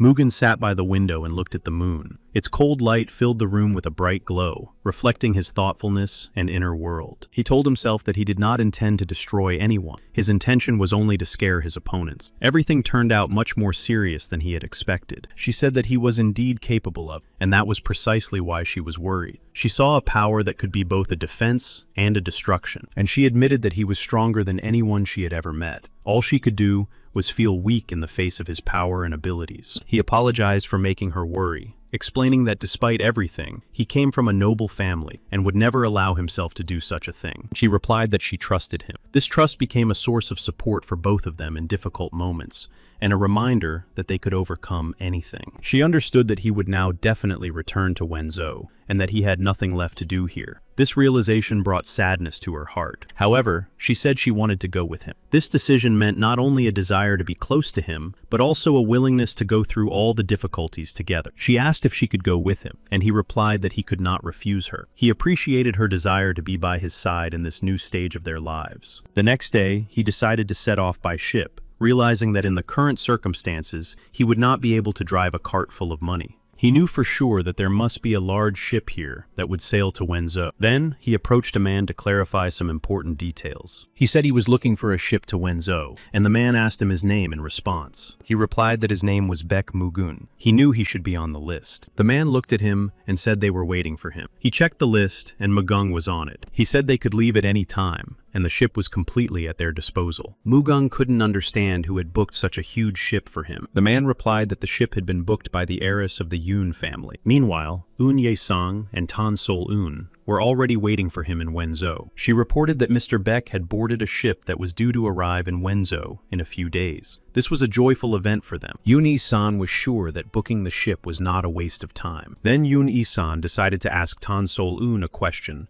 that had been bothering her for a long time, hoping to clarify an important point and better understand the situation. Yoon Ye-sung had long wanted to know why Tan Sol-young was sharing important information with her. Tan Sol-young explained that she was only passing on a message for the gentleman, and that she was not allowed to board the ship. She said that she was not a simple woman. However, until that moment, she had not been interested in that, but in another question. Yoon Yi-sung wanted to understand why Tan Sol-young was giving her a chance to please the master. She also told Tan Sol-young not to think about making excuses because they were both women and understood each other. She admitted that she knew Tan Sol-young was longing for something. Tan Sol-young explained that she simply wanted to repay the master for his kindness and asked her for a favor. Her words reflected her gratitude. She also told Eun Ye-sung that she had the opportunity to support the master and that they were perfect for each other. Eun Ye-sung was shocked by these words. In the end, Eun Ye-sung admitted that she was pleased to hear such words from Tan Sol-young. She apologized and admitted that she was wrong about Tan Sol-young. Now she was sure that Tan Sol-young genuinely cared about Mr. Baek Mugun. However, she added that Tan Sol-young had misunderstood her because everything had long been decided and settled between her and Mr. Baek. Of course, she was sad. She noted that Tan Sol-young was quite naive, despite her remarkable talent for gathering information. But her unique abilities went hand in hand. She then urged Tan Sol-young to be more honest, encouraging her to be frank and sincere. After that, she left, and Tan Sol-young was left alone with the realization that she had feelings for him in her heart. This inner confession was the beginning of something. She could only think about him. His image occupied all her thoughts, leaving no room for anything else. This feeling became a trap for her. Soon, the whole family gathered at the pier, waiting for the arrival of Mugu's ship. They looked eagerly into the distance, anticipating the meeting and the joy it would bring. Muak was glad that his older brother had finally returned home. He had been eagerly awaiting this moment, anticipating the reunion and the opportunity to be close again to a loved one who could be a source of strength and support. He wanted to tell him so many things, share his experiences, and find out what he would say in response. Anticipation overwhelmed him, making the moment especially important. Soon, Mugen himself came out of the ship,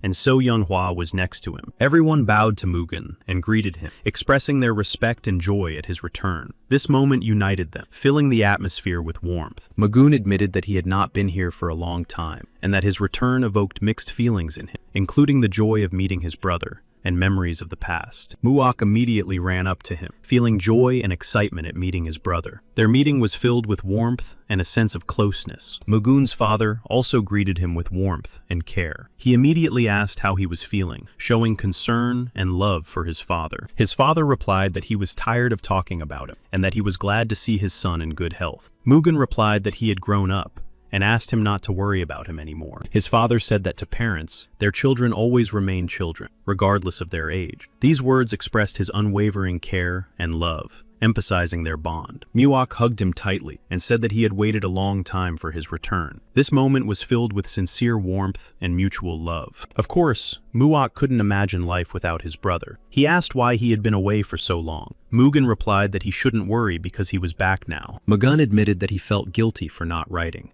explaining his silence by various circumstances. Muok was overjoyed at his brother's return. Magun was also glad that his brother had taken up the Chong Milgok case and considered him to be busy, which spoke to his responsibility and serious attitude toward his work. Tan Sol-yang also wanted to meet him and was preparing for this meeting. However, Tan Sol-yang wanted him to meet his brother alone, as she had a lot to do and couldn't stay long, and so he came alone. Then he left, saying that he had to help Mrs. Tan Sol-yang, emphasizing his willingness to support her in important matters and take responsibility. His father proudly said about Muok that his son had finally found his way and expressed deep satisfaction and hope for his successful future. Mugung regretfully said that despite his pride, he was still sad to say goodbye to the small and innocent Muok, expressing his tender affection. Then his father asked where Mugen had found such a beautiful swordswoman and showed curiosity and interest in her origins and abilities. He replied that their meeting could be considered fate. His father smiled and remarked that it seemed his son had begun a new romantic story. All the warriors also greeted Mugen with joy and respect, showing their support. Their presence created an atmosphere of unity and strength. Mugen noticed that the warriors were well trained, and his father confirmed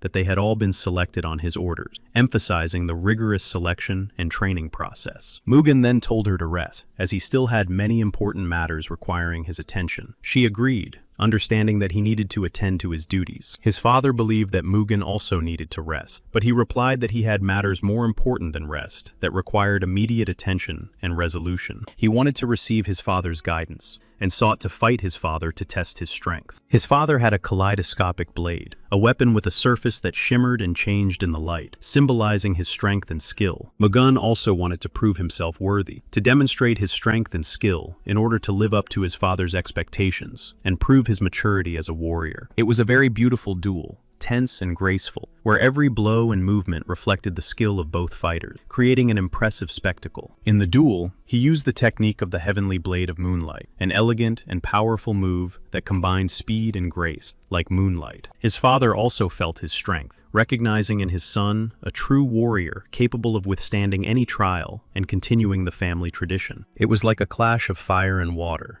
a bright, powerful, and at the same time harmonious confrontation between two forces, each of which manifested its own element. Then Mugen asked his father if he wanted to continue the fight, showing respect. His father acknowledged his defeat, noting his son's strength and skill. He respectfully accepted the outcome of the duel, realizing that Mugen had grown into a true warrior. He admitted that he felt as if he had become stronger, but compared to Mugen, he was only treading water, realizing the gap in strength between them. Mugen admitted that he had not become stronger on his own, but that the experience he had gained from meeting the Yaquan family had contributed greatly to his growth. His father said that Muok had told him about it. His father noted that an alliance between the Paik family and the Yaquan family would be necessary in the future, but Mugen said that this would lead to enormous expenses and asked what they would do. Then Mugen said that, fortunately, the past rebirth of the God of Thunder had taken care of the saving. Now it was possible to use these resources. His father never ceased to be amazed at his foresight. He noted that it would not be easy for the dreamers to cope with the changes, and asked what Mugen was going to do. Mugen asked if his father knew about the troops of the gods of the other world, for they had reappeared. The return of such a dangerous force was a bad sign. His father noted with concern that 9 bands of gods had returned, and that they were a vicious gang whose name had long been synonymous with destruction. He found it hard to believe. In the past, they had almost destroyed the God of Thunder himself. If they were not stopped now, all of Miram could be drowned in blood. The threat was real,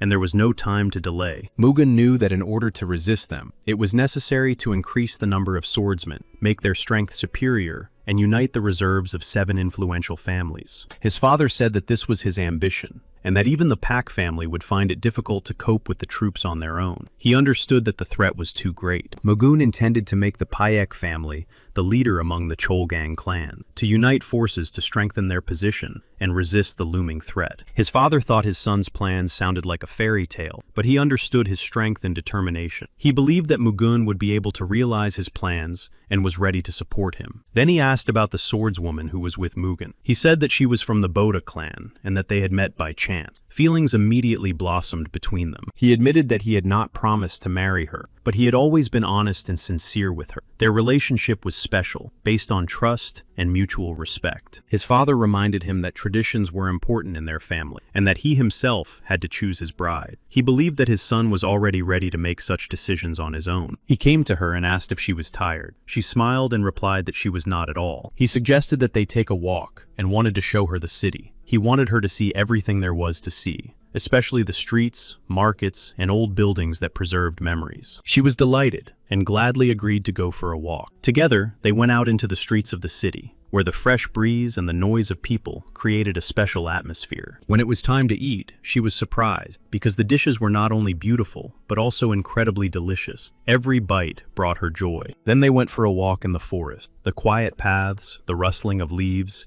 and the soft sunlight through the treetops created an atmosphere of comfort and tranquility. They came to where those he had saved from persecution were, Mr. Yakwan and Mrs. Sangwan. Their faces expressed gratitude and respect. He said that he was like a fire that could ignite the hearts of many people and breathe hope into them. His actions and determination awakened faith in them. He also noted that for His Highness Mugun, he was like the only true hero, a light in the darkness that could be relied upon. However, Yanhua then told Mugun that when she was with him, she felt lost, as if she were turning into his shadow, always nearby, but barely noticeable. Mugun admitted that he did not fully understand her words, but felt that they contained an important truth that had yet to be revealed. He said that he was just a guy who had been washed ashore, and she was the one who saved him. These words were spoken sincerely, with gratitude and respect for Yanhua. He said he was happy just to be near her, and asked her not to say such sad words anymore. She smiled and replied that it sounded strange, but apologized for her words,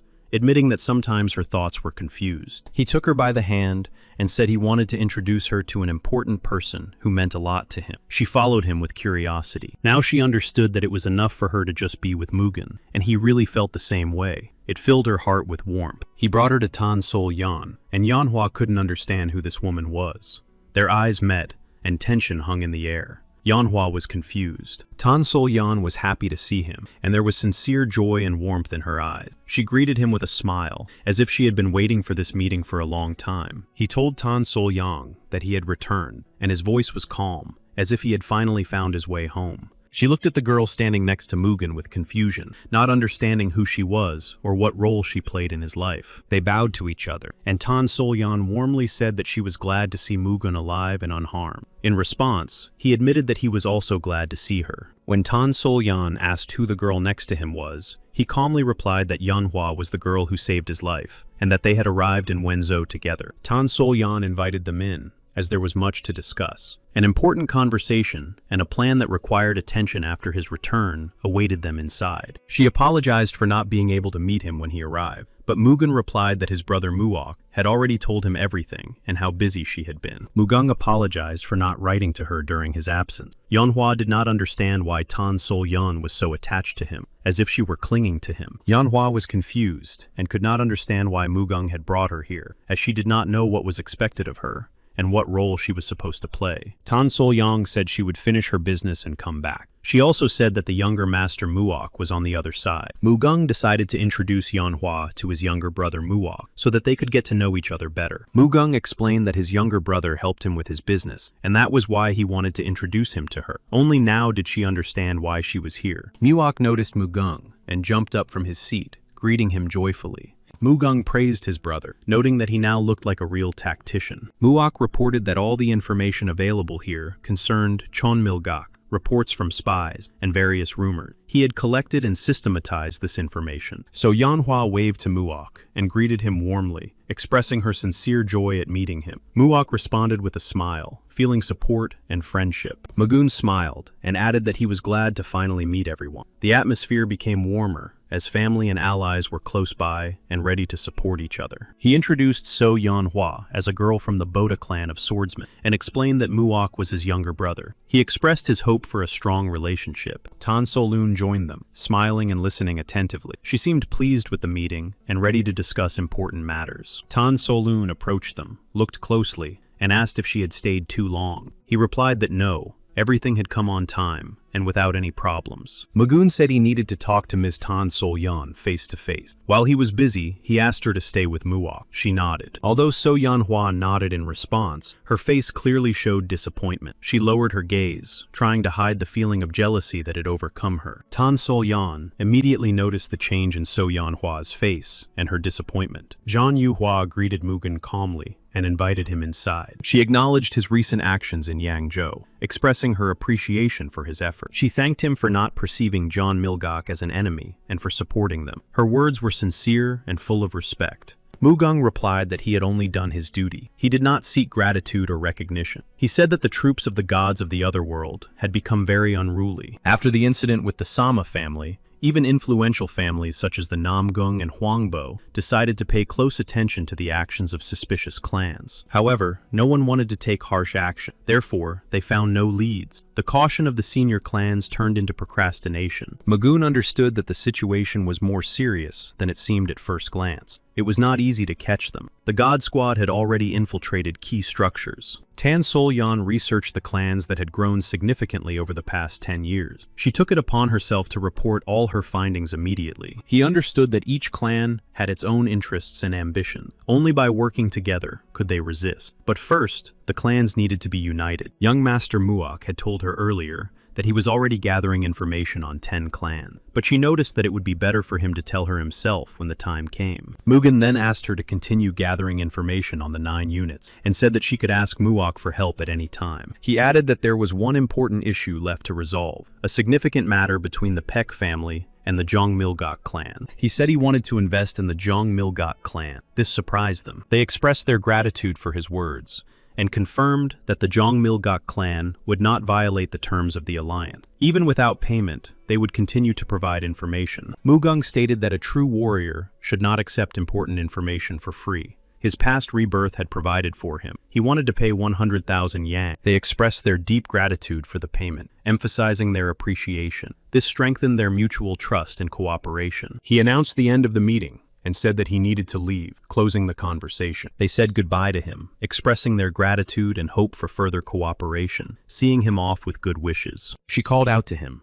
asking him to stay for a minute, as she wanted to discuss an important matter with him personally before he left. He turned around, ready to listen carefully to her request to discuss an important issue that was troubling her. She asked him about his relationship with the girl from the Boda clan. At that moment, So Yeonhwa squeezed his hand tightly and confessed that they were lovers. Tan Sol-yeon was stunned by this statement and became upset. So Yeonhwa also stated that she had saved his life in the past and that they had gone on a trip as a couple. Tan Sol-yeon smiled, skillfully hiding her true feelings behind a smile that betrayed a slight sadness, but she remained calm and dignified. She said that they were indeed well suited to each other. Her voice conveyed support, although deep down she hid mixed feelings. He asked Tan Sol-yeon if Yeonhwa's confession had upset her. Watching her reaction, she hesitated for a moment, but then smiled. Tan Sol-yeon replied that it didn't make her sad, because she and Mugen were nothing to each other. At that moment, Yeonhwa was already energetically pulling Mugen along with her. Tan Sol-yeon considered herself a simple kind, and was sure that she could never take her beloved away from the lady of the Boda clan. Even though the situation seemed unusual, but Tan Sol-yeon's heart already belonged to him, despite all her doubts and circumstances. The head of the Peck clan, Chon-san, addressed the representatives of the 10 Cholgang clans the next day. He wrote that unusual air currents had been observed in the Marima valleys in recent days. Therefore, he considered it necessary to revive the Cholgan community. He proposed to the representatives of the 10 clans to hold a meeting with the younger generation to discuss important issues and strengthen their common alliances. The messenger immediately set off to deliver the important message to the representatives of the 10 clans. Time was precious, for the future of the community depended on their decision. Now the fate of the Cholgan community's unification depended on their answers and their willingness to act together for the common goal and protection of Marima. The Pundo clan and the Chongmu clan also received their letters. Now all 10 clans of Cholgan had been notified of the upcoming meeting, and everything was to be decided. The Pek clan of Swordsman was angry with Mugen, believing that he had wronged them. Tension arose between them because Mugen's past actions had caused discontent. He asked his assistant if he was sure that it was Pek Mugen who had depleted the gold reserves of Hangzhou. The assistant confirmed this and said that there was no doubt about it. The head of the Pek clan said that the assistant was sure that Mugen would remain in meditation for a long time, but had become stronger. The assistant replied that no one had expected this. The clan chief reflected that Mugen had not only regained his strength, but had also unexpectedly acquired a huge fortune of unknown origin. It was clear to him that Mugen would not limit himself to the Cholgan community. He decided to take over the other clans, expanding his influence and power. The assistant believed that there would be terrible consequences, but the chief saw it as an opportunity for the Pek clan of Swordsmen. The chief could be replaced at any time, and that worked in their favor. He believed that the in-laws would be happy if they disgraced the Pek family of swordsmen once again. Mugen was ready for anything, and understood perfectly well that the traps had already been set. He remained calm, and carefully thought through each of his moves. He knew that now it was their turn to swallow the bait, and he already knew about the traps, and was ready to deceive his enemies by using their own plans against them. Manhwa had not seen Mugen for several days, and this greatly depressed her. She felt empty and anxious, constantly catching herself thinking about him. It was as if he was deliberately avoiding her every time they met. When they did meet, he spoke briefly, saying that he had a lot to do. His gaze became distant, as if he had grown cold. She increasingly found herself worrying about what would happen if everything remained the same after the wedding. Would he continue to avoid her, finding more important things to do? Having tied her life to Mugen, would she still be able to call herself a swordswoman of the Boda clan? This question haunted her. She felt a sense of inner duty. At that moment, Mugen suddenly appeared at the entrance to the room and called out to Manhwa, asking her to come out for a minute. His tone was even, without its former warmth. But despite all her worries and doubts, Manhwa happily ran up to him, as if all her fears had vanished in an instant. His appearance restored her hope. Manhwa smiled as she looked into Mugen's eyes, and asked with a slight note of hope in her voice what their plans were for today, and if he would take her somewhere. But Mugen replied that all their plans would have to be postponed until later. He asked her to take her sword and go with him. Manhwa felt uneasy, and then wanted to understand what had happened. He confessed that he wanted to ask her for an important favor. He confessed that he wanted her to teach his warriors the sword techniques of the Boda clan. It was a serious request, and Manhwa appreciated his trust in her. Without a sword, she seemed so sweet. But now that he was asking her to train his warriors, she appeared before him as a strong and serious warrior. Nak Ilban realized that the rumors about the strength of the Boda clan were not exaggerated at all. Seeing Manhwa and understanding the power and skill she embodied, he was convinced. In the blink of an eye, Manhwa managed to knock the sword out of his hand, demonstrating incredible speed and strength. This unexpected action showed her skill. Nak Ilban was taken aback, and, to hide his embarrassment, smiled involuntarily. This smile betrayed his true feelings of admiration and awkwardness in the face of Manhwa's strength. He gave up and said so, and she smiled and replied that she liked his power, but that he put too much force into his sword. That was her observation. Mugen believed that it was not necessary for her to go so far and use so much force. But Manhwa seemed quite pleased with herself. She believed that such power was her main asset, without which it was impossible to be a true swordswoman of the Boda clan. Next came Paik Sangun. His appearance added a new dynamic to the situation. He was a man with his own view of all events. Hak Sangun had high hopes for Manhwa, and believed that she could teach him something new. He sincerely wanted to improve, and counted on her experience. Without wasting a second, Pak Sangun immediately went on the attack. His determination made everyone present feel the tension of the moment. However, Manhwa managed to react in time and fended off Park Sang-gun's attack. Her movements were precise. She had the experience and ability to keep her cool. She knew very well that her true strength lay in her quick reactions, precision, and calmness. It was her ability to control herself. Now Mugen understood that something had ignited and flared up inside Manhwa. Her energy seemed to sparkle, awakening in her an even greater desire to fight. She continued the fight with frenzied fury, driven by inner fire and determination. Each of her blows was precise and powerful, reflecting all her strength and will. Watching this, Mugen realized how much her skill exceeded expectation and how far she had gone in her art of combat. Paek Sang-gun fought with all his might. He noticed that Pak Sang-gen was too heated and was putting more force into his attacks than usual. A simple opponent would not have been able to withstand such power for long. But his opponent was a swordswoman from the Boda clan. This explained her amazing resilience and skill, which allowed her to cope with even the most powerful attacks. She also used the White Flower's shadow walking technique, moving with such speed and silence that her movements seemed very inconspicuous. Mugun knew that the two still had a lot to learn to reach his level. His skill and ability were unattainable for them now. Suddenly, someone approached and called out to Mugen. He had to take his mind off the fight. It turned out to be Unye-san, who had come to greet Mugen. Paek Sang-gun admitted that he had lost, and Yeonhwa replied that an opponent cannot be defeated by power alone, so it is worth focusing on technique. She asked how he rated his fight with Paek Sang-gun, but then her attention was drawn to Yoon Ye-song and Mugen, who were talking amiably about something. Her face immediately changed, and a shadow of irritation and discontent appeared on it. It seemed that Yoon Ye-song's appearance angered her, and she couldn't understand who she was.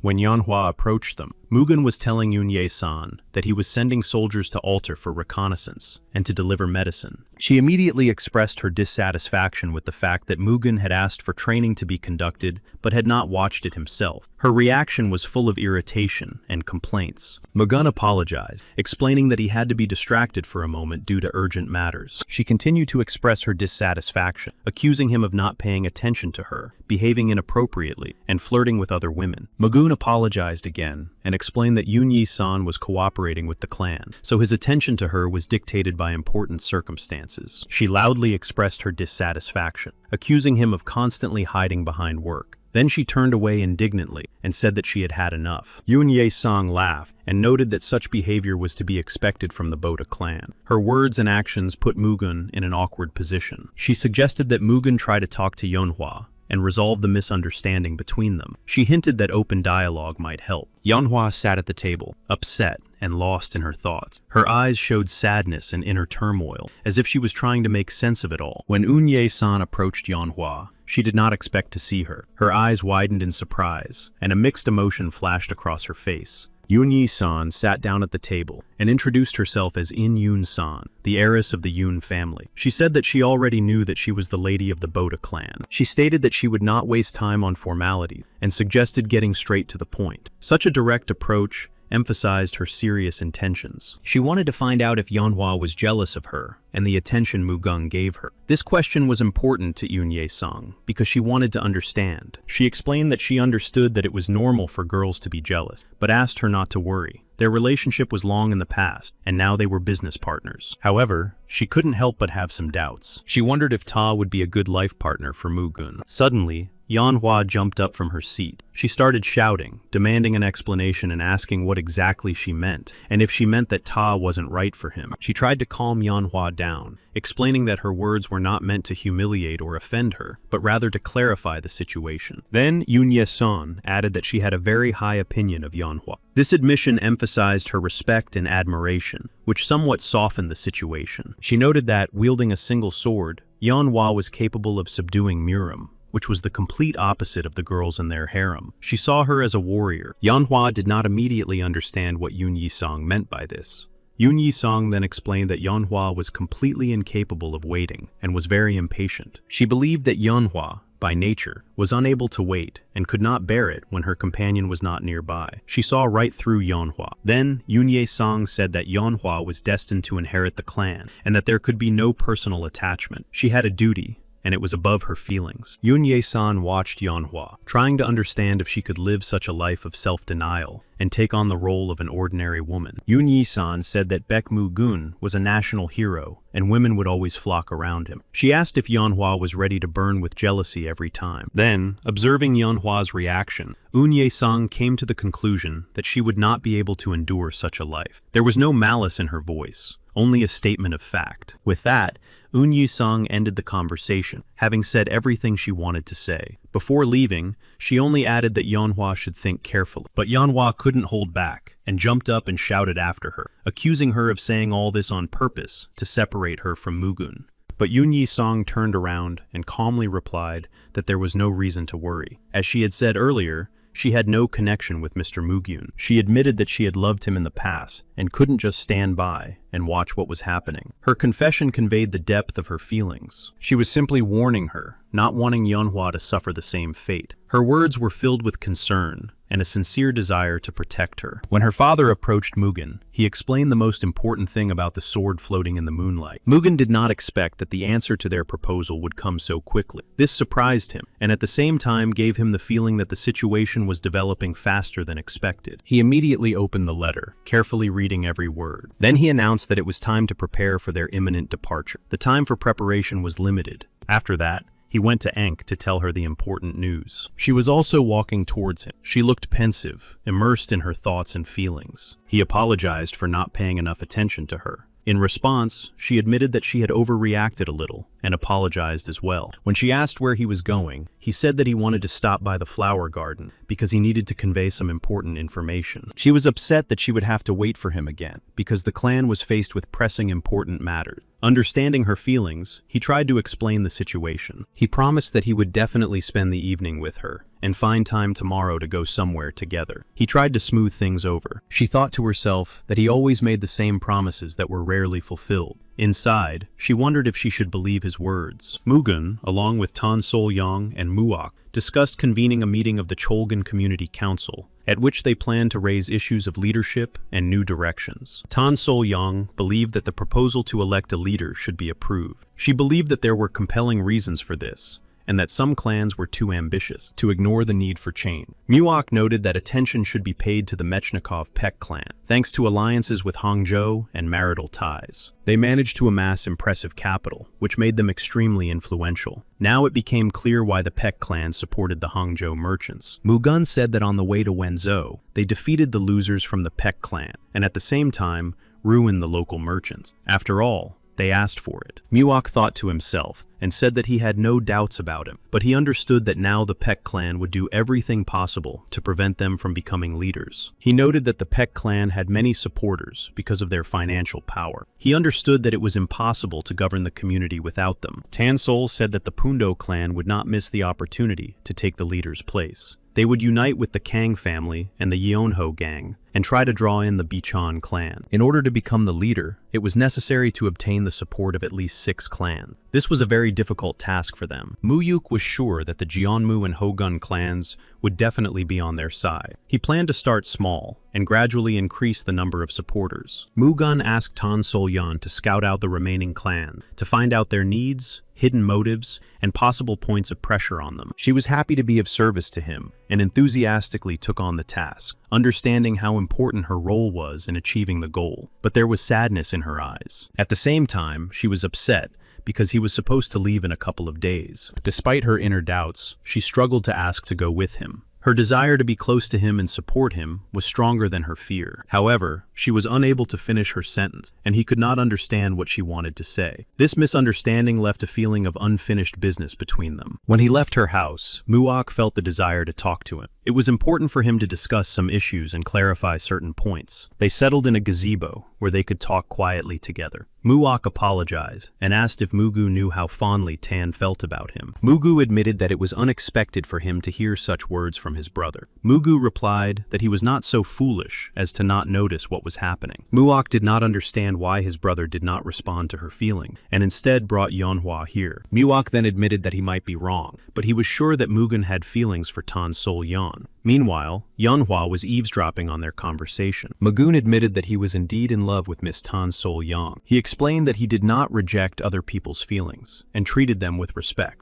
Ms. Yeonhwa was the first to open her heart to him, and he responded in kind. Mugen explained that everything happens for a reason, and that he genuinely cares about the girls who are in love with him. He reminded them that he would soon face his enemies in battle. He acknowledged that the situation was very dangerous, and that he would have to leave his wife alone for a long time. She would have to come to terms with such a life of trials and tribulations. For this reason, he could not take the initiative first, and remained waiting for someone who would be ready to share this difficult fate with him. This was his way of responding to their feelings through waiting, rather than hasty actions. He informed Yeonhwa that he would soon be going to Jinhwa for a community council meeting. He suggested to Yeonhwa that if she wanted to, she could go with him. This offer opened up the possibility of spending more time together. She replied that in that case, she would be perceived as part of the Baek family. In response, he assured her that everything would be as she wished. Yeonhwa asked if he was going to deprive the Boda clan of their mistress, to which he replied that the choice was always hers. This emphasized his respect for her freedom. At that moment,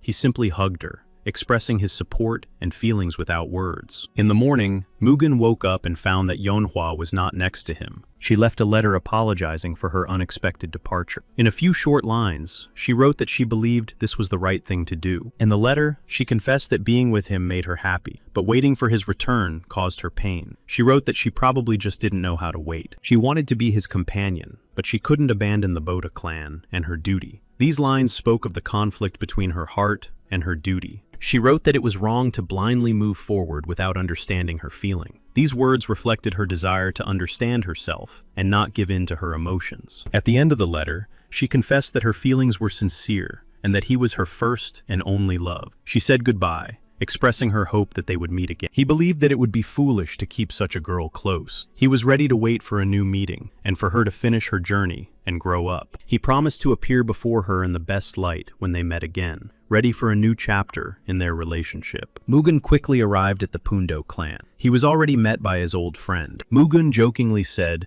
that the relationship between the Chonmu and Paek clans could be considered over. He said that he would have to see that face again. He introduced the head of the Bichon clan, Cho Won-e. His appearance attracted the attention of everyone present, as the Bichon clan was one of the most influential families. Cho Won-e greeted Pak Mugen with a smile, expressing his respect and surprise at his success in restoring the meridians. He noted the significance of Mugen's achievements. Beyond Cho noted that Mugen had changed and looked better, and her brother was indignant, believing that he would never hear such words from her. Mugung and his allies decided to seize the opportunity and unite the forces of the Cholgan community. To do this, it was necessary to arrange a meeting to discuss the details. Bichon Cho Won-e inquired about the severity of the situation in Muram. Mugen replied that it was not entirely critical, but required serious attention and preparation. There were the head of the Mechnikov clan, Pyok Pek Jin-un, the Chonyang clan led by Shim O-kwan, the Choljan clan led by Tam U-gyong, and the Ma family represented by Ma Chang-hyun. One of them asked with surprise and some contempt who this man among them was, as if he were a living corpse and no one else. Mugung replied that he had not seen Pek Jin-woon for a long time. His appearance came as a surprise, as if someone from the past had returned, capable of changing the balance in Muram. Baek Jin-woon expressed doubt about the intentions of the Baek family, who were once again convening a community council. He was sure that their plans would not succeed. Mugung was sure that the Baek clan were masters of intrigue, and always at the forefront of political games. He reminded them only of their usury. The Park clan was angry with Mugen, seeing him as a threat to their plans and influence. They believed that he was interfering with their intrigues and prepared to oppose him with all their might. He pressed Mugen, wanting to know if he had told everything and if he was hiding anything, trying to test his honesty and intentions, and he immediately began his attack. Mugen grabbed Pek Jin-un's fist, warning him that he had not yet told him everything he wanted to. He hinted that he had important information. Pek could not hide his surprise, wondering to himself where Mugen had gotten such incredible strength. Everyone noticed that he had changed and become stronger. The head of the Pundo clan, Tae Mungin, noted that they hadn't seen each other in a long time, and suggested that they not start arguing, but try to resolve everything peacefully. Mugen agreed with Tae Mungin, and acknowledged that it really wasn't worth reacting so violently to the meeting, suggesting that everyone remain calm. Despite Mugwan's attempts to keep the peace,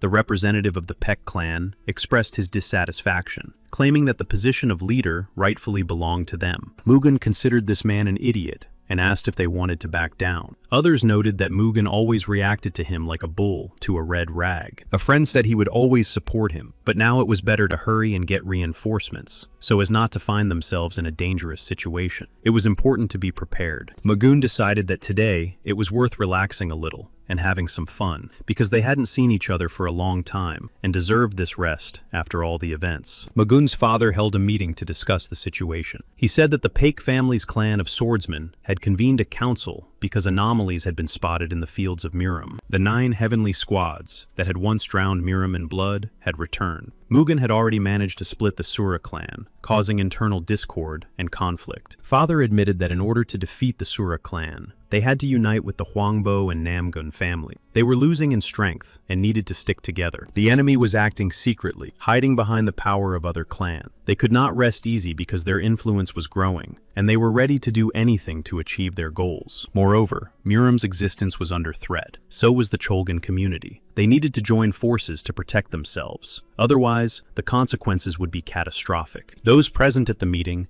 asked Mugun's father what specific measures he proposed to protect them from their common enemies, and how to unite the clans for this purpose. Father Muguna emphasized that only through joint efforts can we survive, and that the Cholgan community must unite, not only in words, but also in deeds. Thus, the Pak family is putting forward its candidacy for the position of head of the Cholgan community, seeking to strengthen the alliance and influence the further development of the situation. Everyone present was very surprised by the Park family's decision, not expecting such a decisive move from them, and realizing that it could change everything. The head of the Park family swordsman was confident and believed that everything was going strictly according to their plan, and that they would take the leading position in the community, strengthening their influence. Muguna's father proposed a secret ballot, according to the results of which, the person who received the most votes would fight in a duel for the position of community leader. Muak supported the idea of a duel, believing that it was an excellent way to test the strength and abilities of the clans, and to identify a worthy leader for the community. This way, not only the heads, but also their heirs could participate in the competition. The clan head and his heir would form a team and enter the battle. Muguna laughed and said that his father would not need to interfere, because no one could compete with him. But his father asked to be given a chance, too. Muak said that this would give the chief greater authority. Thanks to this plan, they would be able to confidently rule the Cholgan community. There was no need to worry about the trial, but they also needed to get the majority of the votes. They had to hurry and enlist the support of their allies. Mugen said that in order to participate in the trial, he needed to get permission from his father. Mugun's father did not interfere and allowed him to act as he saw fit. He knew that his permission was pointless because Mugun did as he pleased. Mugun emphasized that all his actions were for the good of the community. He wanted to unite the clans and strengthen their position to protect everyone from threats. Mugen then went to his friend's uncle to discuss his plans and enlist his support. The uncle listened carefully to Mugen and realized that he really needed his support. Realizing the seriousness of the situation, he thought about it. Hogan was very insistent when he spoke about Mugen. Realizing this, he decided to support him and promised to make efforts to strengthen their alliance, understanding its importance. He demanded guarantees that the Pak family would indeed take part in the competition and win, and asked what benefit the Chongmu clan would gain from this. Mugun replied that he understood the requirements and was ready to answer both questions immediately, demonstrating his willingness to engage in constructive dialogue and seek a solution. Mugun acknowledged that the Cheonmu clan's combat level was not what it used to be, and this worried him. He promised to help restore the clan's skill and strength. As always, Tan Sol Yun came to Mugen's aid at the most crucial moment, sharing valuable information about the Cheonmu clan's weaknesses and needs. Uncle was angry at Hogan for letting something slip, but Hogan assured him that he had not mentioned a word about it. Mugun replied that he understood their doubts, but was ready to prove his intentions with action, to earn their trust and show his determination. Hogan's uncle was impressed by Mugen's skill and acknowledged that even the sword-style characteristic of the Payak clan was not inferior to their clan. The uncle recognized that Mugen's words were not empty. He really had every chance of winning the competition for the position of head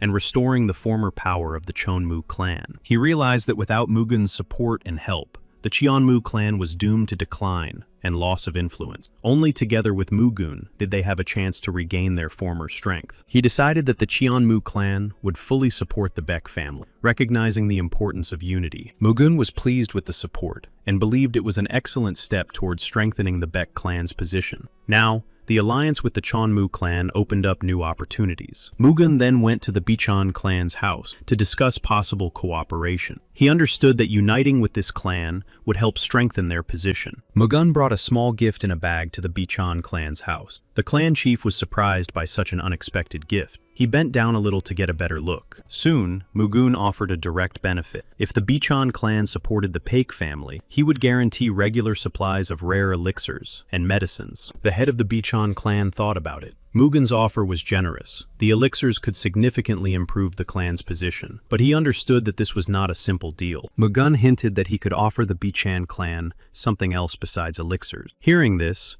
the head of the Bichan clan immediately became wary and asked what exactly it was. Earlier, Tan Sol Yun had told Mugun that all the warriors of the Bichon clan had spears. However, there were no longer any clans in Cholgan that possessed this art. The art of the spear, once widespread, had lost its influence. Therefore, the art of spearmanship was not being perfected, and stagnation was setting in. Without worthy opponents and motivation, the fighters of the Bichon clan were growing weaker and weaker. He then thanked Tan Sol Yun, acknowledging that without her help, he would not have been able to gather such accurate and timely information about the situation of the clans. He realized that if he gave the Bichon clan the opportunity to improve their combat skills, especially in the art of the spear, they would accept his offer and support him. In his past life, he had mastered the art of the spear. This knowledge, which he could now pass on, became his main argument. When Mugun demonstrated his skill with the spear, the head of the Bichan clan was shocked. He had always known the Paik clan as a clan of swordsmen. Now they realized that Muguan's technique and skill surpassed even that of the Bichon clan.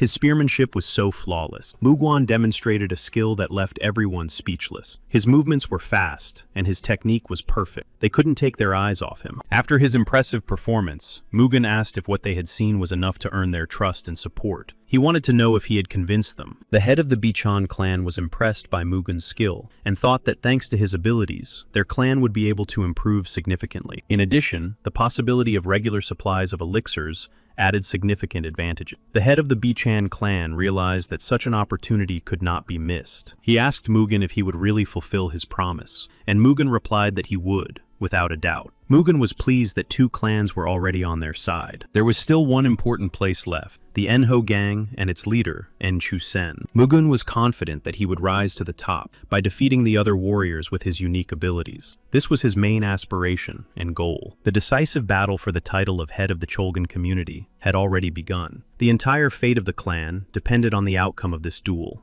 and every participant understood this. Muak Nak Ilban and Pek Sang Gen came to support Mugun in the decisive battle. Their presence gave him confidence and strength, because together they were stronger. Mugun's rivals cursed him, calling him a scoundrel and unworthy of fighting for the title of community leader. They did not believe in him and tried to undermine his authority. Mugun ignored their words and calmly asked if they were ready to continue the battle or if they were already giving up. The gang leader Yonho and her representatives decided that they would not allow their honor to be humiliated, so they continued the fight. Despite Mugun's pressure and confidence, the opponent used the 18 Dragon and Tiger Blades technique, demonstrating amazing speed and power in battle, trying to gain the upper hand. Mugun was ready for anything. He controlled his breathing and closely watched his opponent's every move in order to parry their attacks in time. Mugun's father also intervened and supported him. At the most tense moment, Mugun's father intervened and supported his son with his wisdom and authority, which gave Mugun confidence and helped him. Thanks to his father's support and Mugun's determination, his opponents were unable to defeat him. Mugun's father demonstrated his power to protect the family's honor and support his son. His strength was undeniable, and his presence changed the outcome of the battle. The judge declared the Park family the winner of the first match of the decisive battle. The head of the swordsman, Park, was furious. He could not bear to see Mugun display such power. He also knew that if things remained as they were, Mugun could not be stopped. This was becoming a threat not only to his ambitions, but also to the influence of the entire family. After the head of the Paik clan saw Mugun's power and realized the threat, he hurried to his confidant and asked him to bring him his elixir. The man nodded, confirming that everything was correct. He understood that without additional measures, he would have no chance in the decisive battle. The elixir was supposed to strengthen the body. The man shook his head doubtfully. Even with all his strength, status as the best in Cholgan, and experience, he did not feel confident before the fight. The head of the Paik clan said he would not lose, Backup seemed necessary to increase his chances of victory. He replied that first it was necessary to check his supplies, since their storage facility had been completely destroyed by Mugun, who had razed everything to the ground. The head of the Peck clan justified himself by explaining that it was all due to the reckless actions of his foolish brother. He declared that he would not allow any further mistakes. He warned that if the Mechnikov clan, led by Peck, ended up at the head of the community, it would cause serious difficulties for him and the merchants of Hangzhou. He was extremely angry and took this warning as a direct threat. His anger intensified as he felt that the situation was getting out of control. He sharply objected that he was deeply mistaken if he believed that there was only one Peck clan among their warriors. In fact, they had several strong alliances. The head of the Meng clan apologized for his words and admitted that he had spoken rashly. He realized his mistake and expressed regret, understanding his guilt. Then he replied that there was no need to frown. He agreed that the matchmaker was right. It was necessary to be fully prepared for the coming battle. He expressed his support and promised to come to the rescue. The head of the Peck clan said that he would do everything and would definitely become the head of the community and repay him for his kindness. Deep down, he fiercely despised the merchants and seethed with anger. He dreamed that the Peck clan could take the place of the head of the community, and then they would dance. He decided that the matter could not be delayed. Internal contradictions and external threats forced him to bow his head and act without delay. He was sure that he would make everyone's life hell on earth. This thought burned inside him, and he was ruthlessly determined to regain his lost position at any cost. Soon, a duel took place between the head of the Peck clan and the other clan, an event that would decide the fate of the family. A crowd gathered in the arena, everyone watching intently. In the heat of a fierce battle, when the weapons clanged and the spectators' eyes did not stray for a moment, Imtot struck a powerful blow. The head of the Bichon clan fell. After the fall of the head of the Bichon clan, his son, unable to contain his rage, swore to avenge his father. His heart burned with a thirst for revenge and to wash away the shame. However, circumstances soon forced them to admit defeat. The Peck clan prevailed, not with the sword, but with cunning and pressure that grew stronger and stronger. Mugun's father and Mugun himself acknowledged that the duel had been a worthy one. However, none of them knew that the head of the Peck clan had resorted to cunning and taken an elixir. Despite the outcome of the duel and his outward compliance, Mugun clearly understood that none of these people were real rivals to him or his father. When the head of the Peck clan left the arena to enthusiastic cheers, his steps suddenly slowed. He staggered, and his face turned pale. His son instantly ran up to him. He was dissatisfied and said that the Peck clan had increased their strength for great profit, but even so, they had barely defeated them. His son asked him not to worry. It was strange and even mysterious to him how the warriors of the Bichon clan, who he considered weak, could become so much stronger in such a short time. Ashamed of the defeat,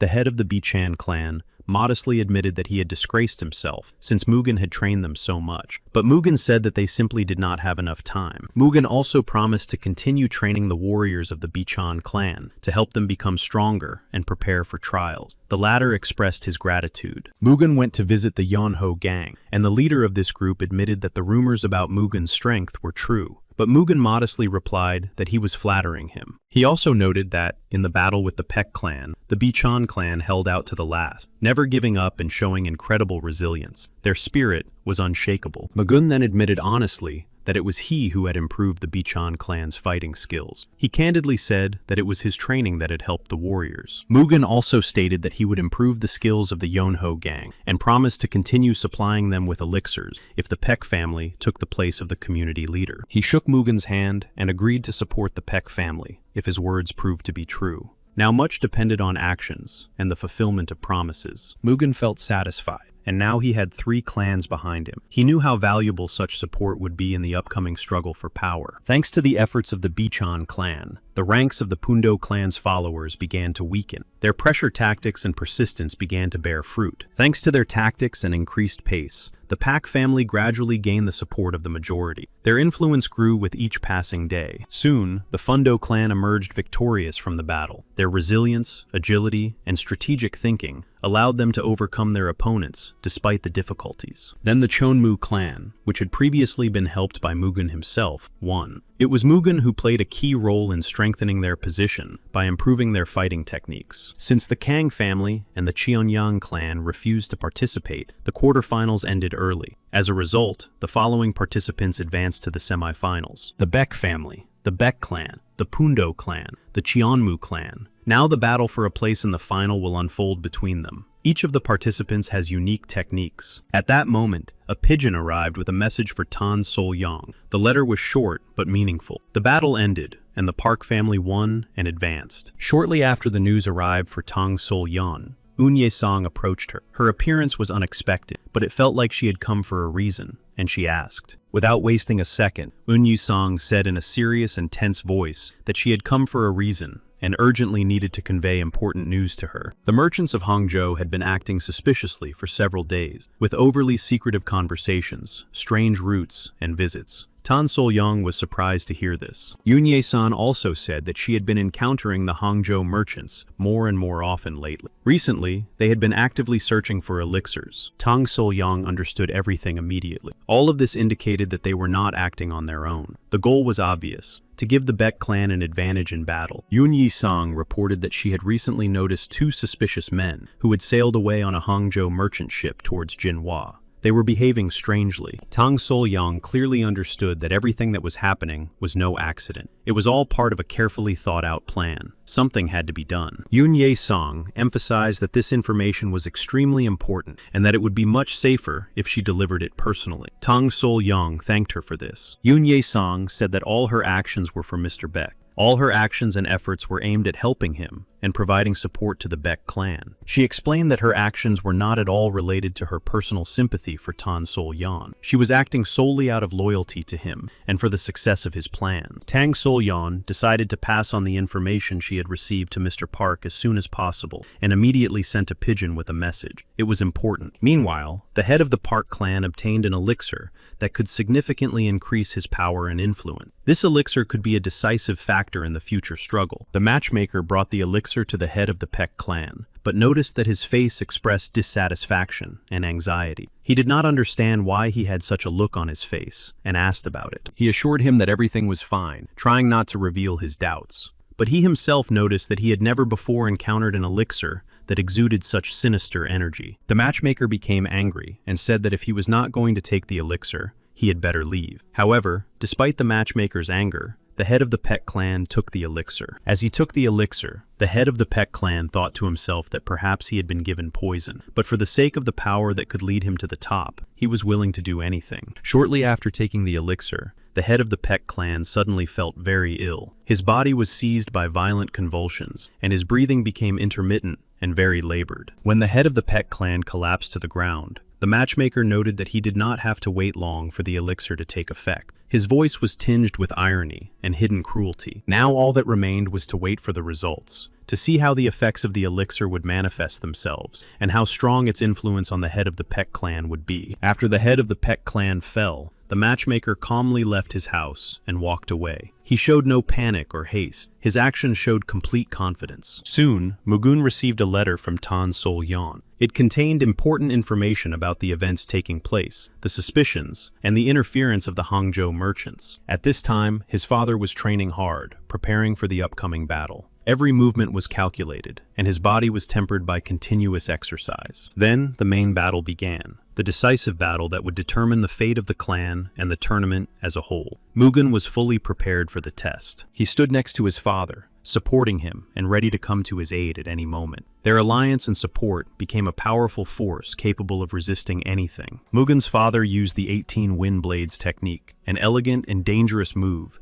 that combined strikes like gusts of wind. Each strike was delivered with precision. The opponent's son watched with concern and worried for his father. He saw how dangerous the technique was and understood that his father was in serious danger. He also tried to fend off Maguna's attacks. He understood that defending against Maguna's blows was the key to staying safe and continuing the fight. Soon, the enemy's son made a sharp jump and stood between his father and the attacks to protect him. He was ready to take the blow himself to give his father a chance. The father greatly appreciated his son's action and praised him for his courage and selflessness. He saw in this not only a manifestation of care and devotion, but also strength of spirit. However, Mugen was not ready to stand aside and immediately began to defend his father as well. His movements were quick, and he blocked his opponent's attacks. Mugen used the Moonlight Heavenly Blade technique, an elegant move. His blade moved smoothly and quickly, creating sparkling bursts of energy around him. The enemy's son noticed that his father seemed to be injured. His face was contorted with anxiety and concern. This moment was like a bolt from the blue for him. At that moment, the enemy's son looked at Mugen's father and seemed to be about to strike. His gaze changed, and he sought to seize the moment. However, Mugen's father was faster and struck first, using the Sword of the Sea and Sky technique. This move combined power and grace. The enemy was immediately knocked back. Soon, the judge announced that the victory went to the Peck clan. Hearing this, Mugen turned to his father with deep respect and said that he was simply magnificent. Mugen's friend joyfully congratulated him on his victory and noted that it was a very beautiful and exciting battle.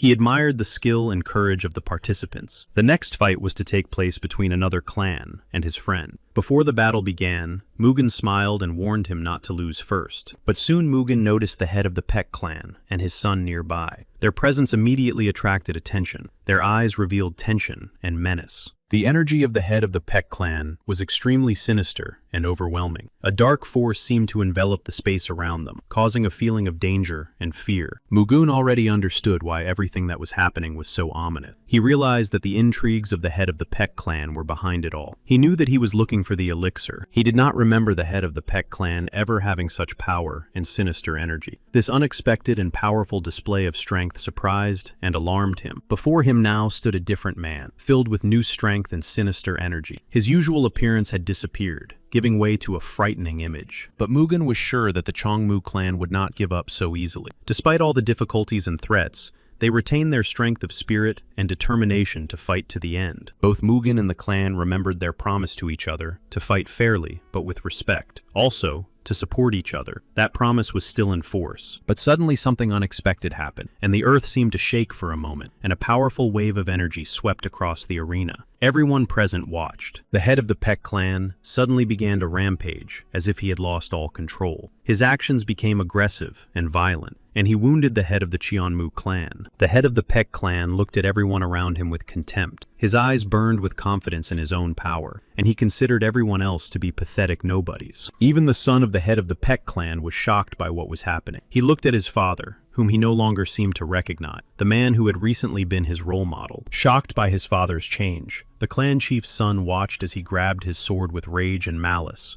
and rushed at Mugen's friend. Everyone was horrified by his actions. Mugen rushed forward to protect his comrade and stop the madness. He could no longer stand aside. Now he had to act and protect. He declared that the Chonmu clan could no longer continue the fight and reminded everyone that the tournament was intended to reveal flaws and weaknesses, not to destroy. He ordered the sword to be lowered and announced that otherwise, the Paik family should not expect mercy. The threat hung in the air, and everyone present felt fear. But the head of the Paik clan paid no heed to the threats or common sense. He continued to shout that they were all nobodies, and nobodies, unworthy even to stand before him now. He began to demand an immediate duel with Mugen, his voice turning into a mad roar, and it became clear that something was wrong with him. Mugen warned his father. A fierce battle began between Mugen, his father, and the head of the Peck clan. The enemy's dark energy was felt everywhere, but Mugen and his father were ready. From the very beginning, Mugen sensed a suspicious energy emanating from the head of the Peck clan, which alarmed him. He tried to understand what exactly was the cause. The head of the Peck clan had no intention of revealing his secret. Despite Mugen's attempts to understand the source of his power, he continued to hide the true nature of his energy. Despite the secrecy and mystery of the head of the Peck clan, Mugen did not care. He felt confident in his own strength and skill.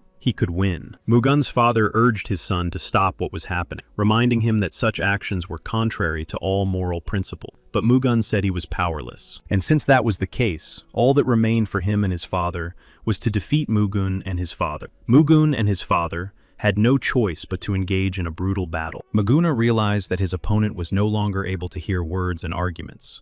Realizing this, he decided to take matters into his own hands and move on to action. His father offered to take on his opponent's son so that Mugen could focus on the head of the Peck clan. The decision was made instantly, and his father stepped forward toward him. Mugen used the lightning sword technique, a swift and powerful move that combines the speed of lightning and the force of a heavenly strike. His blade flashed. This technique was so impressive and dangerous that the enemy was practically unable to resist. Mugen's strike could have been decisive in the battle. The son of the Paek clan chief tried to resist Mugu's father by engaging him in a tense battle. Despite his youth and inexperience, he showed tenacity. However, Mugun's skill and strength gave him a clear advantage, and each move was aimed at neutralizing the enemy without unnecessary cruelty. In the end, the son of the Paek clan chief could not withstand the pressure and strength of Mugun. His legs weakened, and he began to fall. Losing his balance, he found himself on the verge of defeat. The head of the Paek clan himself scolded Mugun, calling him an arrogant bully. He was angry, believing that the young man had entered the fight too confidently and was stronger. Mugun used the Desert City/Sword technique, a powerful move. This technique combined grace, allowing him to break through his opponent's defense and deliver a crushing blow. But at that moment, Mugun felt that his enemy's strength had increased and become significantly more powerful than before. It was more difficult for him. Of course, his opponent was still far from Mugun's level of strength, but he had to work hard to cope with the enemy's increased power. He did not relax. The enemy was stunned and shocked that Mugun's shield had easily repelled his attack. He did not expect such power and skill that allowed Mugun to withstand the blow. The one who had previously been so confident faced serious difficulties in the face of Mugun's power. His former arrogance quickly dissipated like smoke. He felt the full force and skill of his opponent. Now he understood that victory would not come so easily, and that he was facing a true fighter capable of breaking him. He could not accept that Mugun was superior to him. Pride and ambition ate away at him from within. Each failure only intensified his rage and despair. Mugun realized that the source of his enemy's strength was the elixir, and made it clear that he knew. He said that although the elixir had helped him, in the end it had proved useless. Mugun stood firm. He made it clear that it was not too late for his opponent to stop fighting, admit defeat, and preserve what remained of the Paek clan's honor. The enemy flew into a rage when Mugun revealed the source of his power. Blinded by anger, he began to hurl insults, trying to hurt Mugun with words and humiliate him. The enemy was like a madman, overcome with rage, stubbornness, and a thirst to prove his strength, and he simply refused to admit defeat. In the end, seeing that words would change nothing, Mugun hurled his shield with such force and accuracy that it struck his opponent with a dull thud. The opponent collapsed to the ground, unable to get up, which became a symbol of his final defeat. The shield that had previously served as protection now became an instrument of justice. It put an end to the insane and stubborn resistance. Mugun was on the verge of madness. Everything was building up inside him. He tried to hold back his rage until the very end. Now his opponent lay on the ground, exhausted and broken. His body no longer obeyed him, and his gaze, which had been filled with rage and contempt just a moment ago, was now extinguished. He tried to move, but his strength had finally left him. All that remained was the dust of the arena, the shame of defeat, and the silence in which the fact itself resounded loudly. Now Mugun demanded again without hesitation, and his words were like a sentence, repeating that the head of the Paek clan must admit defeat and apologize for his actions. The head of the Paek clan was deeply hurt and pained by everything that had happened. He felt not only physical exhaustion and wounds, but also deep inner turmoil. He rose from his seat and let out an animalistic roar, a deep, piercing sound, full of rage and unconquered strength. This outburst was an expression of will. Mugun understood the seriousness of the situation and realized that it could spiral out of control. He urged his father to be careful. Mugun had no doubt that instead of improving his combat skills, his opponent had recklessly used the dangerous elixir of the Dark Ninth Squad. He was like a demon, burning everything around him with his unbridled fury and superhuman strength. His movements were swift and cruel, his gaze detached. Mugun could not understand how the elixir had ended up in his hand. At that moment, the man's son tried to stop his father, trying to keep him from his insane action. However, the father did not spare even his own son and struck him. This act clearly showed how deeply the elixir had distorted his mind. He was increasingly turning into a crazed, hunted beast, his mind clouded and his actions becoming more unpredictable and more cruel. Someone shouted Mugun's name, trying to get his attention and say something. But at that moment, Mugun was already immersed in battle. His mind was focused. The other man also rushed at Mugun with the clear intention of destroying him. His movements were fast and aggressive, each step filled with determination and fury. However, Mugun instantly responded with a powerful blow that knocked his opponent down and instantly knocked out all his pride and arrogance. It was a devastating move. It showed all of Mugun's strength and skill, reminding his enemy that pride hides only a fragile mask. After this blow, the enemy's aggression weakened. Now he was like a frightened rabbit, lost, confused, and stripped of his former audacity. His eyes darted around, and his body trembled with fear. Then, another powerful blow followed, which finally broke the enemy's resistance. This blow was precise and uncompromising, like a hammer. The enemy had already fallen and was lying on the ground, but Mugen had no intention of stopping. An unbridled energy boiled inside him, and his calmness had now left him. Mugen could no longer restrain himself and continued to attack, not allowing the enemy to recover. He unleashed all the rage that had been building up all this time. It was a powerful explosion of emotion and strength, like a storm released after a long imprisonment. This outburst was not only a physical attack, but also an expression of his entire will. Soon, the judge announced that the victory went to the Pack clan. This decision marked the end of a fierce and tense battle, confirming Mugen's superiority. The damage was minor,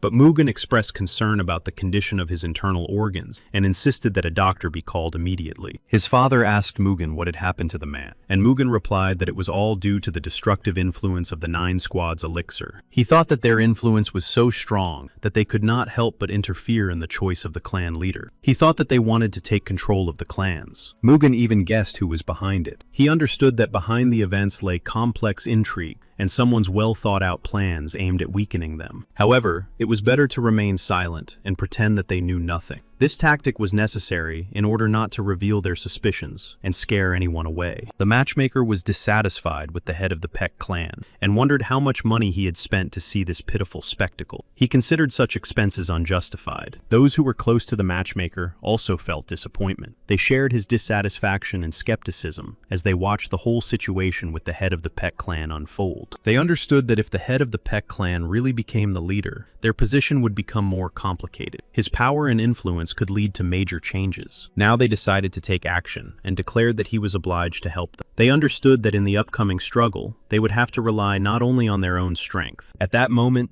everyone applauded the Peck clan, and it seemed that they had become the leaders of the community. Their victory earned them respect and recognition, strengthening their position and influence. Maguna's father expressed his gratitude to everyone for their trust and support. He promised that from now on, forces would be united to counter the looming threat. He proposed holding a festive banquet in honor of the renewal of the Cholgan community's activities. The Pack family invited everyone to participate in this event. Soon, everyone gathered in the banquet hall. The atmosphere was filled with solemnity and anticipation. Everyone present felt the importance of the moment. Then a man approached Maguna and distracted him from the conversation. Afterwards, he apologized for his interruption, explaining that the matter required attention. He introduced himself as a merchant from Hangzhou named Chang and apologized for his matchmaker. As a sign of respect and to establish friendly relations, he presented a gift of alcohol. It was a first-class drink. He also wished everyone a good time. His words created an atmosphere of friendliness and hospitality. Magun expressed his gratitude to Chang for the gift. He appreciated the gesture of respect and emphasized the importance of such friendly relations for strengthening the entire community. Magun also recalled that there had been disagreements between them in the past, but now it was time to try to put the past behind them and start with a clean slate. They raised their glasses to a bright future for the Cholgan community and the beginning of a new era of cooperation and unity. This toast was an expression of hope for prosperity. However, deep down, Chan was gloating, believing that there would be no bright future or real cooperation. He saw the situation differently and had his doubts. Then Chang hurried to report everything to his allies. He told them that those idiots had not suspected anything and had all unsuspectingly drunk the offered drink. However, they believed that they themselves had to finish what they had started. They were convinced that only decisive action would achieve the desired result. They believed that everyone should know their place, including Pak Mugun. For them, this meant the need for strict control and subjugation of others. They believed that there would always be a puppet who could replace the Pak clan and do everything in their interest. This belief gave them confidence. At that moment, one of the men reported that everyone who had drunk the beverage had been paralyzed by poison. This gave them the opportunity to proceed with their plan unhindered. It was an excellent opportunity for the conspirators. While the guests were caught off guard and powerless, they would silently and cold-bloodedly get down to business. The conspirators decided to start hunting down those who could interfere with them. Among them were Sura Dokjan and Sura Mojan, the very ones who belonged to the 9th Squad. They instantly broke into the banquet hall. The doors shattered into pieces. Shadows in black entered, and the silence was immediately replaced by the rustle of panic. Suddenly, they sensed that something was wrong, and the atmosphere in the hall changed, as if the air had become heavier and more tense. Their eyes began to dart from side to side. As a result, the door slammed shut behind them, and they found themselves trapped. Nak Ilban appeared before them and calmly informed them that they were surrounded and had no way out, as all paths were blocked because they had been tricked. They did not understand what was happening. The unexpected trap caught them off guard. Surrounded with no way to escape, they tried to make sense of what was happening. The enemies believed that these people had been poisoned, but they were all standing right in front of them. This misconception made the enemies feel uncertain and doubtful. They did not understand how they could have guessed that the drink was poison, and how they guessed that they would come here. This turn of events came as a surprise. At that moment, Mugen came out and declared that the Park family had eyes and ears everywhere. He emphasized that all their actions were being carefully monitored, as were their plans. Mugen called them petty rats, and said he could see through all their dirty deeds.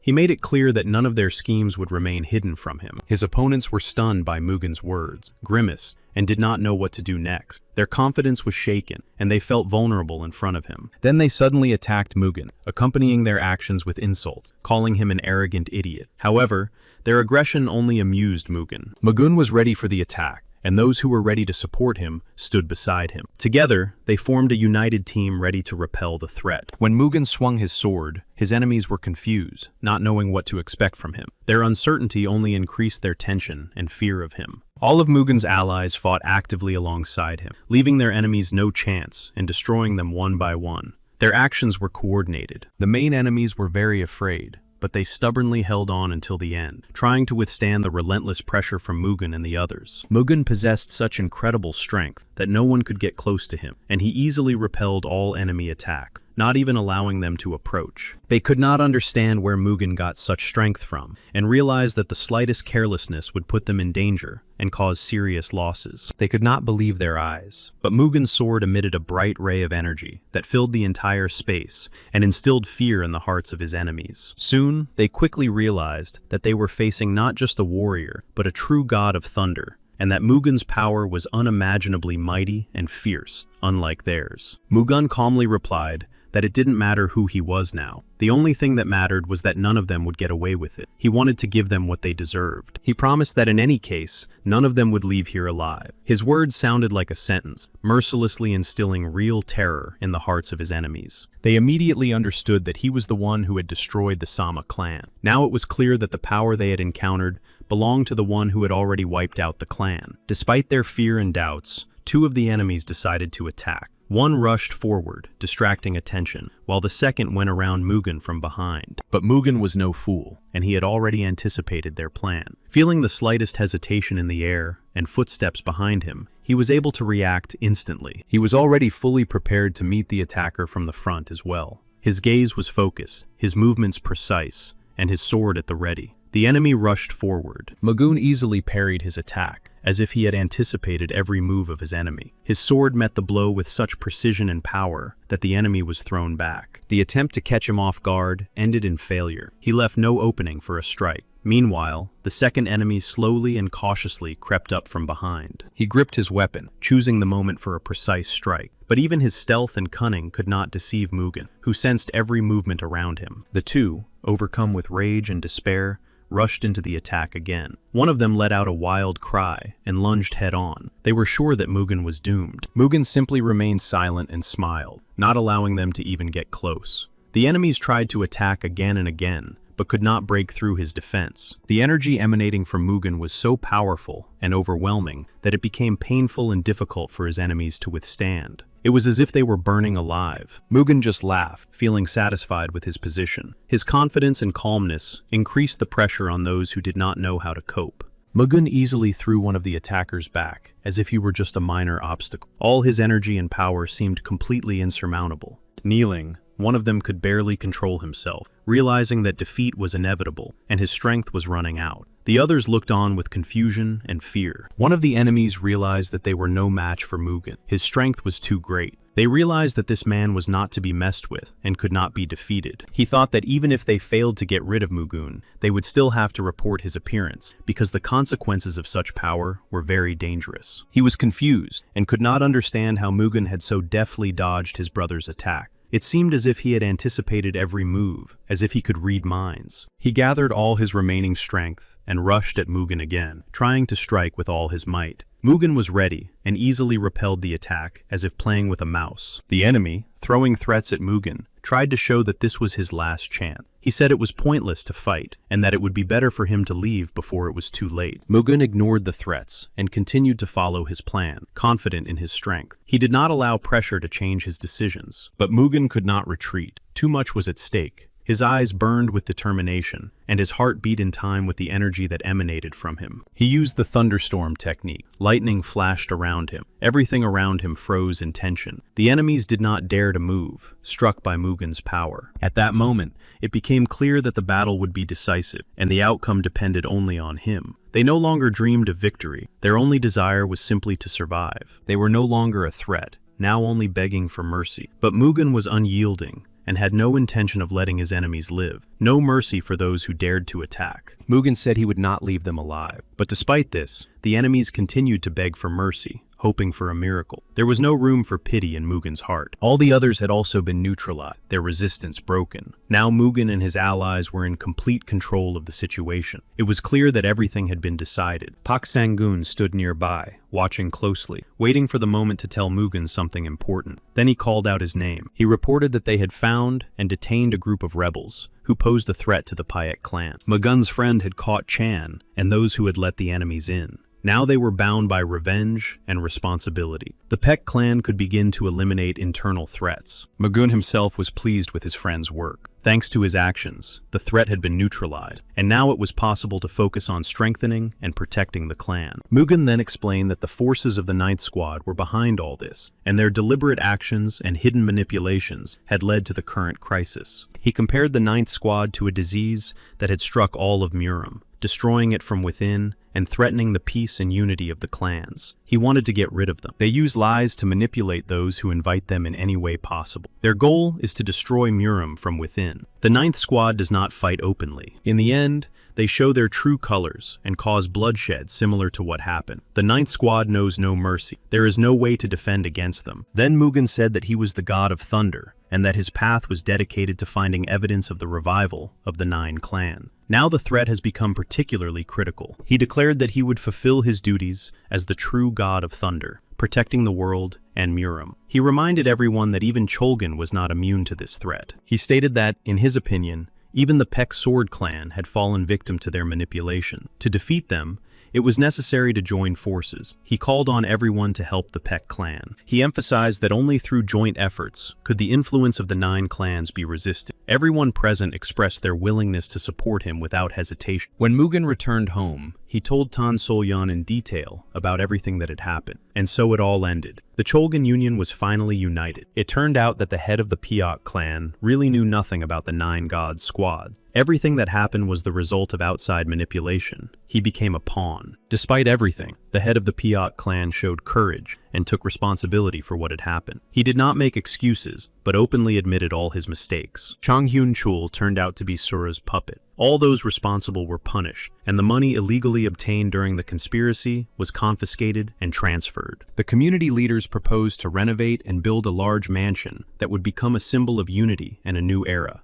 Mugen's father took part in the project. He will soon be working on it together with the craftsmen. Mugen's uncle is leading the Pak clan's investigation into the events that took place. Muok also analyzes and shares information with Jong Milgok to improve cooperation and work together to confront all dangers and enemies. All that remains for him is to drink soju and tea as he is doing now, while the information is being transmitted and analyzed. She thought he should take a little rest. She timidly admitted that she wanted to spend more time alone with him to get to know each other better and strengthen their bond. In her heart, she hoped for this. She smiled and added that she had something for him, a small gift that she had prepared. It was her way of expressing her feelings. She told him the exact location of the messenger Nanchan. Now they needed the strongest masters. Therefore, they were looking for the most talented ones. Nanchan had fought against demons in the past. They were allies of the god of war, joining forces to protect the world from darkness and chaos. He already knew all this. He knew these guys from his past life, and it was amazing that they were still alive, retaining their strength and especially their experience, despite the trials and tribulations of time. He looked at her intently and asked whose location she had managed to find out. This information was very important for their further actions. When she reported that she had found Hanbek's location, his eyes widened in surprise, and this news was unexpected and even significant for him. Tan Solyan said that he had gone into seclusion and now lived in Dochang,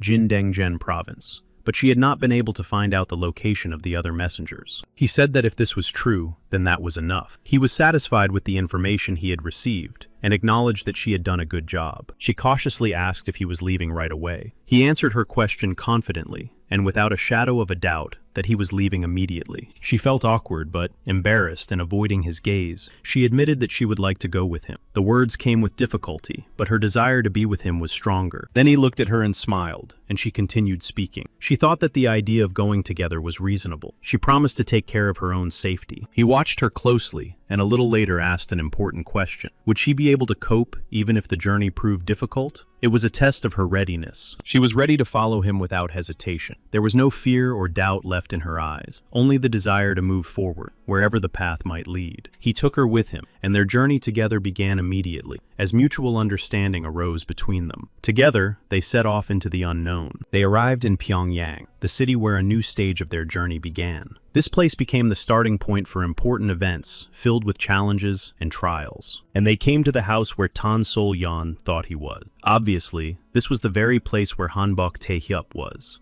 Mugun agreed with her. He introduced himself as Baek Mugun and said he had come to see Tae-hyup. He asked him to come out, expressing his intention to meet him in person. His words were clear. No one responded to their calls, and they began to suspect that no one was home. The silence and lack of response made them think that the meeting would not take place. However, soon the person they were looking for appeared before them. His appearance dispelled all doubts and confirmed that their expectations were justified and that he was there. He asked them who they were and why they were spying on other people's houses. He was wary and very suspicious, showing distrust of strangers. Mugun smiled and said his name loudly, trying to diffuse the situation and establish contact. He seemed to want to show that their intentions were peaceful. He was very happy to see his friend. His heart was filled with warmth and joy from this meeting, which reminded him of their long-standing friendship and mutual support. Mugen thought that old age would soon come, and this made him think about the changes that time brings. But even after decades, he remained the same. He expressed how unpleasant and disturbing it was to notice someone spying around the house, and thinking they could simply investigate everything. At that moment,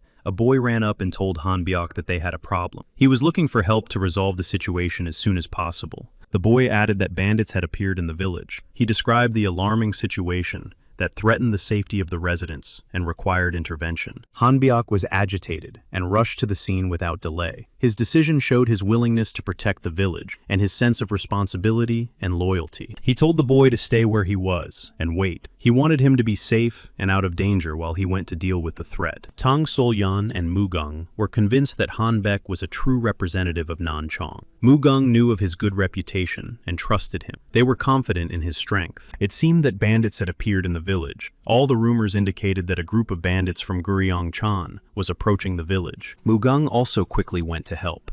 His determination and willingness to support Hanbyuk were obvious, and he told the two to wait there. The bandits were already rampaging through the village, spreading chaos and fear among the residents. Their arrogance and cruelty increased the tension, making it difficult to intervene. The people begged to be spared, asking for mercy and for no harm to be done to them. The bandits stood over them and mocked them, saying that the village could use a defender. The bandits said that this was the price of the soldiers' arrogance. According to them, the suffering of the village was justified. They considered their behavior justified and had no regrets. But soon, the one who uttered these words got what he deserved, for a defender arrived in the village. His appearance was swift, and he intervened without delay. All the other robbers stopped when they saw their comrade being punished. Fear and confusion overwhelmed them, and they realized that there would be no more impunity. Hanbyuk shouted, ordering them to leave, calling them a band of robbers. His voice sounded menacing, leaving no doubt that he would not tolerate them. He threatened that anyone who did not leave immediately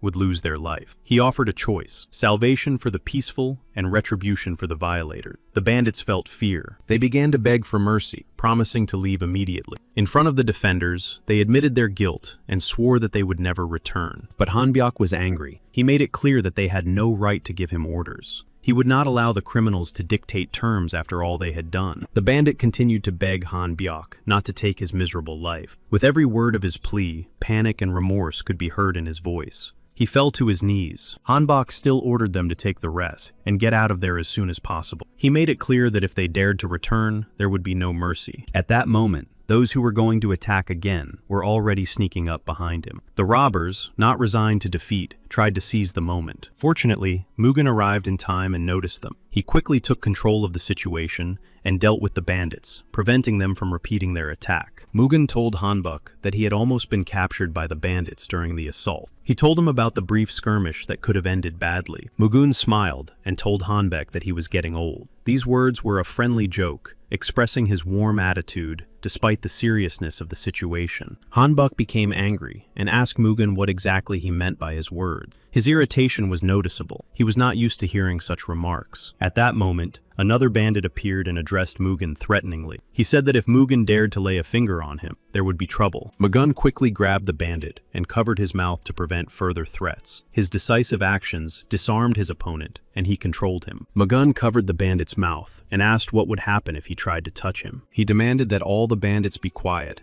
and leave the village immediately. He demonstrated his intention to use force if necessary and destroy them. Hanbok was also furious. His gaze was stern and unwavering, ready to act against the threat. He was like a beast ready to rush into battle without hesitation. Mugen noticed that even at 60, Hanbok remained as energetic and strong as ever. He respected his old friend's endurance and fighting spirit. He thanked him for his help, but noted that Mugen was still wet behind the ears, and wondered how he dared to speak to him like that, since he didn't recognize him. Mugen said that sounded hurtful, and asked if he still didn't recognize. He wanted to understand if his interlocutor realized who he was dealing with, and hoped to learn something. He said he could tell him how many times he had been expelled for flirting. These words reflected their long history and mutual teasing, showing their connection. Hanbok recognized him and said his name was Guianhui. He was very surprised. This unexpected confession awakened memories in him and made him rethink things. He remembered the moment when they first met, and the images of that first encounter came vividly back to him. This memory evoked mixed feelings in him. Then he told Mugen that when they won, he would definitely introduce him to his younger sister. It was the time of their youth and the prime of their lives. He also remembered the moment when his friend died and left him alone. This memory was heavy and painful, reminding him of loss and hardship. And then he told him that he had promised to give his sister to him as a wife, and he had to find a partner for Hanbok. But now his friend was dead, and it was unbearable for him. He couldn't believe that his friend was standing in front of him, even if he looked different. It shocked him, causing doubts and joy from the unexpected meeting after so many years. He called him by the name Guhyanghui, the name by which Mugen was known in his past life. This name awakened memories and tears in both of them. In the evening, as they sat at the table, Hanbok still said he couldn't believe it, wondering if it was real. If it was really his rebirth. Mugen said that this was something that could not be achieved at the usual level. Hanbok said that no matter how many times he was reborn, he always became more beautiful than before. Mugen also said that these bandits were much more dangerous than he had thought. The village was too open and vulnerable. It needed to be secured and protected somehow. Hanbok replied that the whole situation was his fault. Last time, he left too many enemies alive, and now he was paying for those mistakes. Mugen said that he thought that after Hadaine and Tan were rescued, they would start dating. Hanbok did not expect this topic to come up, and his face turned red. Mugen also noted that the reason was clear. If Hanbok got involved in a romantic relationship,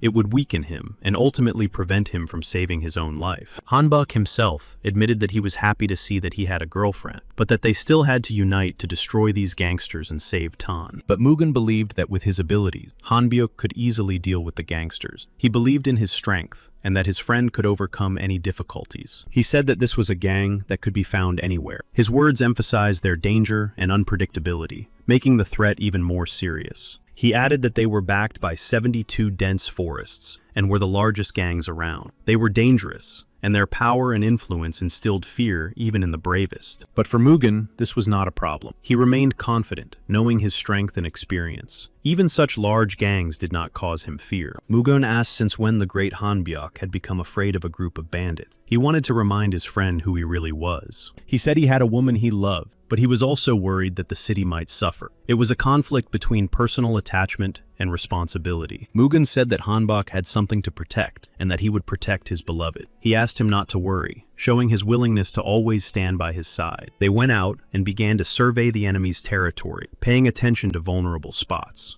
They looked for places where a threat could come from, so that they would be ready for anything. Hanbek said that it was not worth thinking that everything was so simple. According to rumors on Jeju Island, the leader Guryong de Menghik possessed high-level abilities. Mugung just laughed and said that they were just a gang of bandits. His attitude toward the threat caused concern for Hanbek, who thought that his friend was overconfident. Still, Hanbyok didn't understand why Mugun had brought Tang Sol-yeon with him. It seemed strange and even dangerous to him to involve her in such a risky situation. She said that they were both excellent martial artists, but the main problem was that the gang had taken hostages. They had to act cautiously. They didn't know where the hostages were, or if they were in danger. This feeling of uncertainty and responsibility for other people's lives made them nervous. She believed that if those skilled in martial arts joined forces, they would be able to rescue the hostages. She seemed to lift their spirits by instilling confidence in them. Hanbek asked how they would do it. She replied that they obviously had the necessary combat skills. The order of actions was a matter of their practice and experience. She supported them as best she could, helping to maintain their fighting spirit. Her support was important for the team, strengthening unity and making everyone believe in success. Tan Sol-yeon believed that with the warriors of Cheongmilgak,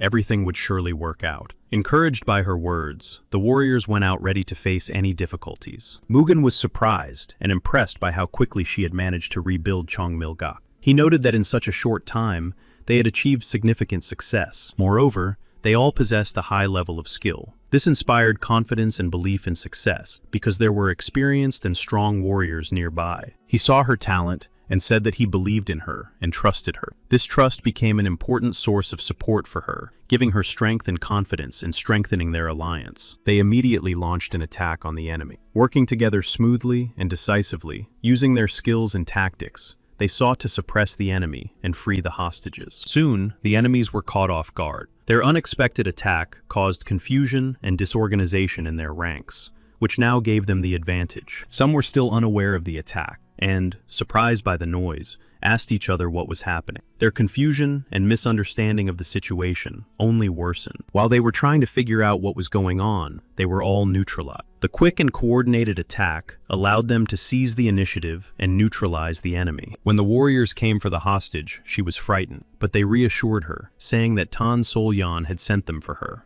Now she trusted them and felt protected. The girl said that the others were also in captivity, but she had been told that they had already been rescued. This news brought her relief and joy in her heart. Then one of the warriors went outside and waved a torch, signaling something. Mugun and Hanbyuk were ready to launch an attack. Combining their strengths and experience, they carefully planned their next steps to secure the territory. All those who had not yet been captured were terrified of Mungan and Hanbuk's power. They scattered in all directions, trying to escape inevitable defeat and death. But Mungan and Hanbuk did not let them get away. They persistently pursued their enemies, not allowing them to escape, and also demonstrated unwavering determination and skill. Soon, the entire territory was almost cleared. Thanks to the coordinated actions of Mugun and Hanbek, the enemies were either captured, expelled, or destroyed. Those who remained prepared for battle. They gathered their strength and fortified their positions, hoping to resist, but they realized that they were facing experienced warriors. However, Hanbek left them no chance and immediately went on the offensive. A swift and decisive attack broke the enemy's resistance and neutralized them. Mugun looked up and noticed figures hiding on the balcony, watching the battle closely. These observers remained out of reach, but Mugun quickly found a way out of the situation and threw his shield at the observers. This unexpected move distracted the people hiding on the balcony. Moreover, the shield knocked them off their feet and they fell from the balcony. This unexpected maneuver allowed Mugun to neutralize the hidden threat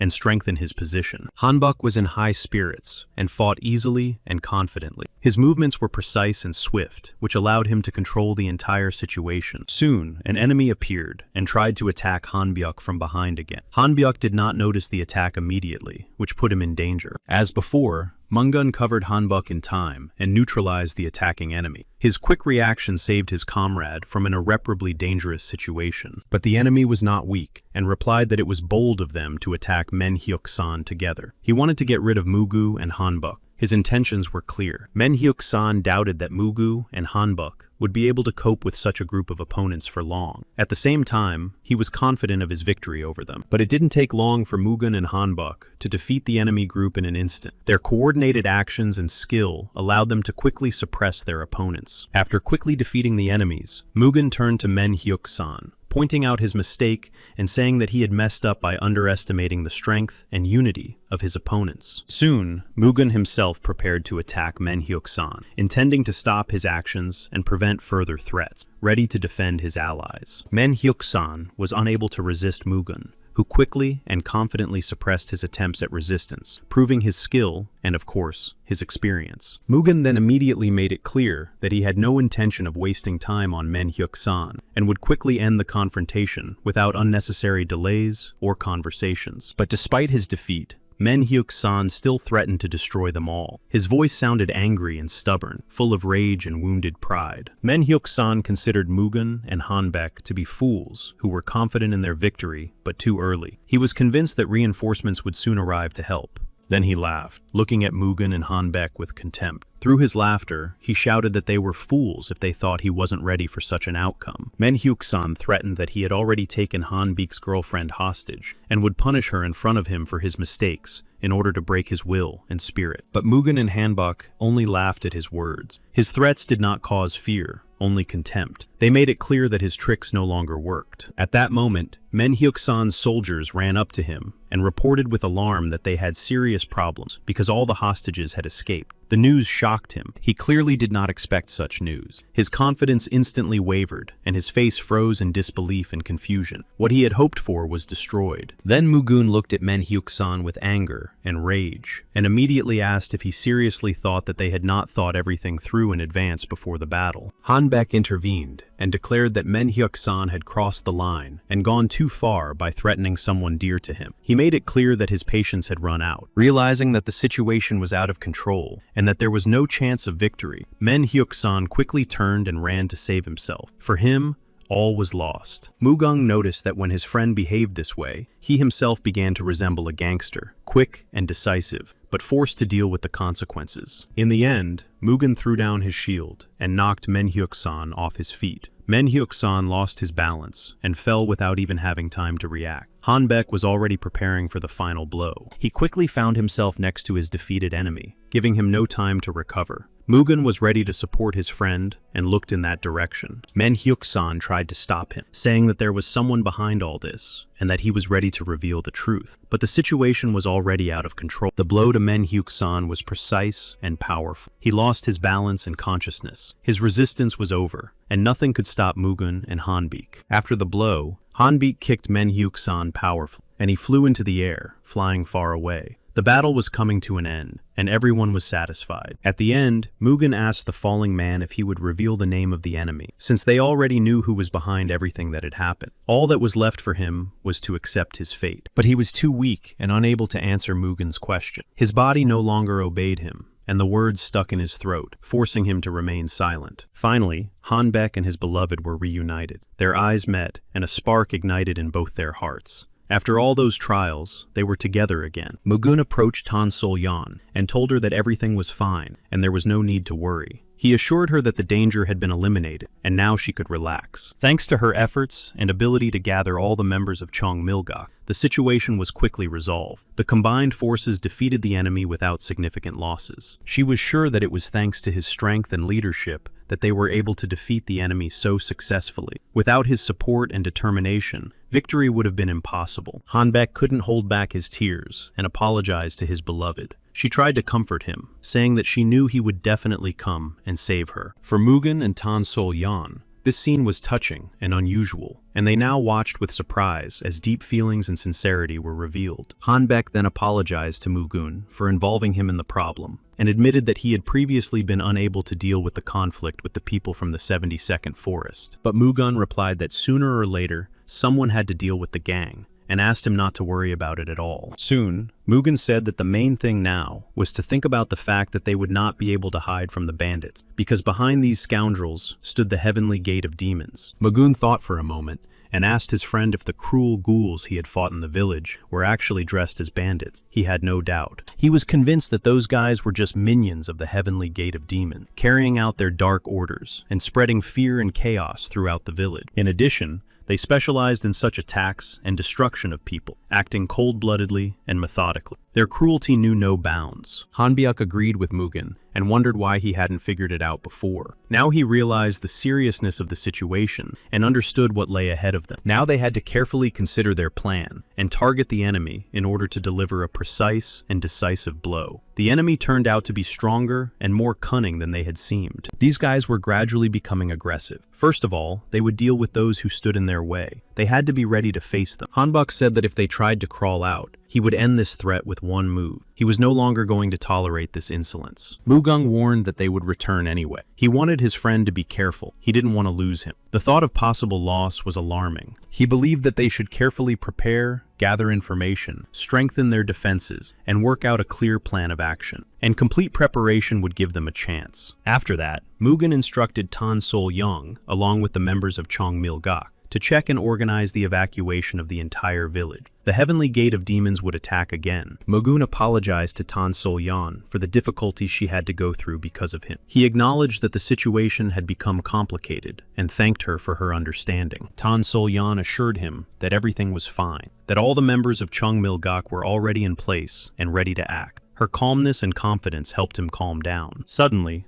Tan Sol Yan couldn't hold back, stepped closer, and kissed Mugun. He didn't expect this, and his eyes widened slightly. He froze, surprised by her actions. Realizing what she had done, she quickly turned away, her face reddening and her gaze lowered. Her heart was beating fast, and she muttered something under her breath. Then she told him to be careful and take care of himself. There was anxiety in her voice. Despite her embarrassment, she wanted him to know that she was worried about him. He replied that she needn't worry, that he had always taken care of himself and would not take unnecessary risks in the future. His calmness and confidence reassured her a little. When Tan Sol Yan and her people left, Hanbek watched them go and asked if they would arrive safely. Mugen replied that it was their job and they would manage. Hanbek understood that the enemy's goal was to capture the village and that they would return. He told Mugen that even in the past, he shared his affection for Jungmilgak with him, and despite everything, his tastes remained the same. Mugen nodded in agreement with his friend's words. Regardless of time and appearance, their essence had not changed. Mugen asked if the one who had previously burned with jealousy could now calm down because of the new girl. His friend confirmed that the situation had not changed and remained the same. By that time, the enemies had already approached their house. Mugun and Hanbok spent all this time reminiscing about the past and the moments that had brought them together. Xinxian came with the intention of capturing the old man Hanbyuk. His determination was evident, and he was ready to do anything to achieve his goal, despite all obstacles. He knew that one of their groups had gone missing before and considered it incompetent. Now he was sure that he would not make similar mistakes and would be careful. He told his assistants that this would be another easy prey. Confident of success,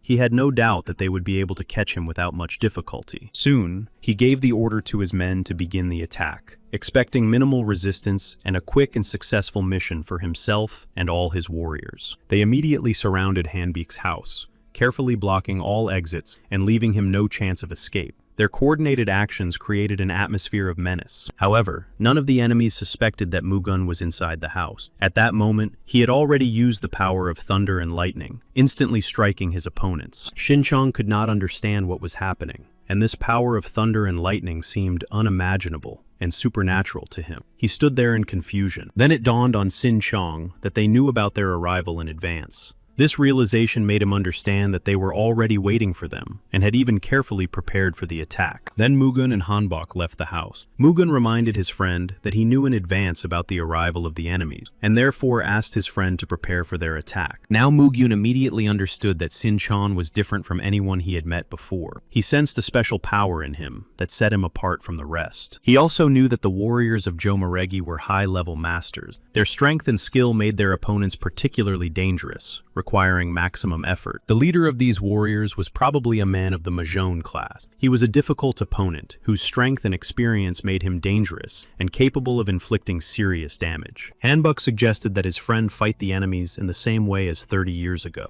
Mugen nodded in agreement, ready to repeat the old battle. Then, Mugen immediately used the wind blast and moonlight technique. These techniques merged into a single, swift burst, creating a dazzling attack. The warriors could not break through to Mugen. His technique created an impenetrable barrier of wind and light that reflected all attacks and kept enemies at a distance. Mugen took charge of the left flank of the battle and warned Hanbek so that he could focus on the other side and act in a coordinated manner as well. The warriors who came trembled with fear when Hanbek approached them. His imposing aura and determination terrified them, undermining their confidence. They didn't stand a chance of winning. Faced with Hanbek's power and skill, their strength quickly evaporated, and fear and despair completely paralyzed them. Mugen also performed very well, his skill and strength complementing Hanbek's actions to create an unbeatable duo. Together, they became a veritable wall. One of the warriors tried to show off, loudly proclaiming that he was an extraordinary guy and they couldn't defeat him. However, his words sounded more like an attempt to raise morale. The guys from Heaven's Gate were slow on the uptake,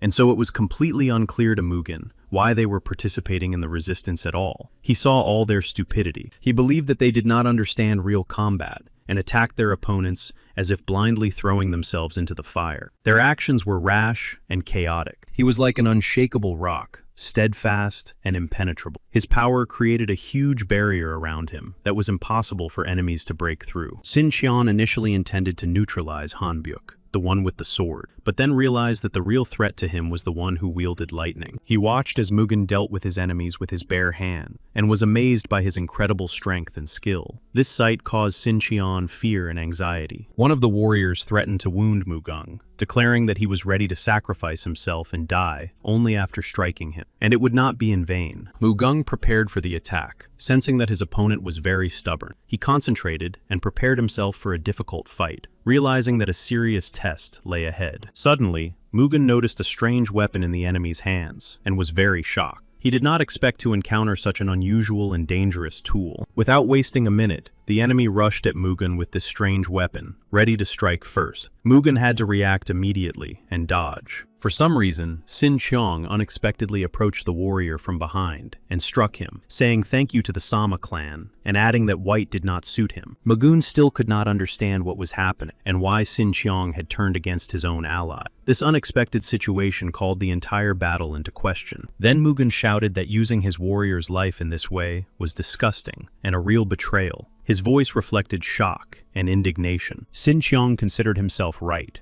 and claimed that it was just a lucky coincidence. His confidence in his righteousness and justification of his actions only exacerbated the conflict. Mugen refused to listen to his nonsense any longer and immediately used his power. His lightning and thunder left no chance for further resistance. He was as invincible as ever, his strength surpassing all his opponents, and his self-confidence making him a veritable impenetrable wall against all enemies. The enemies fell one after another, unable to find the strength and courage to continue the fight. Their spirit was broken, and their hope completely disappeared in the face of their opponent's power. Sin Qian could not understand who this incredibly strong warrior was. His power and skill surpassed anything he had seen before, causing him to be amazed. Lightning and thunder still shone around Mugen, as if nature itself supported his power. This energy was a shield, and made him virtually invulnerable. While Sin Qian was trying to comprehend what was happening, Mugen attacked again, not giving the enemy a second to breathe. His actions forced his opponents to retreat. When one of the enemies did manage to attack Mugen, he already had a shield that reliably protected him from blows. This barrier reflected all possible attacks. Sin Qiang was unable to accomplish anything, which made him angry. His attempts to defeat Mugen constantly failed, which only exacerbated his situation. Mugen remained calm and unperturbed despite the fury of his enemies. His confidence and composure only strengthened his position, making him even more invincible. Soon, Sin Qian managed to get behind Mugen, but Mugen already knew his intention. He was ready to react instantly. Sin Qian realized he had made a mistake. His attempt to catch Mugen off guard had failed, and he realized that his opponent was one step ahead and ready for anything. At that moment, Sin Qian was struck by a lightning bolt directed by Mugen. This powerful and precise attack was instantaneous and left the enemy no chance to resist. Then Mugen reminded Sin Qian of how he boasted about his reputation as the best mercenary. This reminder sounded like a rebuke of his excessive pride. Sin Qian finally realized that Mugen was none other than the god of thunder. The realization of this truth shook him to the core and explained his incredible strength and power. By that time, Mugen was already growing tired of Sin Qian's words and presence. His patience was gradually running out, and he wanted to end the battle as soon as possible. Mugen knew that if anyone found out that he was the god of thunder, none of his enemies would survive. Revealing the secret would mean certain death for everyone. After Mugen's words, Sin Qian ordered all the soldiers to retreat. He understood that continuing the battle was pointless, and that the power of the god of thunder was too great. Hanbok himself did not understand why all the soldiers were suddenly running away from him. This unexpected panic and retreat caused him some confusion. Seeing the soldiers flee, Mugen said that it was a wise decision to run and save themselves, because the forces were clearly not on their side. Sin-chan himself realized that he was facing the god of thunder, and felt the full power of his strength. This moment was a turning point for him. He realized who he was dealing with. Struck by Mugen's power, he desperately wanted at least one of his warriors to survive and be able to tell others about their encounter with this phenomenon. It was important to him. However, Mugen shouted that not a single scoundrel would leave alive. His voice sounded menacing and unyielding, promising merciless punishment to all who dared to come. Thunder and lightning struck all the enemies at once, crushing them with powerful and relentless force. This storm of the elements destroyed the resistance in an instant, along with the warriors themselves. Hanbok believed that Mugen had done an excellent job. His power and skill had completely overwhelmed the enemies, ensuring their victory. He respected his friend. Shin-chan was unable to escape, and now Mugen approached him closely. His body loomed over his opponent, leaving no chance for escape or resistance. Mugen leaned over Sin-chan and made it clear that he would spare no one and send each of them to the other world. His tone was cold and even ruthless. Sin-chan still couldn't believe that the god of thunder was standing right in front of him. His mind couldn't accept this reality and was unable to comprehend the truth. And so his end came, sudden, inevitable, and final. The powers of the god of thunder proved too mighty,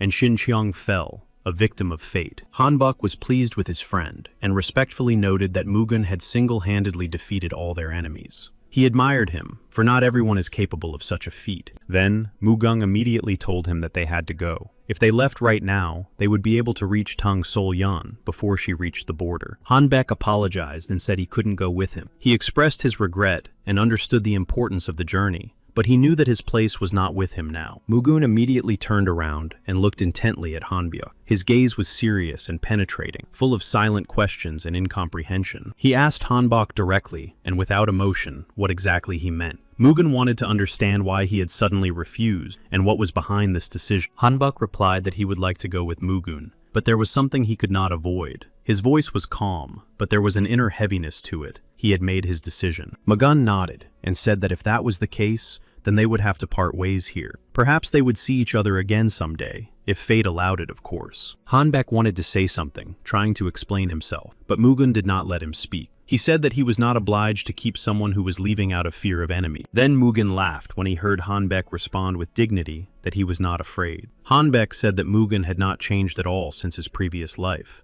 Hanbek said that even though Mugen possessed the incredible power of the 72 Forest Gang, it was something else entirely. They possessed tremendous power. It would be a dangerous mistake to underestimate them, and if the three kings of the 72 Forest Gang gathered together, Mugen alone would not be able to deal with them all. Mugen replied that he knew this too. Although they were working to strengthen the power of Cholgun Muryong Chongruk, there were still a few high-level masters. Hanbyeok thought that Mugen missed the days when they fought side by side. In response, Mugen nodded, showing that he had no intention of leaving his friend here. Then, Hanbek said with determination that he would definitely defeat all the enemies. His voice was filled with confidence and fighting spirit, and he was ready to defend himself. When Mugen asked if Hanbek knew the location of the enemies, he replied that he had a rough idea of where they were. He was not entirely sure of the accuracy. Hanbok also reminded Mugen that even if he did not follow the teachings of Confucius, it was important to at least listen to his words. He wanted to convey something important. He said that if anyone dared to say that Gyeonwi had been reborn, that person would suffer from the senility of an old man. Mugen reminded him that he had called him an old man. Mugen warned that if a messenger came from Nanchang, they would have serious problem, and he placed the responsibility for the mission on Hanbok. His friend calmed him down and promised that if he couldn't handle it himself, he would drag the enemy to the afterlife with him. He spoke calmly and decisively, because it was better to die together. Since Hanbyeok left on his quest, much has happened, and circumstances have changed. New threats have arisen, and the fates of both of them have begun to change rapidly. It was inevitable, and had to happen sooner or later. Now they can take the initiative and start acting to change the course of events. He no longer wanted clashes with the demons of the Heavenly Gate. Fatigue had done its job,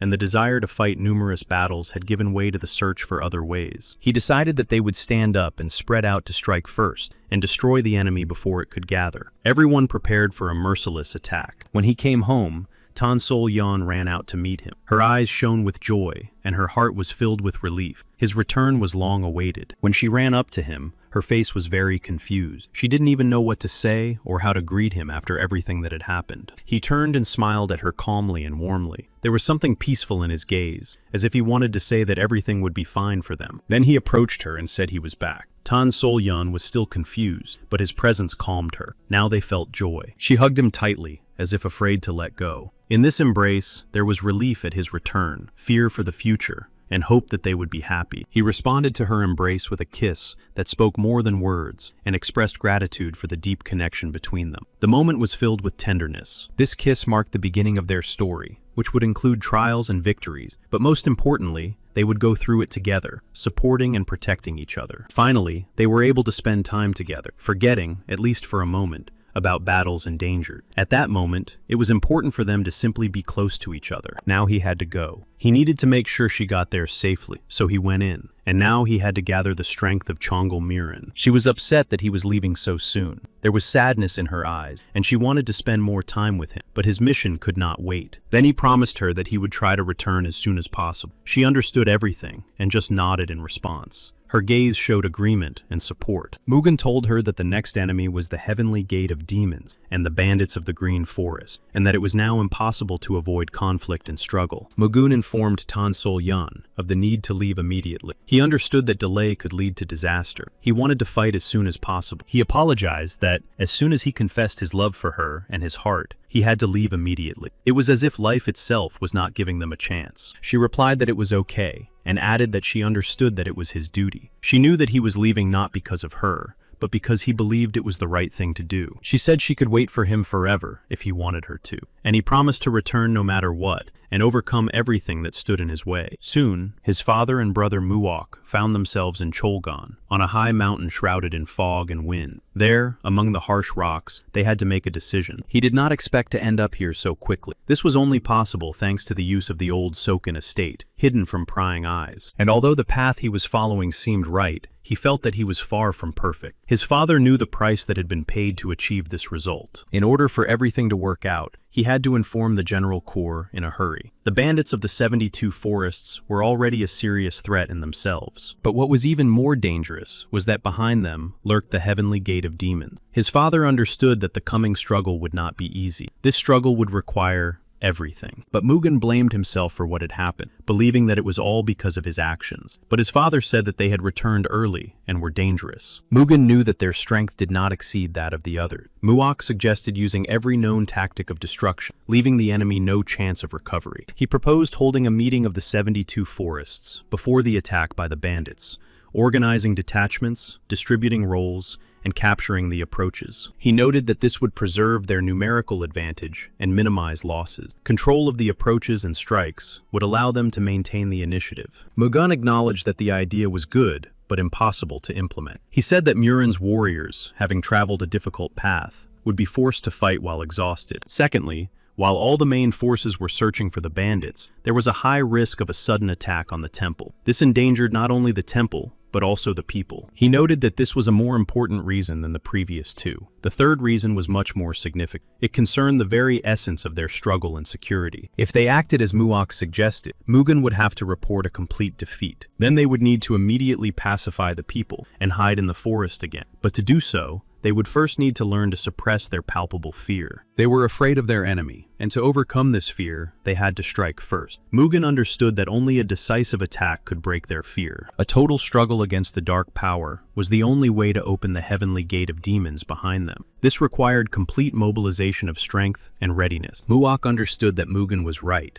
and respected him for it. He recognized him as an outstanding leader, a man with a clear vision and the ability to make difficult decisions. Muok was upset, and then Mugen said that his tactics were good. He encouraged him, explaining that despite this, it was his strategy that would give them a chance of victory. Mugen thanked him for his help, and acknowledged that their chances of success had now increased. Mugen then noted that it was after hearing his plan that the idea had come to him. Muok had helped him in many ways after all. When his father approached, Mugen said that the basic concept of the strategy was complete, and that they could now move on to discussion. He ordered the warriors not to waste time, and to quickly gather all the leaders of Cholgan Murin. The time for action was coming, and they had to act quickly. Meanwhile, the three kings of the forest arrived to discuss the plan with their allies. Their presence gave the meeting special importance. Joining forces was the key to successfully fighting their enemies. The one who sat on the throne said that he had gathered them together for a reason. His words sounded serious. Behind them lay an important goal that required unity and action. He addressed the three kings of the forest with respect, emphasizing the importance of their unity and joint efforts. Chansel Takasin listened attentively, staring intently at his face. He understood the seriousness of the situation and realized that their fate depended on this meeting. He told them that Kuryongche had been destroyed. This news was a serious warning to everyone and a sign of the danger posed by the enemy. He said that no one knew how Kuryongche had been killed, because he was a true master. One of the factions, Cholgon, was suspected of being behind the operation. He asked the three kings of the Green Forest if they were really not worried about this incident. The question sounded insistent, urging them to honestly admit their anxiety. They were clearly upset by these words. Their eyes reflected their anxiety and awareness of the depth of the threat. Despite their power and experience,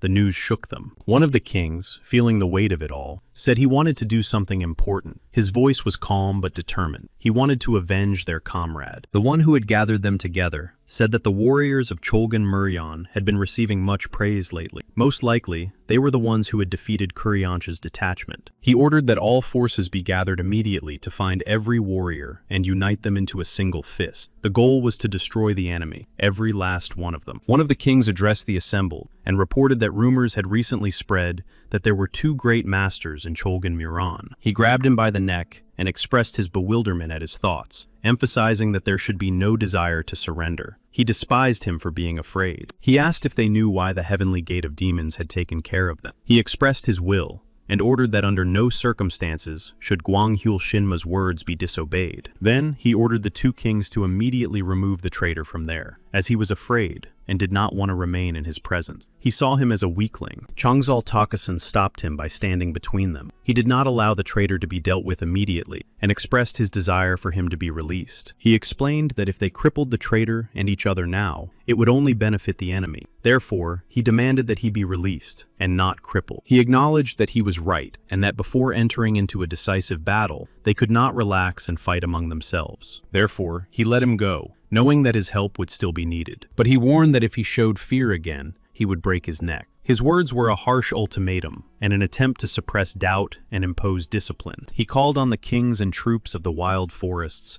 to unite and destroy Cholgan Muryon together, assuring them that he himself, Gwanghul Moon, would be on their side. Everyone bowed and confirmed their intention to carry out the order. Their humility and determination created a sense of unity. Everyone was ready to do whatever was necessary. After that, Chansal Takasin looked at him and calmly said that he would have to pay for the food that these bandits would eat all this time. But he really just wanted to know who had destroyed Kuryongche. Then Chansal Takasin, without hiding the truth, replied that it was Hanbok from Nanchong. He said that it was hard to believe that a man who had been in hiding for 30 years had destroyed Kuryongche alone. He was filled with doubt and amazement. He did not believe that Hanbok had acted alone. Doubt was evident in his every movement. It seemed too incredible that one man could defeat a master. In the end, he said that it did not really matter, because now there was a compelling reason to destroy the factions. There was now a motive for fighting. Changsal Tokusan suggested that he give the order to prepare a strong detachment, an elite group capable of capturing or destroying Hanbek immediately. He said he would send Gwanghul Chilpe,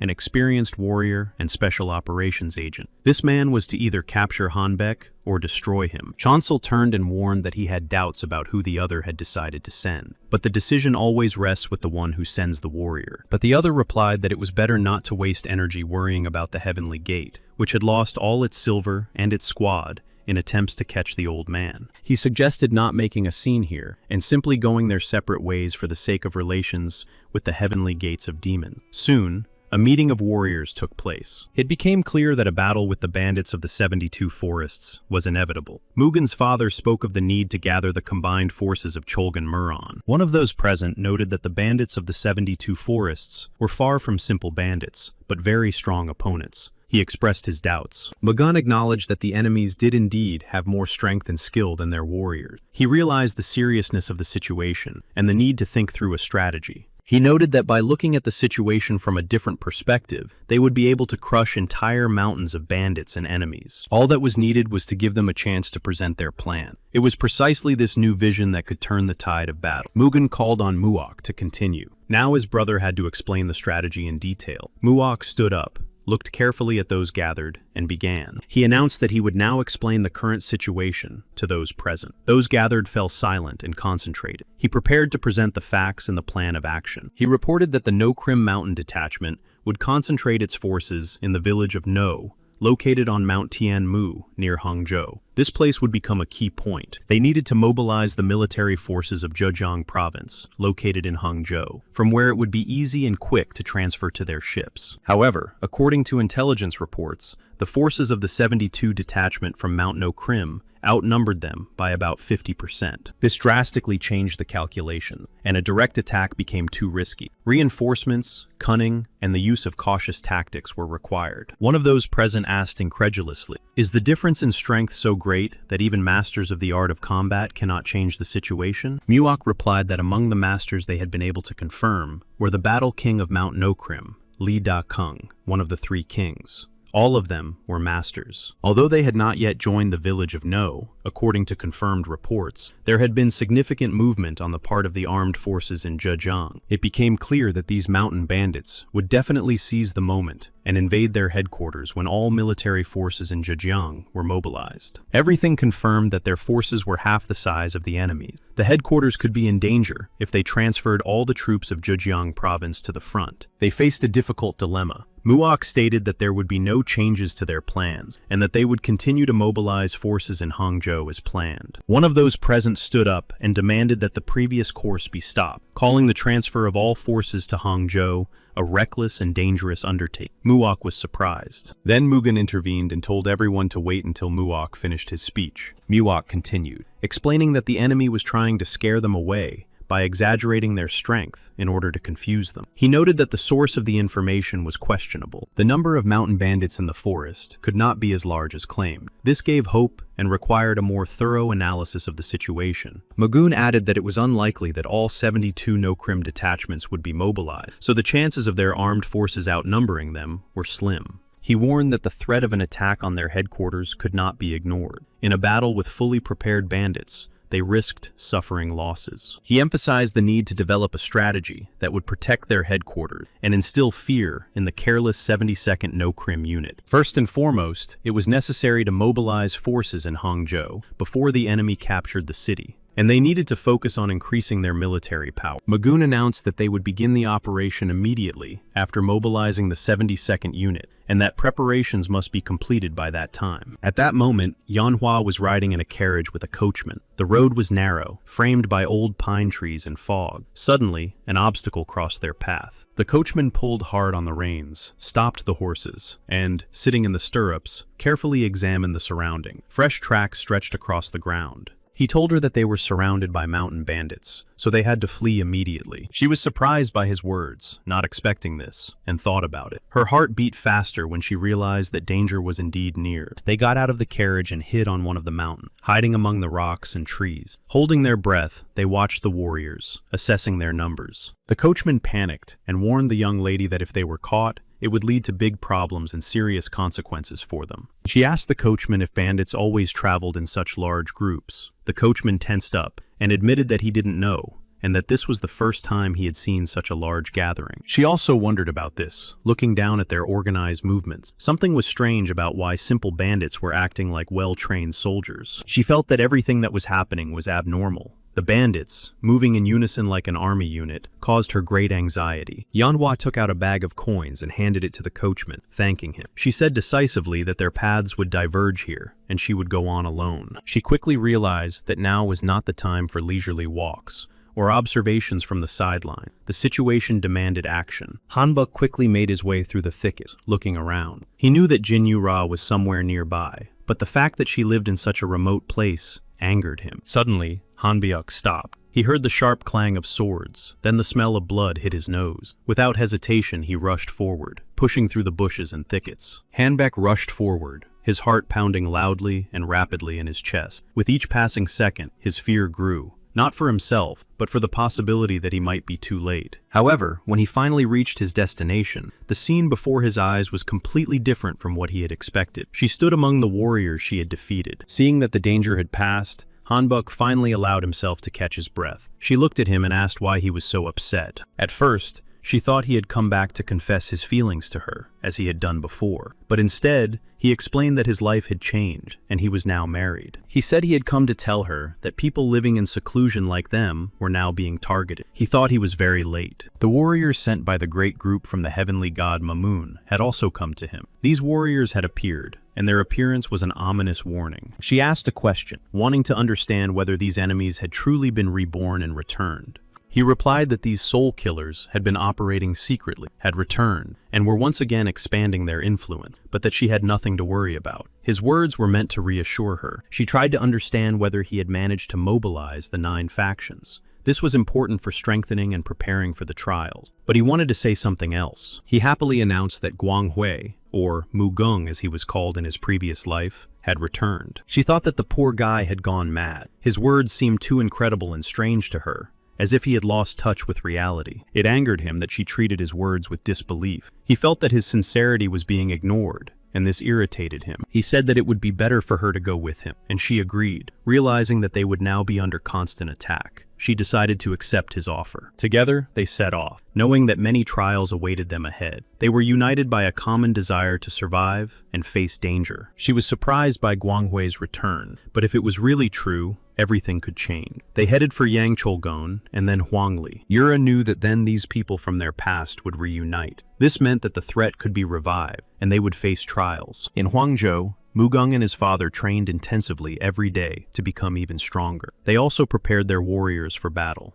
His father believed that it was good to conduct joint training from time to time. He believed that such practice helped strengthen their bond and improve their skills. At that moment, Muok ran up and brought new information that could change the situation. It was information from the secret house in the heaven. Mugung thanked him. Then he opened the letter and began to read it carefully. Every word caught his attention, because this message could contain important information. The letter said that the main forces of the No-Krim mountain bandits had arrived in the village of No. As expected, the rest of the enemies had infiltrated the entire province of Zhejiang. Everything was happening as they had predicted. The time had come for them to take action, and it was their turn to move forward to resist. He ordered the military to proceed slowly but surely, according to the chosen strategy. This meant that their plans were developing according to plan. Muok was worried that 4 of their warriors had not yet arrived. This caused him anxiety and concern for the safety of the group, as their absence could weaken them. Mugun reassured him that everything was fine, and that the warriors would arrive at the right moment. However, Muok was worried that there would not be enough time to explain everything. Mugen said that these people were the ones who would understand his intentions and read the situation. He believed that they would be able to quickly grasp the essence and act correctly. He knew that the 4 external warriors were fighters who had made a name for themselves in this world. Their strength and experience were important to the cause, and they would play a key role. Now one of the warriors came to Master No-Krim. His appearance was important. He reported that the Zhejiang armed forces in Hangzhou were leaving. With the exception of the Biokgom clan and the Cheonyang clan, all the fighting forces of Zhejiang province had left Hangzhou.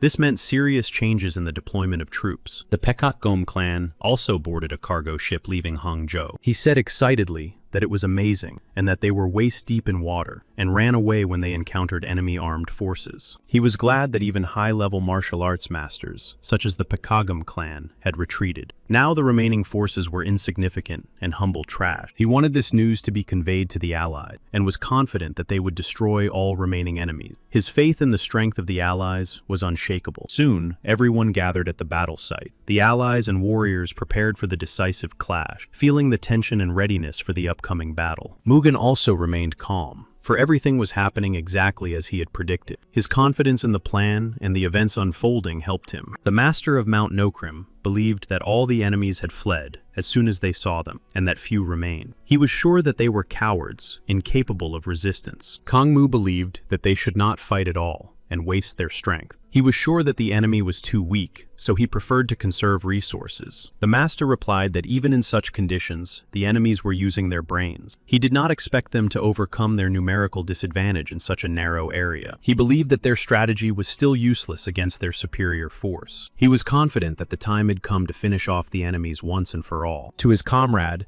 something seemed very questionable, but he could not understand exactly what his concern was. He had no logical basis for it. Ma Yongsang thought it was reckless to act this way. He did not believe that their opponents were so stupid and thought that they were hiding something. He thought that he was slightly alarmed and exaggerating the abilities of these rats. Although they did arouse suspicion, he was sure that everything was fine. If he was still so alarmed, she suggested that he just stand and watch. He was sure that they would easily deal with these fools. Ma Yong-sang expressed the idea that if this was the battle that King Nogrim wanted, the consequences would be far-reaching. For him, it was not just a fight. Then he shouted loudly that the time had come, and it was time to start the battle. His voice sounded decisive and impressive, like a signal to action. He considered these opponents insignificant, merely empty obstacles that could be easily and ruthlessly destroyed.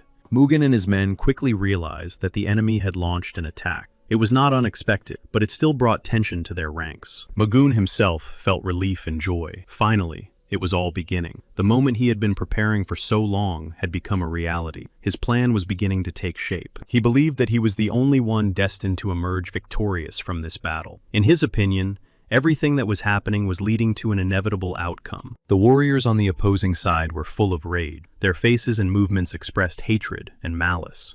They had no intention of retreating and pressed forward. Mugen's warriors rapidly closed the distance, faster than expected. This caused surprise among the warriors watching their advance. The enemies were unable to advance, finding themselves stopped by the dense ranks of Mugen's warriors. Their onslaught was met with steadfastness and coordinated defense. The enemy warriors themselves were confident that they would be victorious. They believed in their strength and training. However, despite their onslaught, they were unable to break through the formation. As a result, the Muguna warriors counterattacked, descending upon the enemy from above with unexpected force. This maneuver proved decisive. The enemies did not expect it. At that moment, they realized it was a carefully planned ambush. Everything that had happened before was only part of the trap. Panic seized them. The master's assistant suddenly appeared and delivered the news. He reported that Qian's armed forces were hiding nearby and were preparing to ambush them. He also realized that this was only the beginning. After all, the Baekga clan had gathered their elite forces and were preparing to ambush them. Their actions were incomprehensible, but clearly reckless. He yelled at the Mugen warriors, accusing them of madness. He considered them arrogant upstarts who had already arrived, and everything that was happening seemed like a foolish move. He was no longer going to wait for the attack, and the decision was made. He would go himself, without delay. His warriors had to follow him. He shouted in rage, ordering them to wait for his arrival. His voice carried far.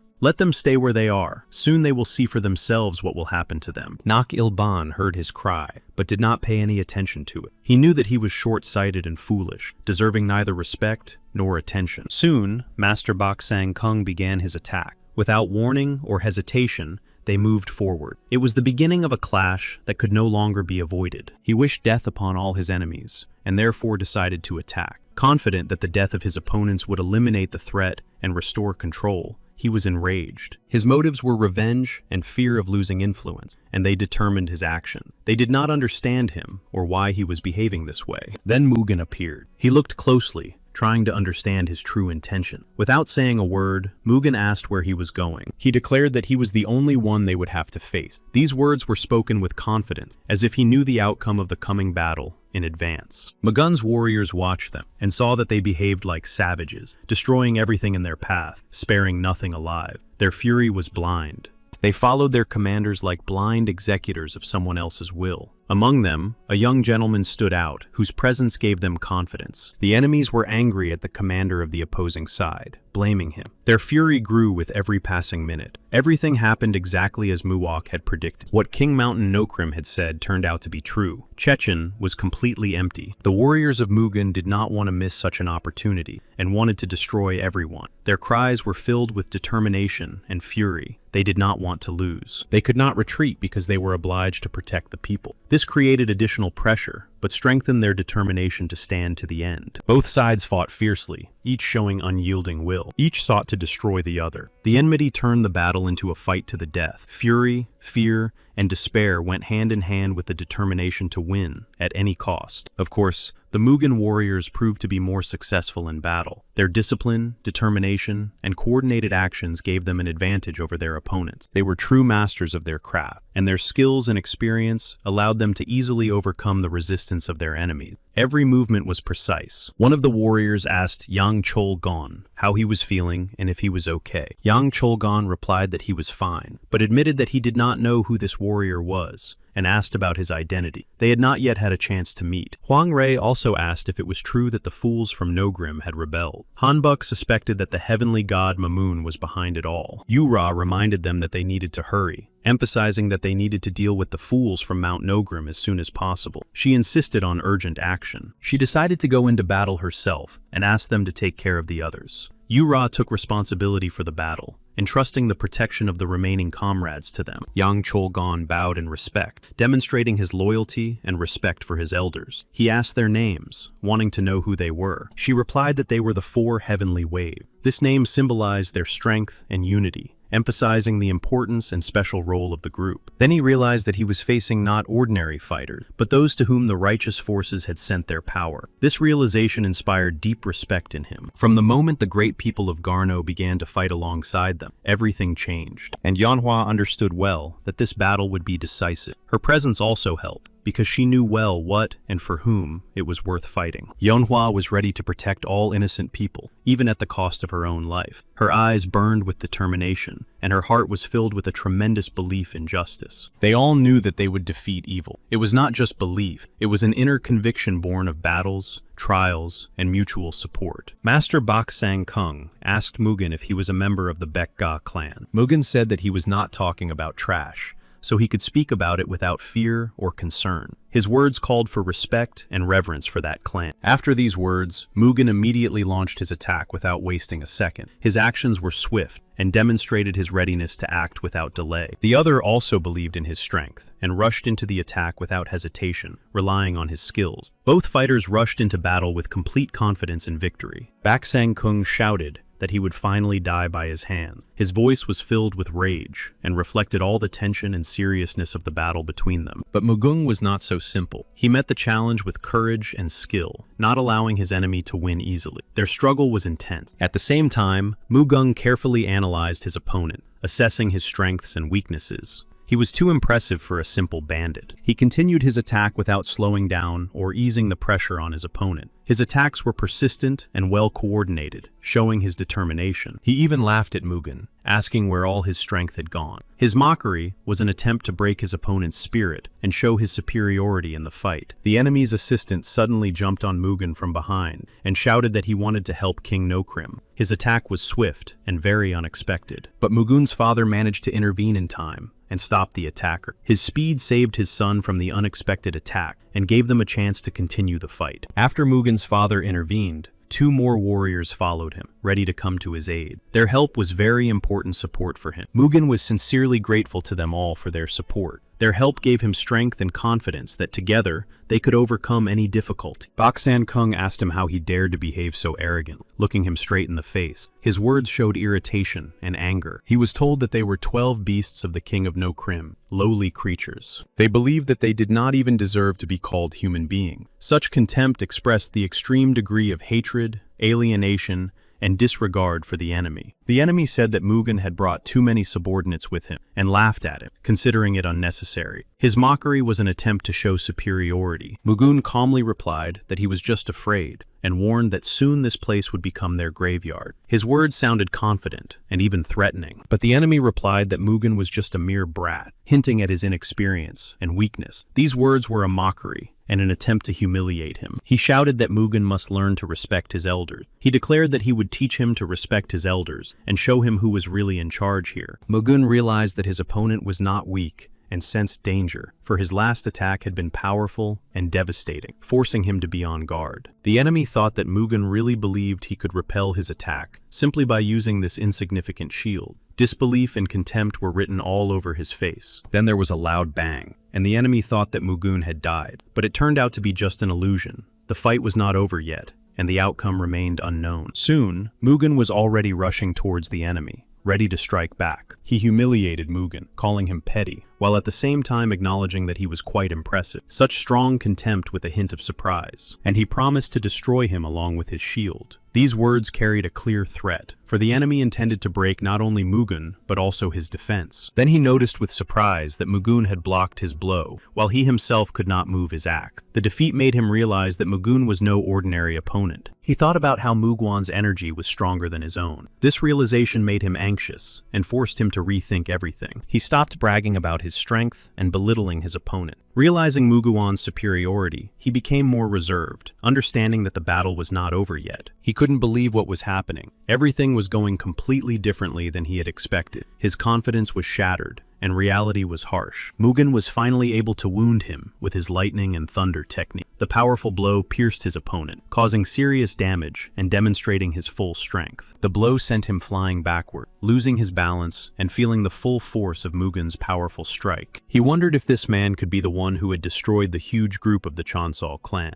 The thought of this caused him a mixture of surprise. One of the enemy warriors called out to his comrade, urging him to hurry and help. The two standing aside realized that if they did not intervene immediately, no Krim would be defeated. They realized the threat and knew they had to act quickly. They did not want to allow defeat, and at this stage, they were determined to remove all obstacles in the way of the heavenly god, Mamun. Mugen noticed that the enemies were sneaking up on them. He instantly realized the danger and prepared to defend himself, understanding that this was a surprise attack. He could already see the enemy jumping into the air and rapidly approaching. Mugen tensed, preparing to meet this sudden blow. Soon he was able to repel the enemy's attack. His reaction was quick, allowing him to maintain control of the battle and avoid serious damage. Mugen was glad that he was able to go on the offensive and use his strength. He was also glad that the heavenly god Mamun had finally begun to act. He also knew that, judging by the enemy's strength and valor, he seemed to be a master of martial arts of the highest level. When Bak Sang Kung thanked him, he replied that the fact was that he could not take care of his own business properly, and that he had to get involved. He promised to destroy these enemies, and then see how the other would take responsibility for what had happened, so that it would not happen again.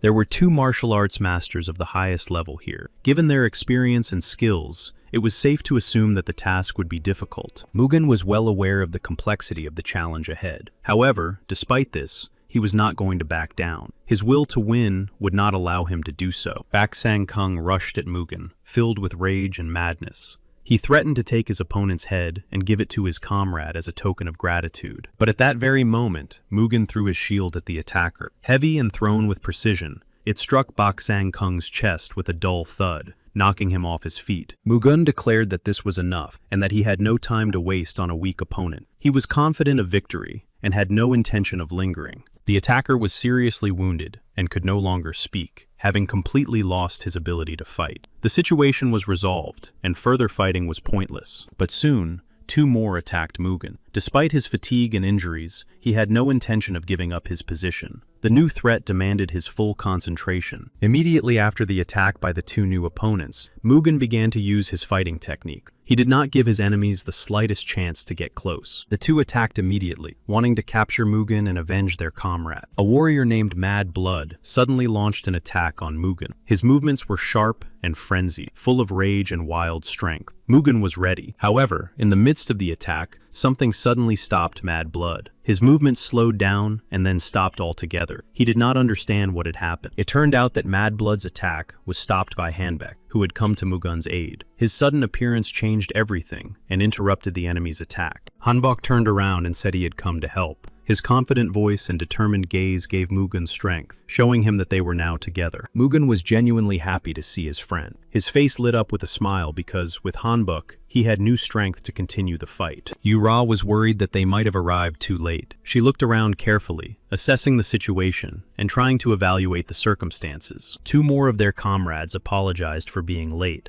as they had been delayed by other obstacles along the way. Despite the delay, their arrival was important, but Mugen immediately reassured his comrade, saying that they had arrived just in time. His words eased the tension and gave confidence to everyone there. The enemies were angry and irritated that the reinforcements had arrived in time. Their plan had suddenly been thwarted, and now they had to face stronger resistance. They knew that the four heavenly waves were strong and experienced warriors, capable of changing the course of any battle. Their reputation inspired fear and respect. The two friends were surprised to see Mugen, They thought Han Baek was out of his mind when he said that Guang Hui was alive. Their doubts were replaced by unexpected relief. After meeting Mugun, they finally believed that Han Baek was telling the truth. Their doubts were dispelled, and now they were sure that Guang Hui was alive. Mugun told one of them that he understood how difficult it would be to believe this, but he was also sure that he would come and help at the right moment. Han Baek laughed and said that he had warned them and told the truth. His loyalty was so strong that he was ready to force them all to come, even by force, to support the fight and help Mugun. They were angry at Han Baek's words, blaming him for the enemies attacking them. They accused him of searching everywhere for them and bringing them to them. Han Baek justified himself by saying that it didn't matter now, because the four great clans had come together again. He emphasized that the main thing now was to unite. Mugun's father knew that these people were the very ones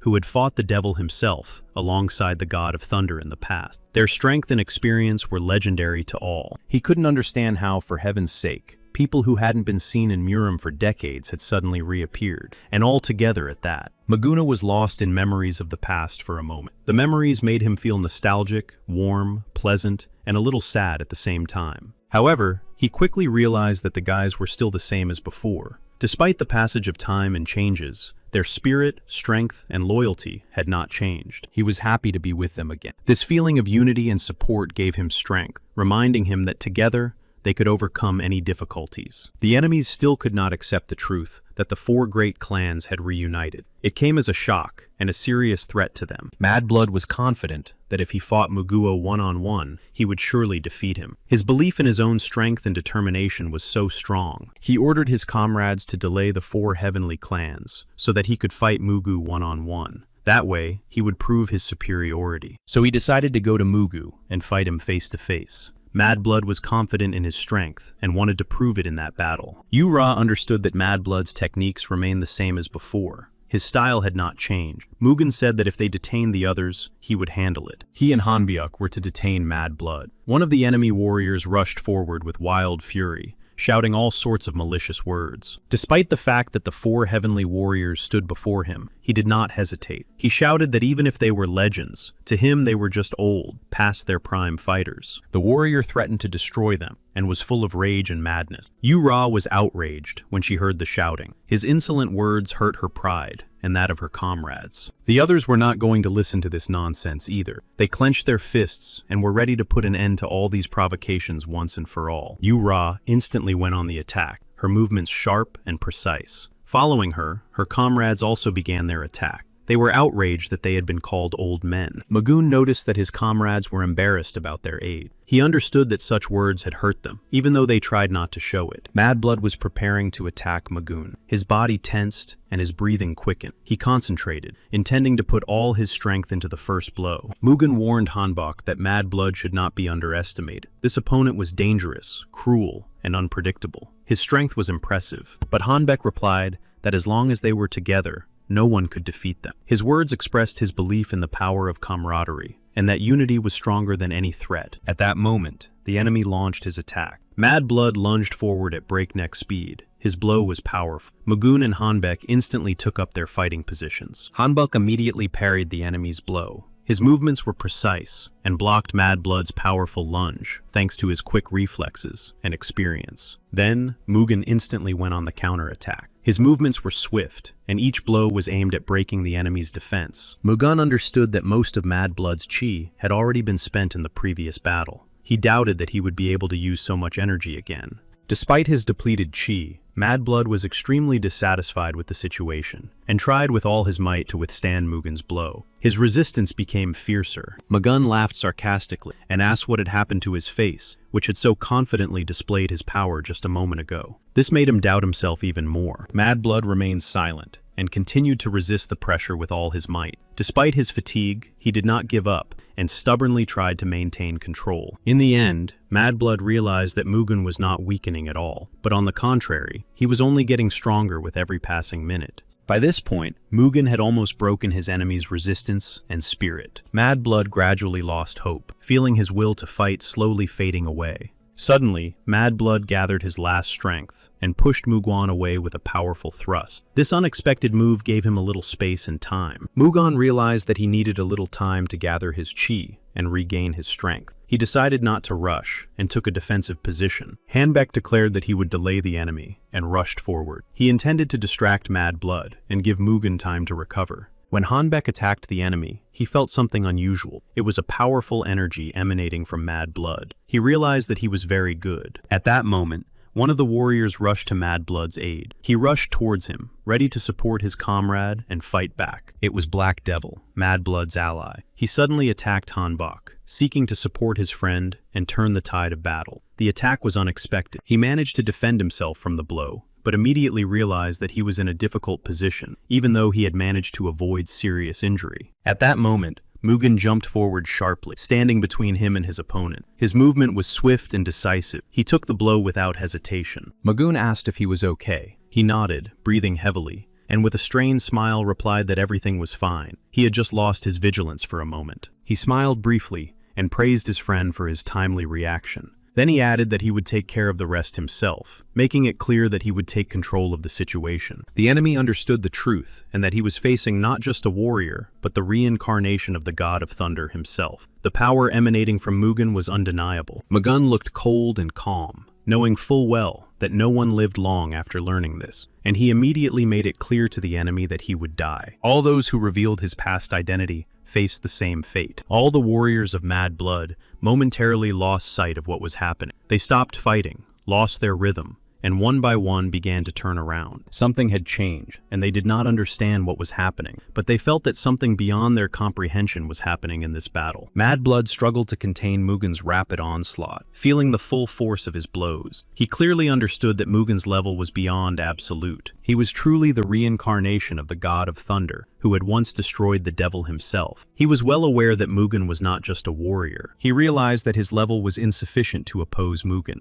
Mugen's strength and skill surpassed anything he had ever encountered before. He focused on one thought, and that was to survive. Even if he didn't have enough strength to win, it was important to stay alive, so that he could later tell others what he had learned. Mugen told him that all endeavors involving the god Mamoon always end the same way. Those who encounter this power always choose to flee. At that moment, Hanbok quickly neutralized one of the enemy warriors. His actions were decisive and precise, which significantly weakened the enemy. Hanbok then threw the shield to Mugen, passing it to him with confidence. Mugen deftly jumped onto the shield that Hanbok had thrown to him. This moment was decisive, allowing him to use the shield as a support for further action. Using the shield as a support, he rapidly approached Mad Blood, preparing to deliver the decisive blow. Each step brought him closer to his goal and to victory. He managed to catch up with Mad Blood and finish what he had started. Mugen's determination and skill left the enemy no chance, and the outcome of the battle was a foregone conclusion. All the enemy warriors were frozen in horror and shock when their leader fell in battle at the hands of Mugen. No one expected such a swift outcome. They couldn't comprehend how this could have happened, because the legendary and ruthless Mad Blood had fallen at the hands of Mugen.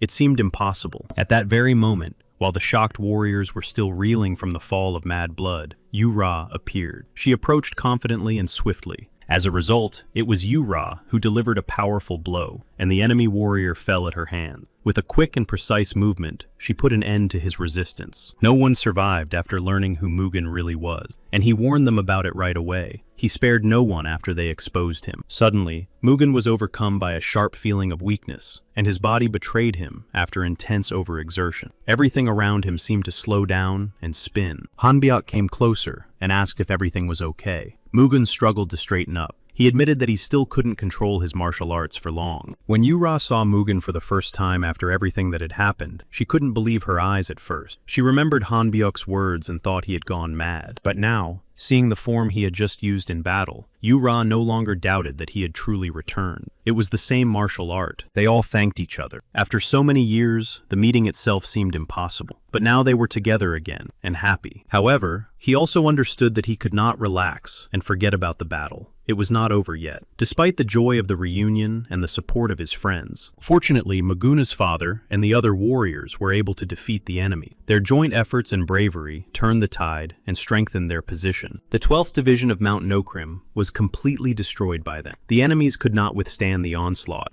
and were crushed, losing all their warriors. Now they watched as the remaining enemies fled like the last cowards. Fear and despair overwhelmed them, and they had no courage left. Mugen told Hanbek that the enemies must be pursued. He understood that only decisive action would prevent them from recovering and avert a new threat. He called on everyone to come to the rescue and get rid of this band of bandits once and for all. Those gathered were concerned with one thing: ending the threat forever. Victory was approaching, and even desperate enemies could no longer stop the advance. Mugen acknowledged that thanks to the forces of Zhejiang, they had achieved results. Everyone supported Mugen and chanted his name. The air was filled with the energy of victory and mutual respect. Everyone felt that they were united by a common goal. Muok received important news from Mugen. A bird delivered a letter to him. The message contained details about the course of the battle and the state of the Allied forces. He confirmed that the letter had indeed come from Mugen. He carefully checked the details, after which there was no doubt that Mugen was the author of the letter.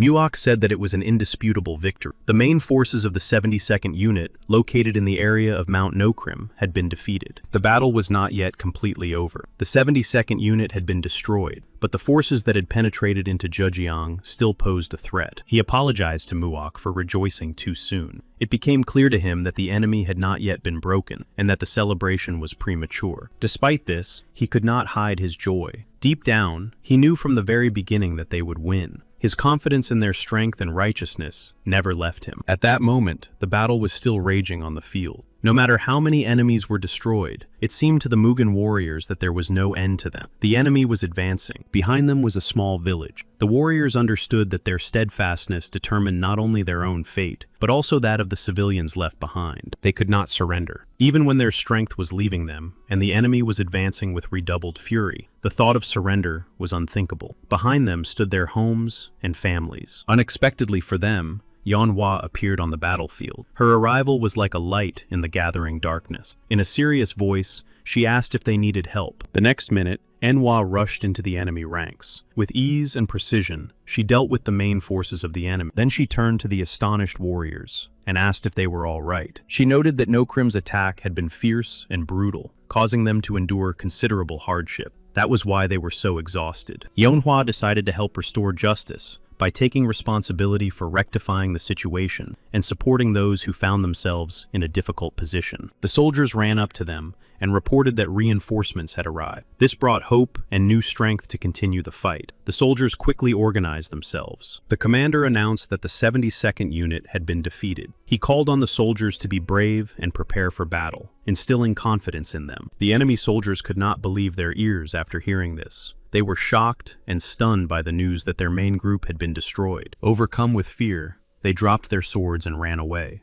Panic seized them, and they retreated rapidly, unable to resist the enemy forces. Manhwa watched their flight, feeling confident that she was right. As expected, they were just mountain bandits who ran away when threatened. As expected of Mugu, he knew how to win an impressive victory. His experience and wisdom inspired the warriors, helping them to act decisively and confidently. Now the military forces of Zhejiang would become widely known throughout Mirim. Their fame and achievements would inspire many, and their strength would serve as an example to all. Mugen's father and some of his warriors returned home safely. After long battles and trials, they finally found peace, bringing victory with them. News also came that thanks to the young Lord Muo, the capture of Nokrim had been successfully prevented. This news spread quickly, bringing joy. All of Nokrim's forces heading to Zhejiang for the invasion were successfully blocked. Their plans were disrupted, and the threat was repelled thanks to precise actions. Despite the successes achieved, the forces of Zhejiang are still unable to locate and destroy the remaining enemy forces. What has been done is not enough. As long as the sky god Mamun still controls Nokrim, he can use the mountain bandits scattered throughout Mirim to raise a rebellion. They must be tracked down and destroyed, one by one. Tan Sol Yan suggested that the water bandits and the ocean group could also be used against them. Agents conducted surveillance. Mugen was surprised that Sol Yan was always one step ahead and knew what to do. Her insight and strategic thinking commanded respect. He was amazed by her wisdom and determination. He couldn't help but admit that her intelligence and strength of character made him feel weak in comparison to her. All he could do was fall in love with her,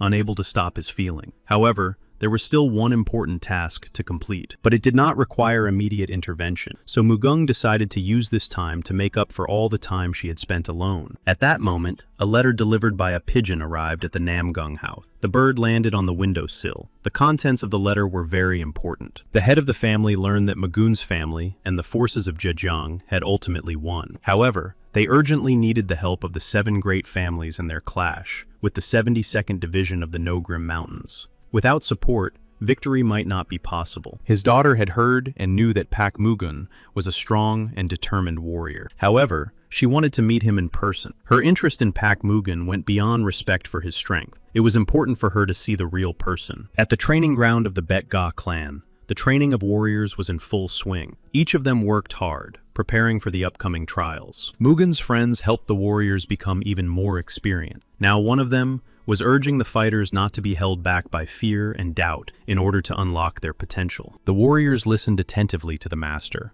and followed all his instruction. They trained hard, following his advice to become stronger and more agile. Mugun thought that his friend Huang Lei should not underestimate his warrior, otherwise he would regret it. He himself had long known their capabilities. After all, Mugun himself had personally trained these warriors before. Thanks to his guidance, they had become strong and experienced. Now Huang Lei used the technique formation of 3 absolute destroyed souls. This powerful attack required maximum concentration and strength. Huang Lei himself was not weak either. His skill and strength made him a formidable warrior. But now, Nakyilban still managed to avoid his strongest blow. Then, Paik Sangun attacked Huang Lei. His swift lunge forced Huang Lei to react quickly and prepare to parry the powerful blow. Huang Lei himself realized that the young master had trained them well and that they possessed great skill. He realized that they had become serious opponents. Magun's father said he couldn't believe they could stand up so well to one of the 4 heavenly warriors. Mugun was also surprised. Then his father asked Mugun if he thought these requirements were too high for them. He doubted whether they could withstand such a difficult struggle. But Mugun believed that if they wanted their clan to occupy a worthy place on the Marima mainland, they had no choice but to strive for a high level. His father agreed and said that the participation of the Zhejiang military forces in the meeting was a necessary step. Responses from the 9 factions and 7 great families had already been received. They wanted Zhejiang to participate in their meeting to resolve the incident in Nokrim. He also noted that the prestige of the Zhejiang army was growing. Wasn't that good news? Mugun had expected this turn of events, although he couldn't say he was happy about it. It might play into the hands of the united great factions. He remembered well from his past life how they had once done something similar, and now there was no guarantee that they wouldn't do it again. His father believed that these forces represented a faction that stood guard over Marima,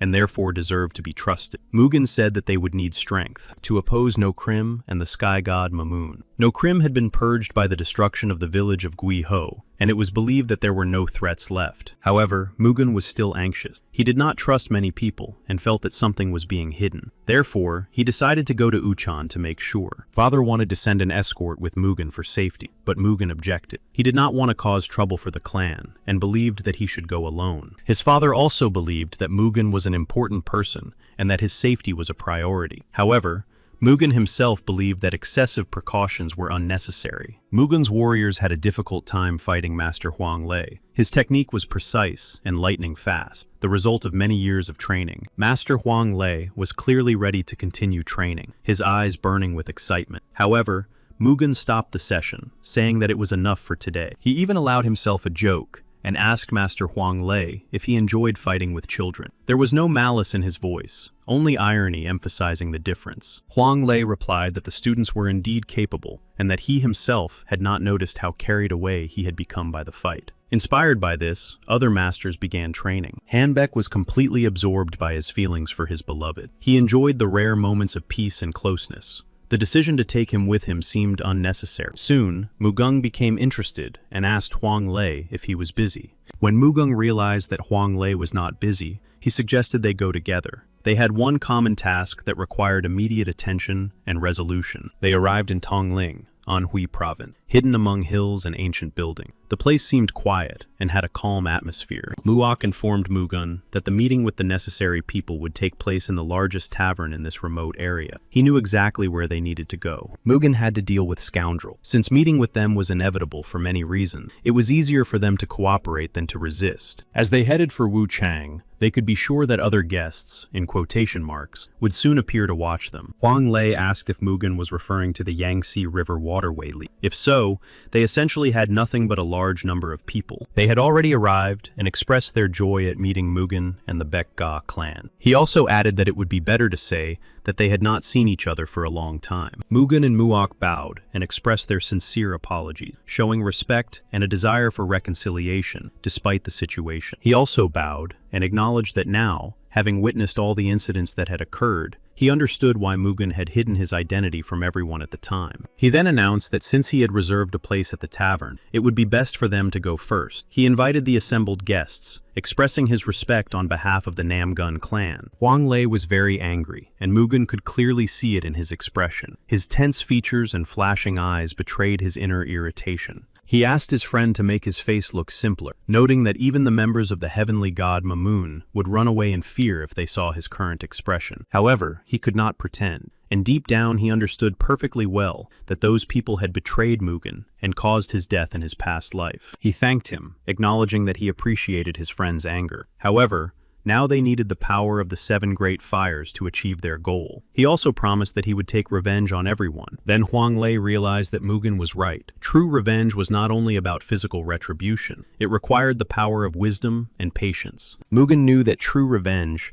would not be bloody retribution, but rather the surpassing of the 7 great families by their clan and military forces. He knew that in order to carry out his plan, it was necessary to eliminate the selfish interests of the 7 great families and undermine their economic mechanism. The young master stepped forward and greeted the warriors of the Baekga clan and Mugen. He introduced himself as Namgun Min, the young master of the Namgun clan. Before taking action, they had to establish cooperation with their opponents and make the most of their resources and influence for their own benefit. Mugen then officially introduced himself as Master Mugun of the Baekga clan. Huang Lei was furious at what was happening, but did not say a word. His silence hid the storm of emotions that were raging inside him. He was sickened by the pretense. Master Namgun Min spoke of Huang Lei, calling him the 9 Dragons' Fist. She expressed hope that they would be able to find common ground and come to an agreement. While Namgun Min was angry that Huang Lei did not recognize him, his sister said that he was considered one of the unsurpassed 4 heavenly winds. She asserted that it was natural for him to show his strength, emphasizing his power and influence.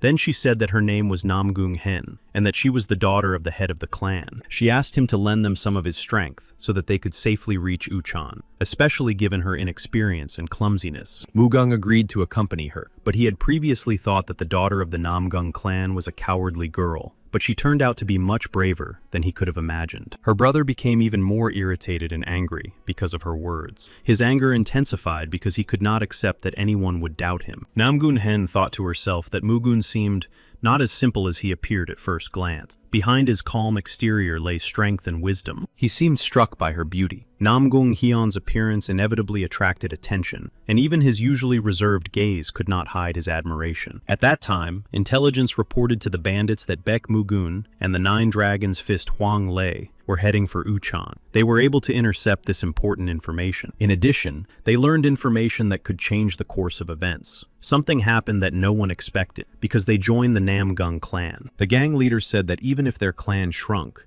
the Jeongsal clan would still face serious difficulties, and it would be difficult to fight alone. He thought they could enlist the help of the 3 rulers of the Yangtze River from the Waterways League. The assistant thought it was an excellent plan. It foreshadowed a battle of revenge for the wrong. The idea sounded intriguing and dangerous. For those who thirsted for retribution, the plan seemed fair. Then the leader gave the order that they must obey and unquestioningly follow all instructions from their ally. He demanded immediate and coordinated action. Lady Namgung arranged a private meeting with Mugung, and he asked her why she needed it. He wanted to understand the girl's true intentions. She was embarrassed and lost her voice for a moment, not knowing what to say. The internal tension and this question made her feel vulnerable. He was silent, looking intently at her face, waiting for an answer. His gaze was serious, as if silently urging her to open up and share her thoughts. Then he said that if she had nothing to say, he would leave. Hearing this, she hurried to stop him, afraid of losing the opportunity to explain herself. She grabbed his sleeve and said she wanted to say something. She didn't want to miss the chance to express what she had been holding inside for so long. Lady Namgun opened up to Mugun and confessed her feeling, telling him that she loved him very much. Mugun was shocked and completely unexpected such a confession. He was overcome with a feeling of confusion and was not ready for such revelations. At that very moment, when Mugen was trying to comprehend Lady Namgung's confession, bandits suddenly attacked the residence. The bandits' goal was to distract the residence's guards with a quick and unexpected attack, so that they could then break in and destroy all the strong warriors. Among them were the Yangtze River Guard commander Huang Chi-su,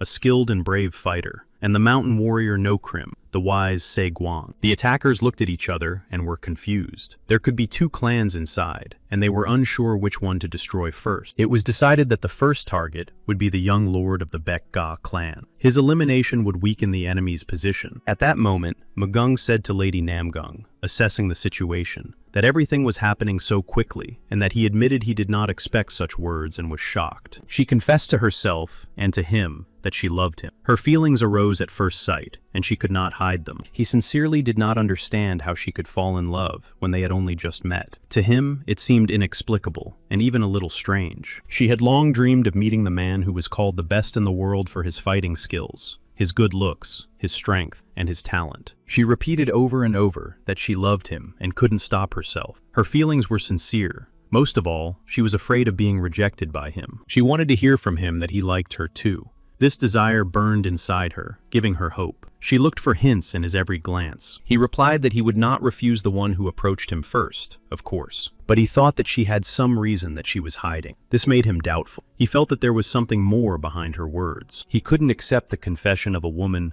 who he felt had hidden intention. It was difficult for him to trust her, and his inner voice was telling him something. She was genuinely surprised by his words. She didn't expect to hear such frankness and directness. She thought he was very smart and a true young master of his craft. His abilities and mind impressed her and commanded her respect and admiration. He was talked about as a hero of lust who easily fell in love with many women. Rumors circulated that his feelings flared up quickly and often without depth. He was disappointed by what he saw in her eyes, which reflected an image of him as a hero of lust, a man who fell in love easily and often. She openly expressed her thoughts, emphasizing that her words were sincere. She did not think that her confession could be taken as a bad proposal. He became interested and asked her why she thought so. It was important for him to understand the reasons behind her words and the motivation behind this confession. She stated that if he married her, the Baek-ga clan would receive protection from the Namgun clan. The union between them could become a strong support for both clans. She noted that he wanted to increase the clan's strength and combat power, and that he had the martial arts skills to do so. She offered her help in this matter. He replied that trying to help him would not improve his plans, but only worsen the situation. He admitted that this was not something he usually said to anyone, but he felt the need to say it to her. Mugung never wanted anyone, including the Namgung clan, to interfere in their military affairs. It was important for him to maintain independence, and he said so. He asked her if she would be okay if she had to participate in political tricks. This emphasized the seriousness of the situation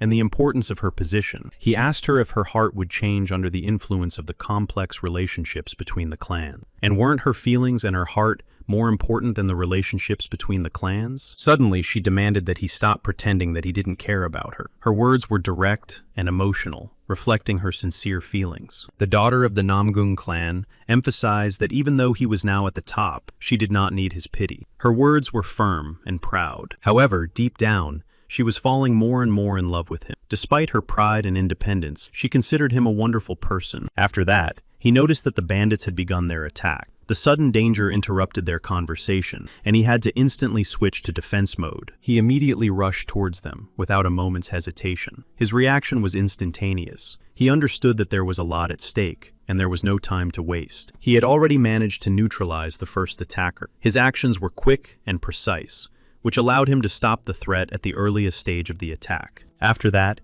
he immediately asked if she was okay. His concern was evident in his tone and gaze, despite the tension between them. She replied that she was fine, but at the same time, she admired his strength. He explained that someone was trying to attack them, but she couldn't understand who it could be. For her, this threat remained a mystery, causing anxiety. He warned her that there was a high probability that enemies had infiltrated the building. In such a situation, she would have to follow him. Soon, one of the bandits began an attack, shouting Maguna's real name. Maguna was very surprised that his real name was mentioned in the midst of the attack. This caused him to react instantly, and he immediately began to act. The man shouted that he would make Maguna pay for everything today. His words were filled with rage, as if this day was to be a moment of retribution. Mugun realized that he had no sword, and his only weapon was his shield. This made him think about how to effectively resist the enemy. Hen Namgun, who was closely following the events, noticed this. The young warrior Beck was in a bad position. He had no sword. All she could do was find his sword. Realizing the importance of this, she immediately set out to search for it. Her desire to help made her act quickly. He noticed her intention and immediately warned her that it was unsafe there. He understood that searching for the sword could lead to a new threat. The enemy, annoyed that he had been distracted from the fight,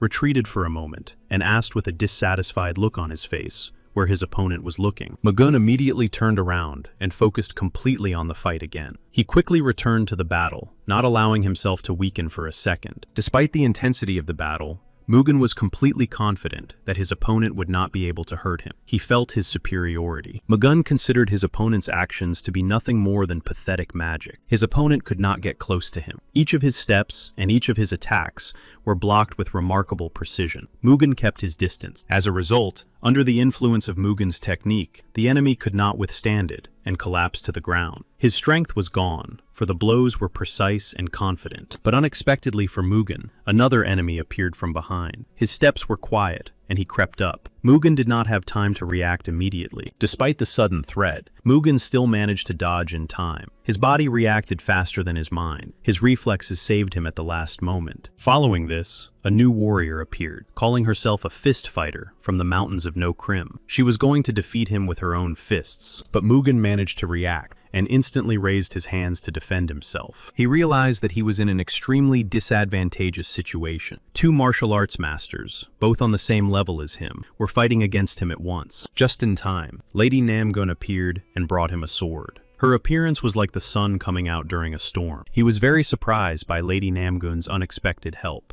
Receiving the sword he so desperately needed, he felt relief and gratitude. He realized that, despite the danger, she had decided to help him anyway. Now he knew that the situation was under control, and told her not to worry. He knew that with the sword, everything would be resolved quickly. He felt that now he would be able to end the threat with a single blow and regain control. After all, he was strong. They decided to be cautious. Although it would not be difficult to defeat Namgun's swordsman, Mugen himself remained the main obstacle. To achieve their goal, they first had to get rid of him. However, the swordswoman suddenly rushed towards Mugen, exclaiming that he was just a novice. She attacked him without hesitation. Her actions were impulsive. Despite the sudden attack, Mugen managed to react. His movements were quick and precise, and he repelled the blows of both opponents almost simultaneously. The attackers were stunned. They couldn't understand where Mugen got such strength. Everything that was happening contradicted their expectation, and they didn't like it. Even Namgun Hyun, who was always confident in her judgments, was amazed. She watched Mugen with interest. Shocked by what she saw, Namgun Hyun quickly pulled herself together. She warned Mugen that everything that was happening was extremely dangerous. They began to attack again. They hoped to catch Mugen off guard. However, he seemed to have anticipated the attack and reacted instantly. The opponents felt their attempts at resistance becoming weaker and weaker. Each of their blows was met not only with powerful resistance, but also with a strange pressure. It was as if Mugu's own power was pulling them in, drawing them deeper and deeper, robbing them of their will to fight. Mugen understood that these people were like dung beetles getting in his way. Their constant resistance became nothing more than an annoying obstacle on his path to his goal. He decided to use another powerful technique. Realizing that the usual methods were not producing the desired result, and that his enemies continued to interfere, he concentrated. His opponents finally realized that Mugen possessed enormous power. They noted his abilities. They needed to gather all their strength together and attack. At that very moment, Mugen used the white lightning golden ring technique. Powerful energy flared up around him, filling the space with blinding light. They tried to resist, but all their efforts were in vain. Mugwan's technique was too powerful, and each of their blows was met with an insurmountable barrier. Complete despair was reflected on the faces of his opponents. They felt their hope slipping away with each passing second, and their strength rapidly dwindling. Lady Namgun approached Mugen and asked what had just happened. She wanted to understand how he had been able to suppress the resistance of his enemies so easily. She was shocked that he had managed to neutralize them with a single blow. She did not expect him to be able to display such strength and withstand their attacks. She realized that Mugen was stronger than her father, brother, uncle, and all of them combined. She came closer and asked if he was okay. Her voice was very concerned after such powerful clashes. She wanted to make sure he was feeling well. He replied that he was just a little tired. According to him, he was too aggressive because he felt that she was watching him. She knew that there were still many enemies in the building, and this frightened her. However, Mugen asked her not to worry, assuring her that he would take care of everything. At the same time, Mugen noticed that his friend Huang Lei had already entered into battle with other enemies. Seeing how confidently he was fighting, he realized he was not alone. He was ready not only to confront his enemies, but also to completely destroy those who remained, wiping them out. Lady Namgun's mouth fell open in surprise when she saw Huang Lei's skill in battle. His confident and precise movements impressed her and showed his level of skill. Huang Lei realized that Mugen had already dealt with all the opponents. Then Mugen admitted that he had gone a little too far. Lady Namgun's father realized that these three swordsmen were much stronger than those they had faced before. He also thought that when Mugyun worked for the Sama family, he already knew that he was dealing with an outstanding person. This made him stay alert and not underestimate them. At the same time, he couldn't help but notice his daughter's affection for Mugen. It annoyed him, but he couldn't ignore the obvious affection his daughter had for Mugen. He had a very bad feeling about everything that was happening. He felt that the situation could get out of control and foresaw a serious problem. Soon,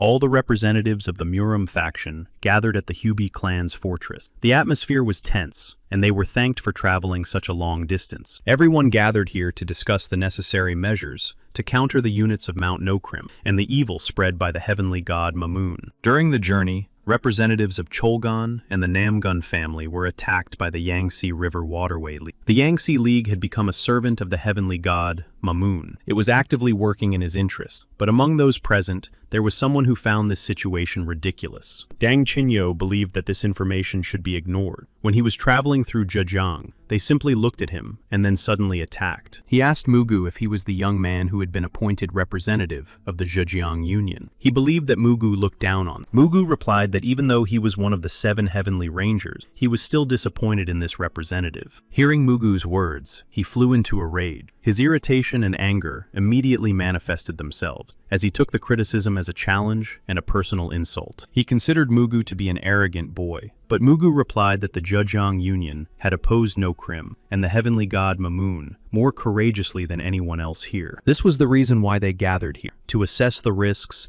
and take the necessary measures against those who pose a threat. Mugung added that age and youth should not be grounds for doubting the abilities and value of a representative. He emphasized that it is not only experience and age that are important, but also the determination, intelligence, and contribution of each participant to the common cause. He believed that it was not worth participating. The head of the Namgun clan said that those who attacked them were high-class swordsmen from the Nokrim Mountain League of Yangtze, and Mugun dealt with them all. Another representative stated that this meeting was held in response to a letter sent by the Baekga clan, which acted as a representative of the Union. Moreover, the young master of the Baekga clan deserved to be present at the meeting, as his experience and skills were of considerable value. He was angry and felt disgraced. He thought that if the situation continued in the same vein, Magung would soon face the consequences of his actions. It was decided that the remnants of the Yangtze League and the Nokrim League would be attacked separately, led by the Namgun family. Now Mu Guang was telling his brother Muok about this. Muok questioned the distribution of forces for attacks on each area. Mu Guang wanted to focus his main efforts on an offensive against the central forces. It was established that the Nokrim League and the Yangtze Waterway League had a total of 17 powerful detachments. The areas were divided between them. The distribution of responsibility by area would avoid the concentration of enemy forces and maintain a strategic balance between the clans and the alliance. At the next meeting, they planned to discuss which group would take which area, so they still had time. Mugen asked if he would go with him. Muok replied that he was waiting for a letter from the secret house of heaven, so he would stay here. When Mugen was leaving,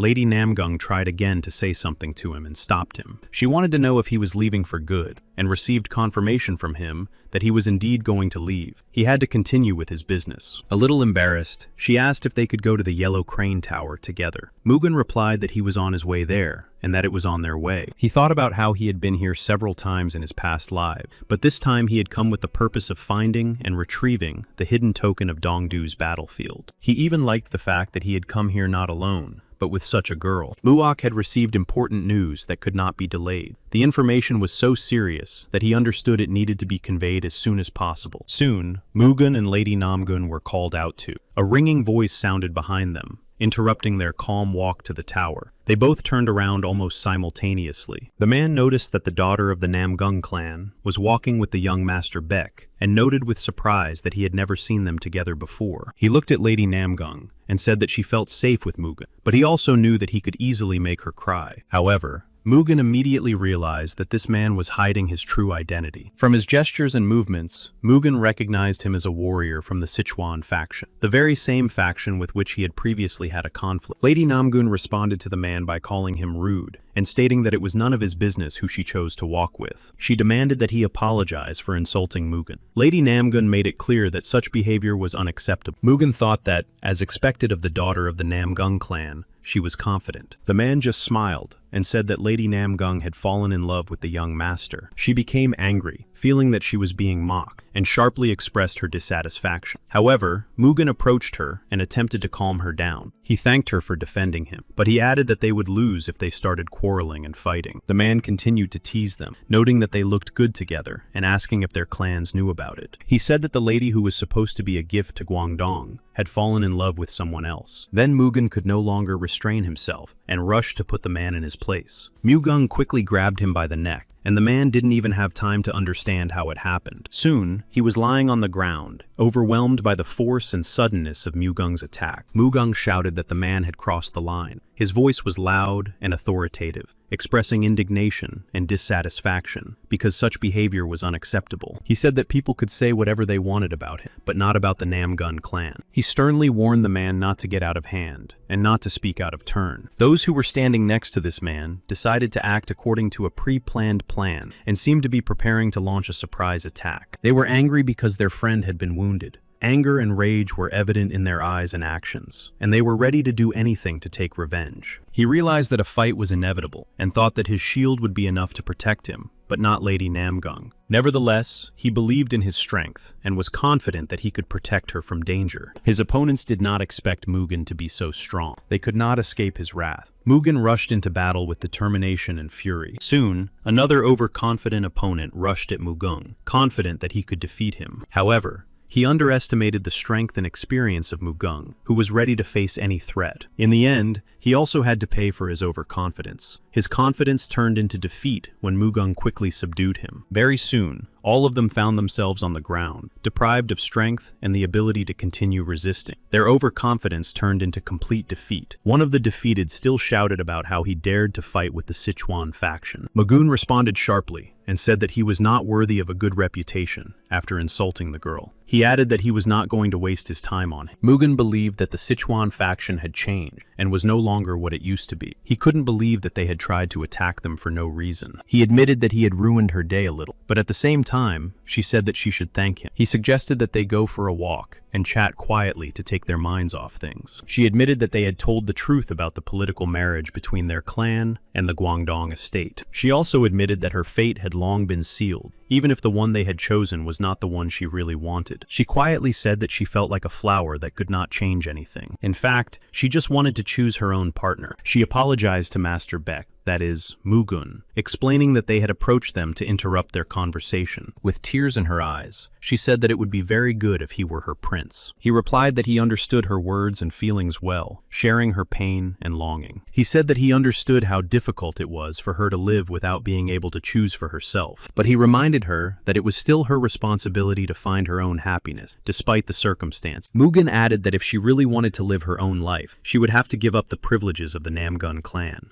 He said that if her feelings for him were sincere, he would respond in kind. And the promise was made simply, without unnecessary words. He thought about how he didn't have the best relationship with the Namgun clan, and didn't want to create new problems with them. But it was obvious that she loved him. He couldn't turn away from the unhappy girl, whose feelings were sincere and pure. If she was willing to give up the privileges of the clan, he could be with her. Suddenly, Muok ran up and apologized for interrupting. Mugen was a little surprised, and immediately asked what had happened, and why his brother had appeared like that. Muok handed Mugen a letter, and said that he had received important information, and believed that Mugen should read it himself. When Mugen read the letter, his face immediately changed, and became gloomy. He apologized to Lady Namgung, explaining that due to unexpected circumstances, he needed to leave urgently. Before leaving, he asked his brother Muok to look after her and make sure she was all right. After Mugen left, Lady Namgung met Muok, and they greeted each other, establishing their first contact. Mugen passed on the information to one of the representatives of the 7 families, and asked if this meant that enemy troops were heading for the Shaolin Temple belonging to Mirim. Mugen explained that to get to this temple, they would have to pass through the mountain and their camp on Lake Donjong. There, they would unite. The head of the Namgun clan believed that when they returned to their territory, they would lower their guard, and that would be the best moment to attack them. The one with whom Mugen had previously clashed spoke again, doubting the accuracy of the information, asking where he had gotten it and whether such data should be trusted. Mugeng's face changed, and it was clear that he was overcome with intense anger. He explained that the information came from the Ho family. He expected that the forces of Nokrim and the Yangtze clan would take retaliatory measures after their meeting. Another expressed confidence in the information, emphasizing that it came from the Ho family, whom he trusted. A third said that even a child could see that both places needed to be attacked simultaneously. A third representative of the faction also said that they needed to be cautious and split into groups. Mugen also wanted to express his opinion. He said that the presence of pirates complicated the situation, and that the main reason why this battle could not be considered easy was the large number of swordmasters. He added that the heavenly god Mamun was behind all this, so they needed to be extremely cautious and not underestimate the enemy. He called on everyone to act together and suggested taking control of the lake first. One of the enemies thought mockingly that the guys from Namgun must have already become food for the fish in the Yangtze River. He also knew that if the Namgun clan caught their people and destroyed them, the heavenly god Mamun would turn his wrath on all of them. But when he heard that the warriors had been captured and destroyed, he instantly froze. He had 100 troops, and they had been destroyed. He couldn't understand how this was possible. Then even more grim news arrived that enemy ships were already moving towards them. They couldn't believe their ears. No one understood how the enemy forces had been able to cross the lake so quickly and quietly.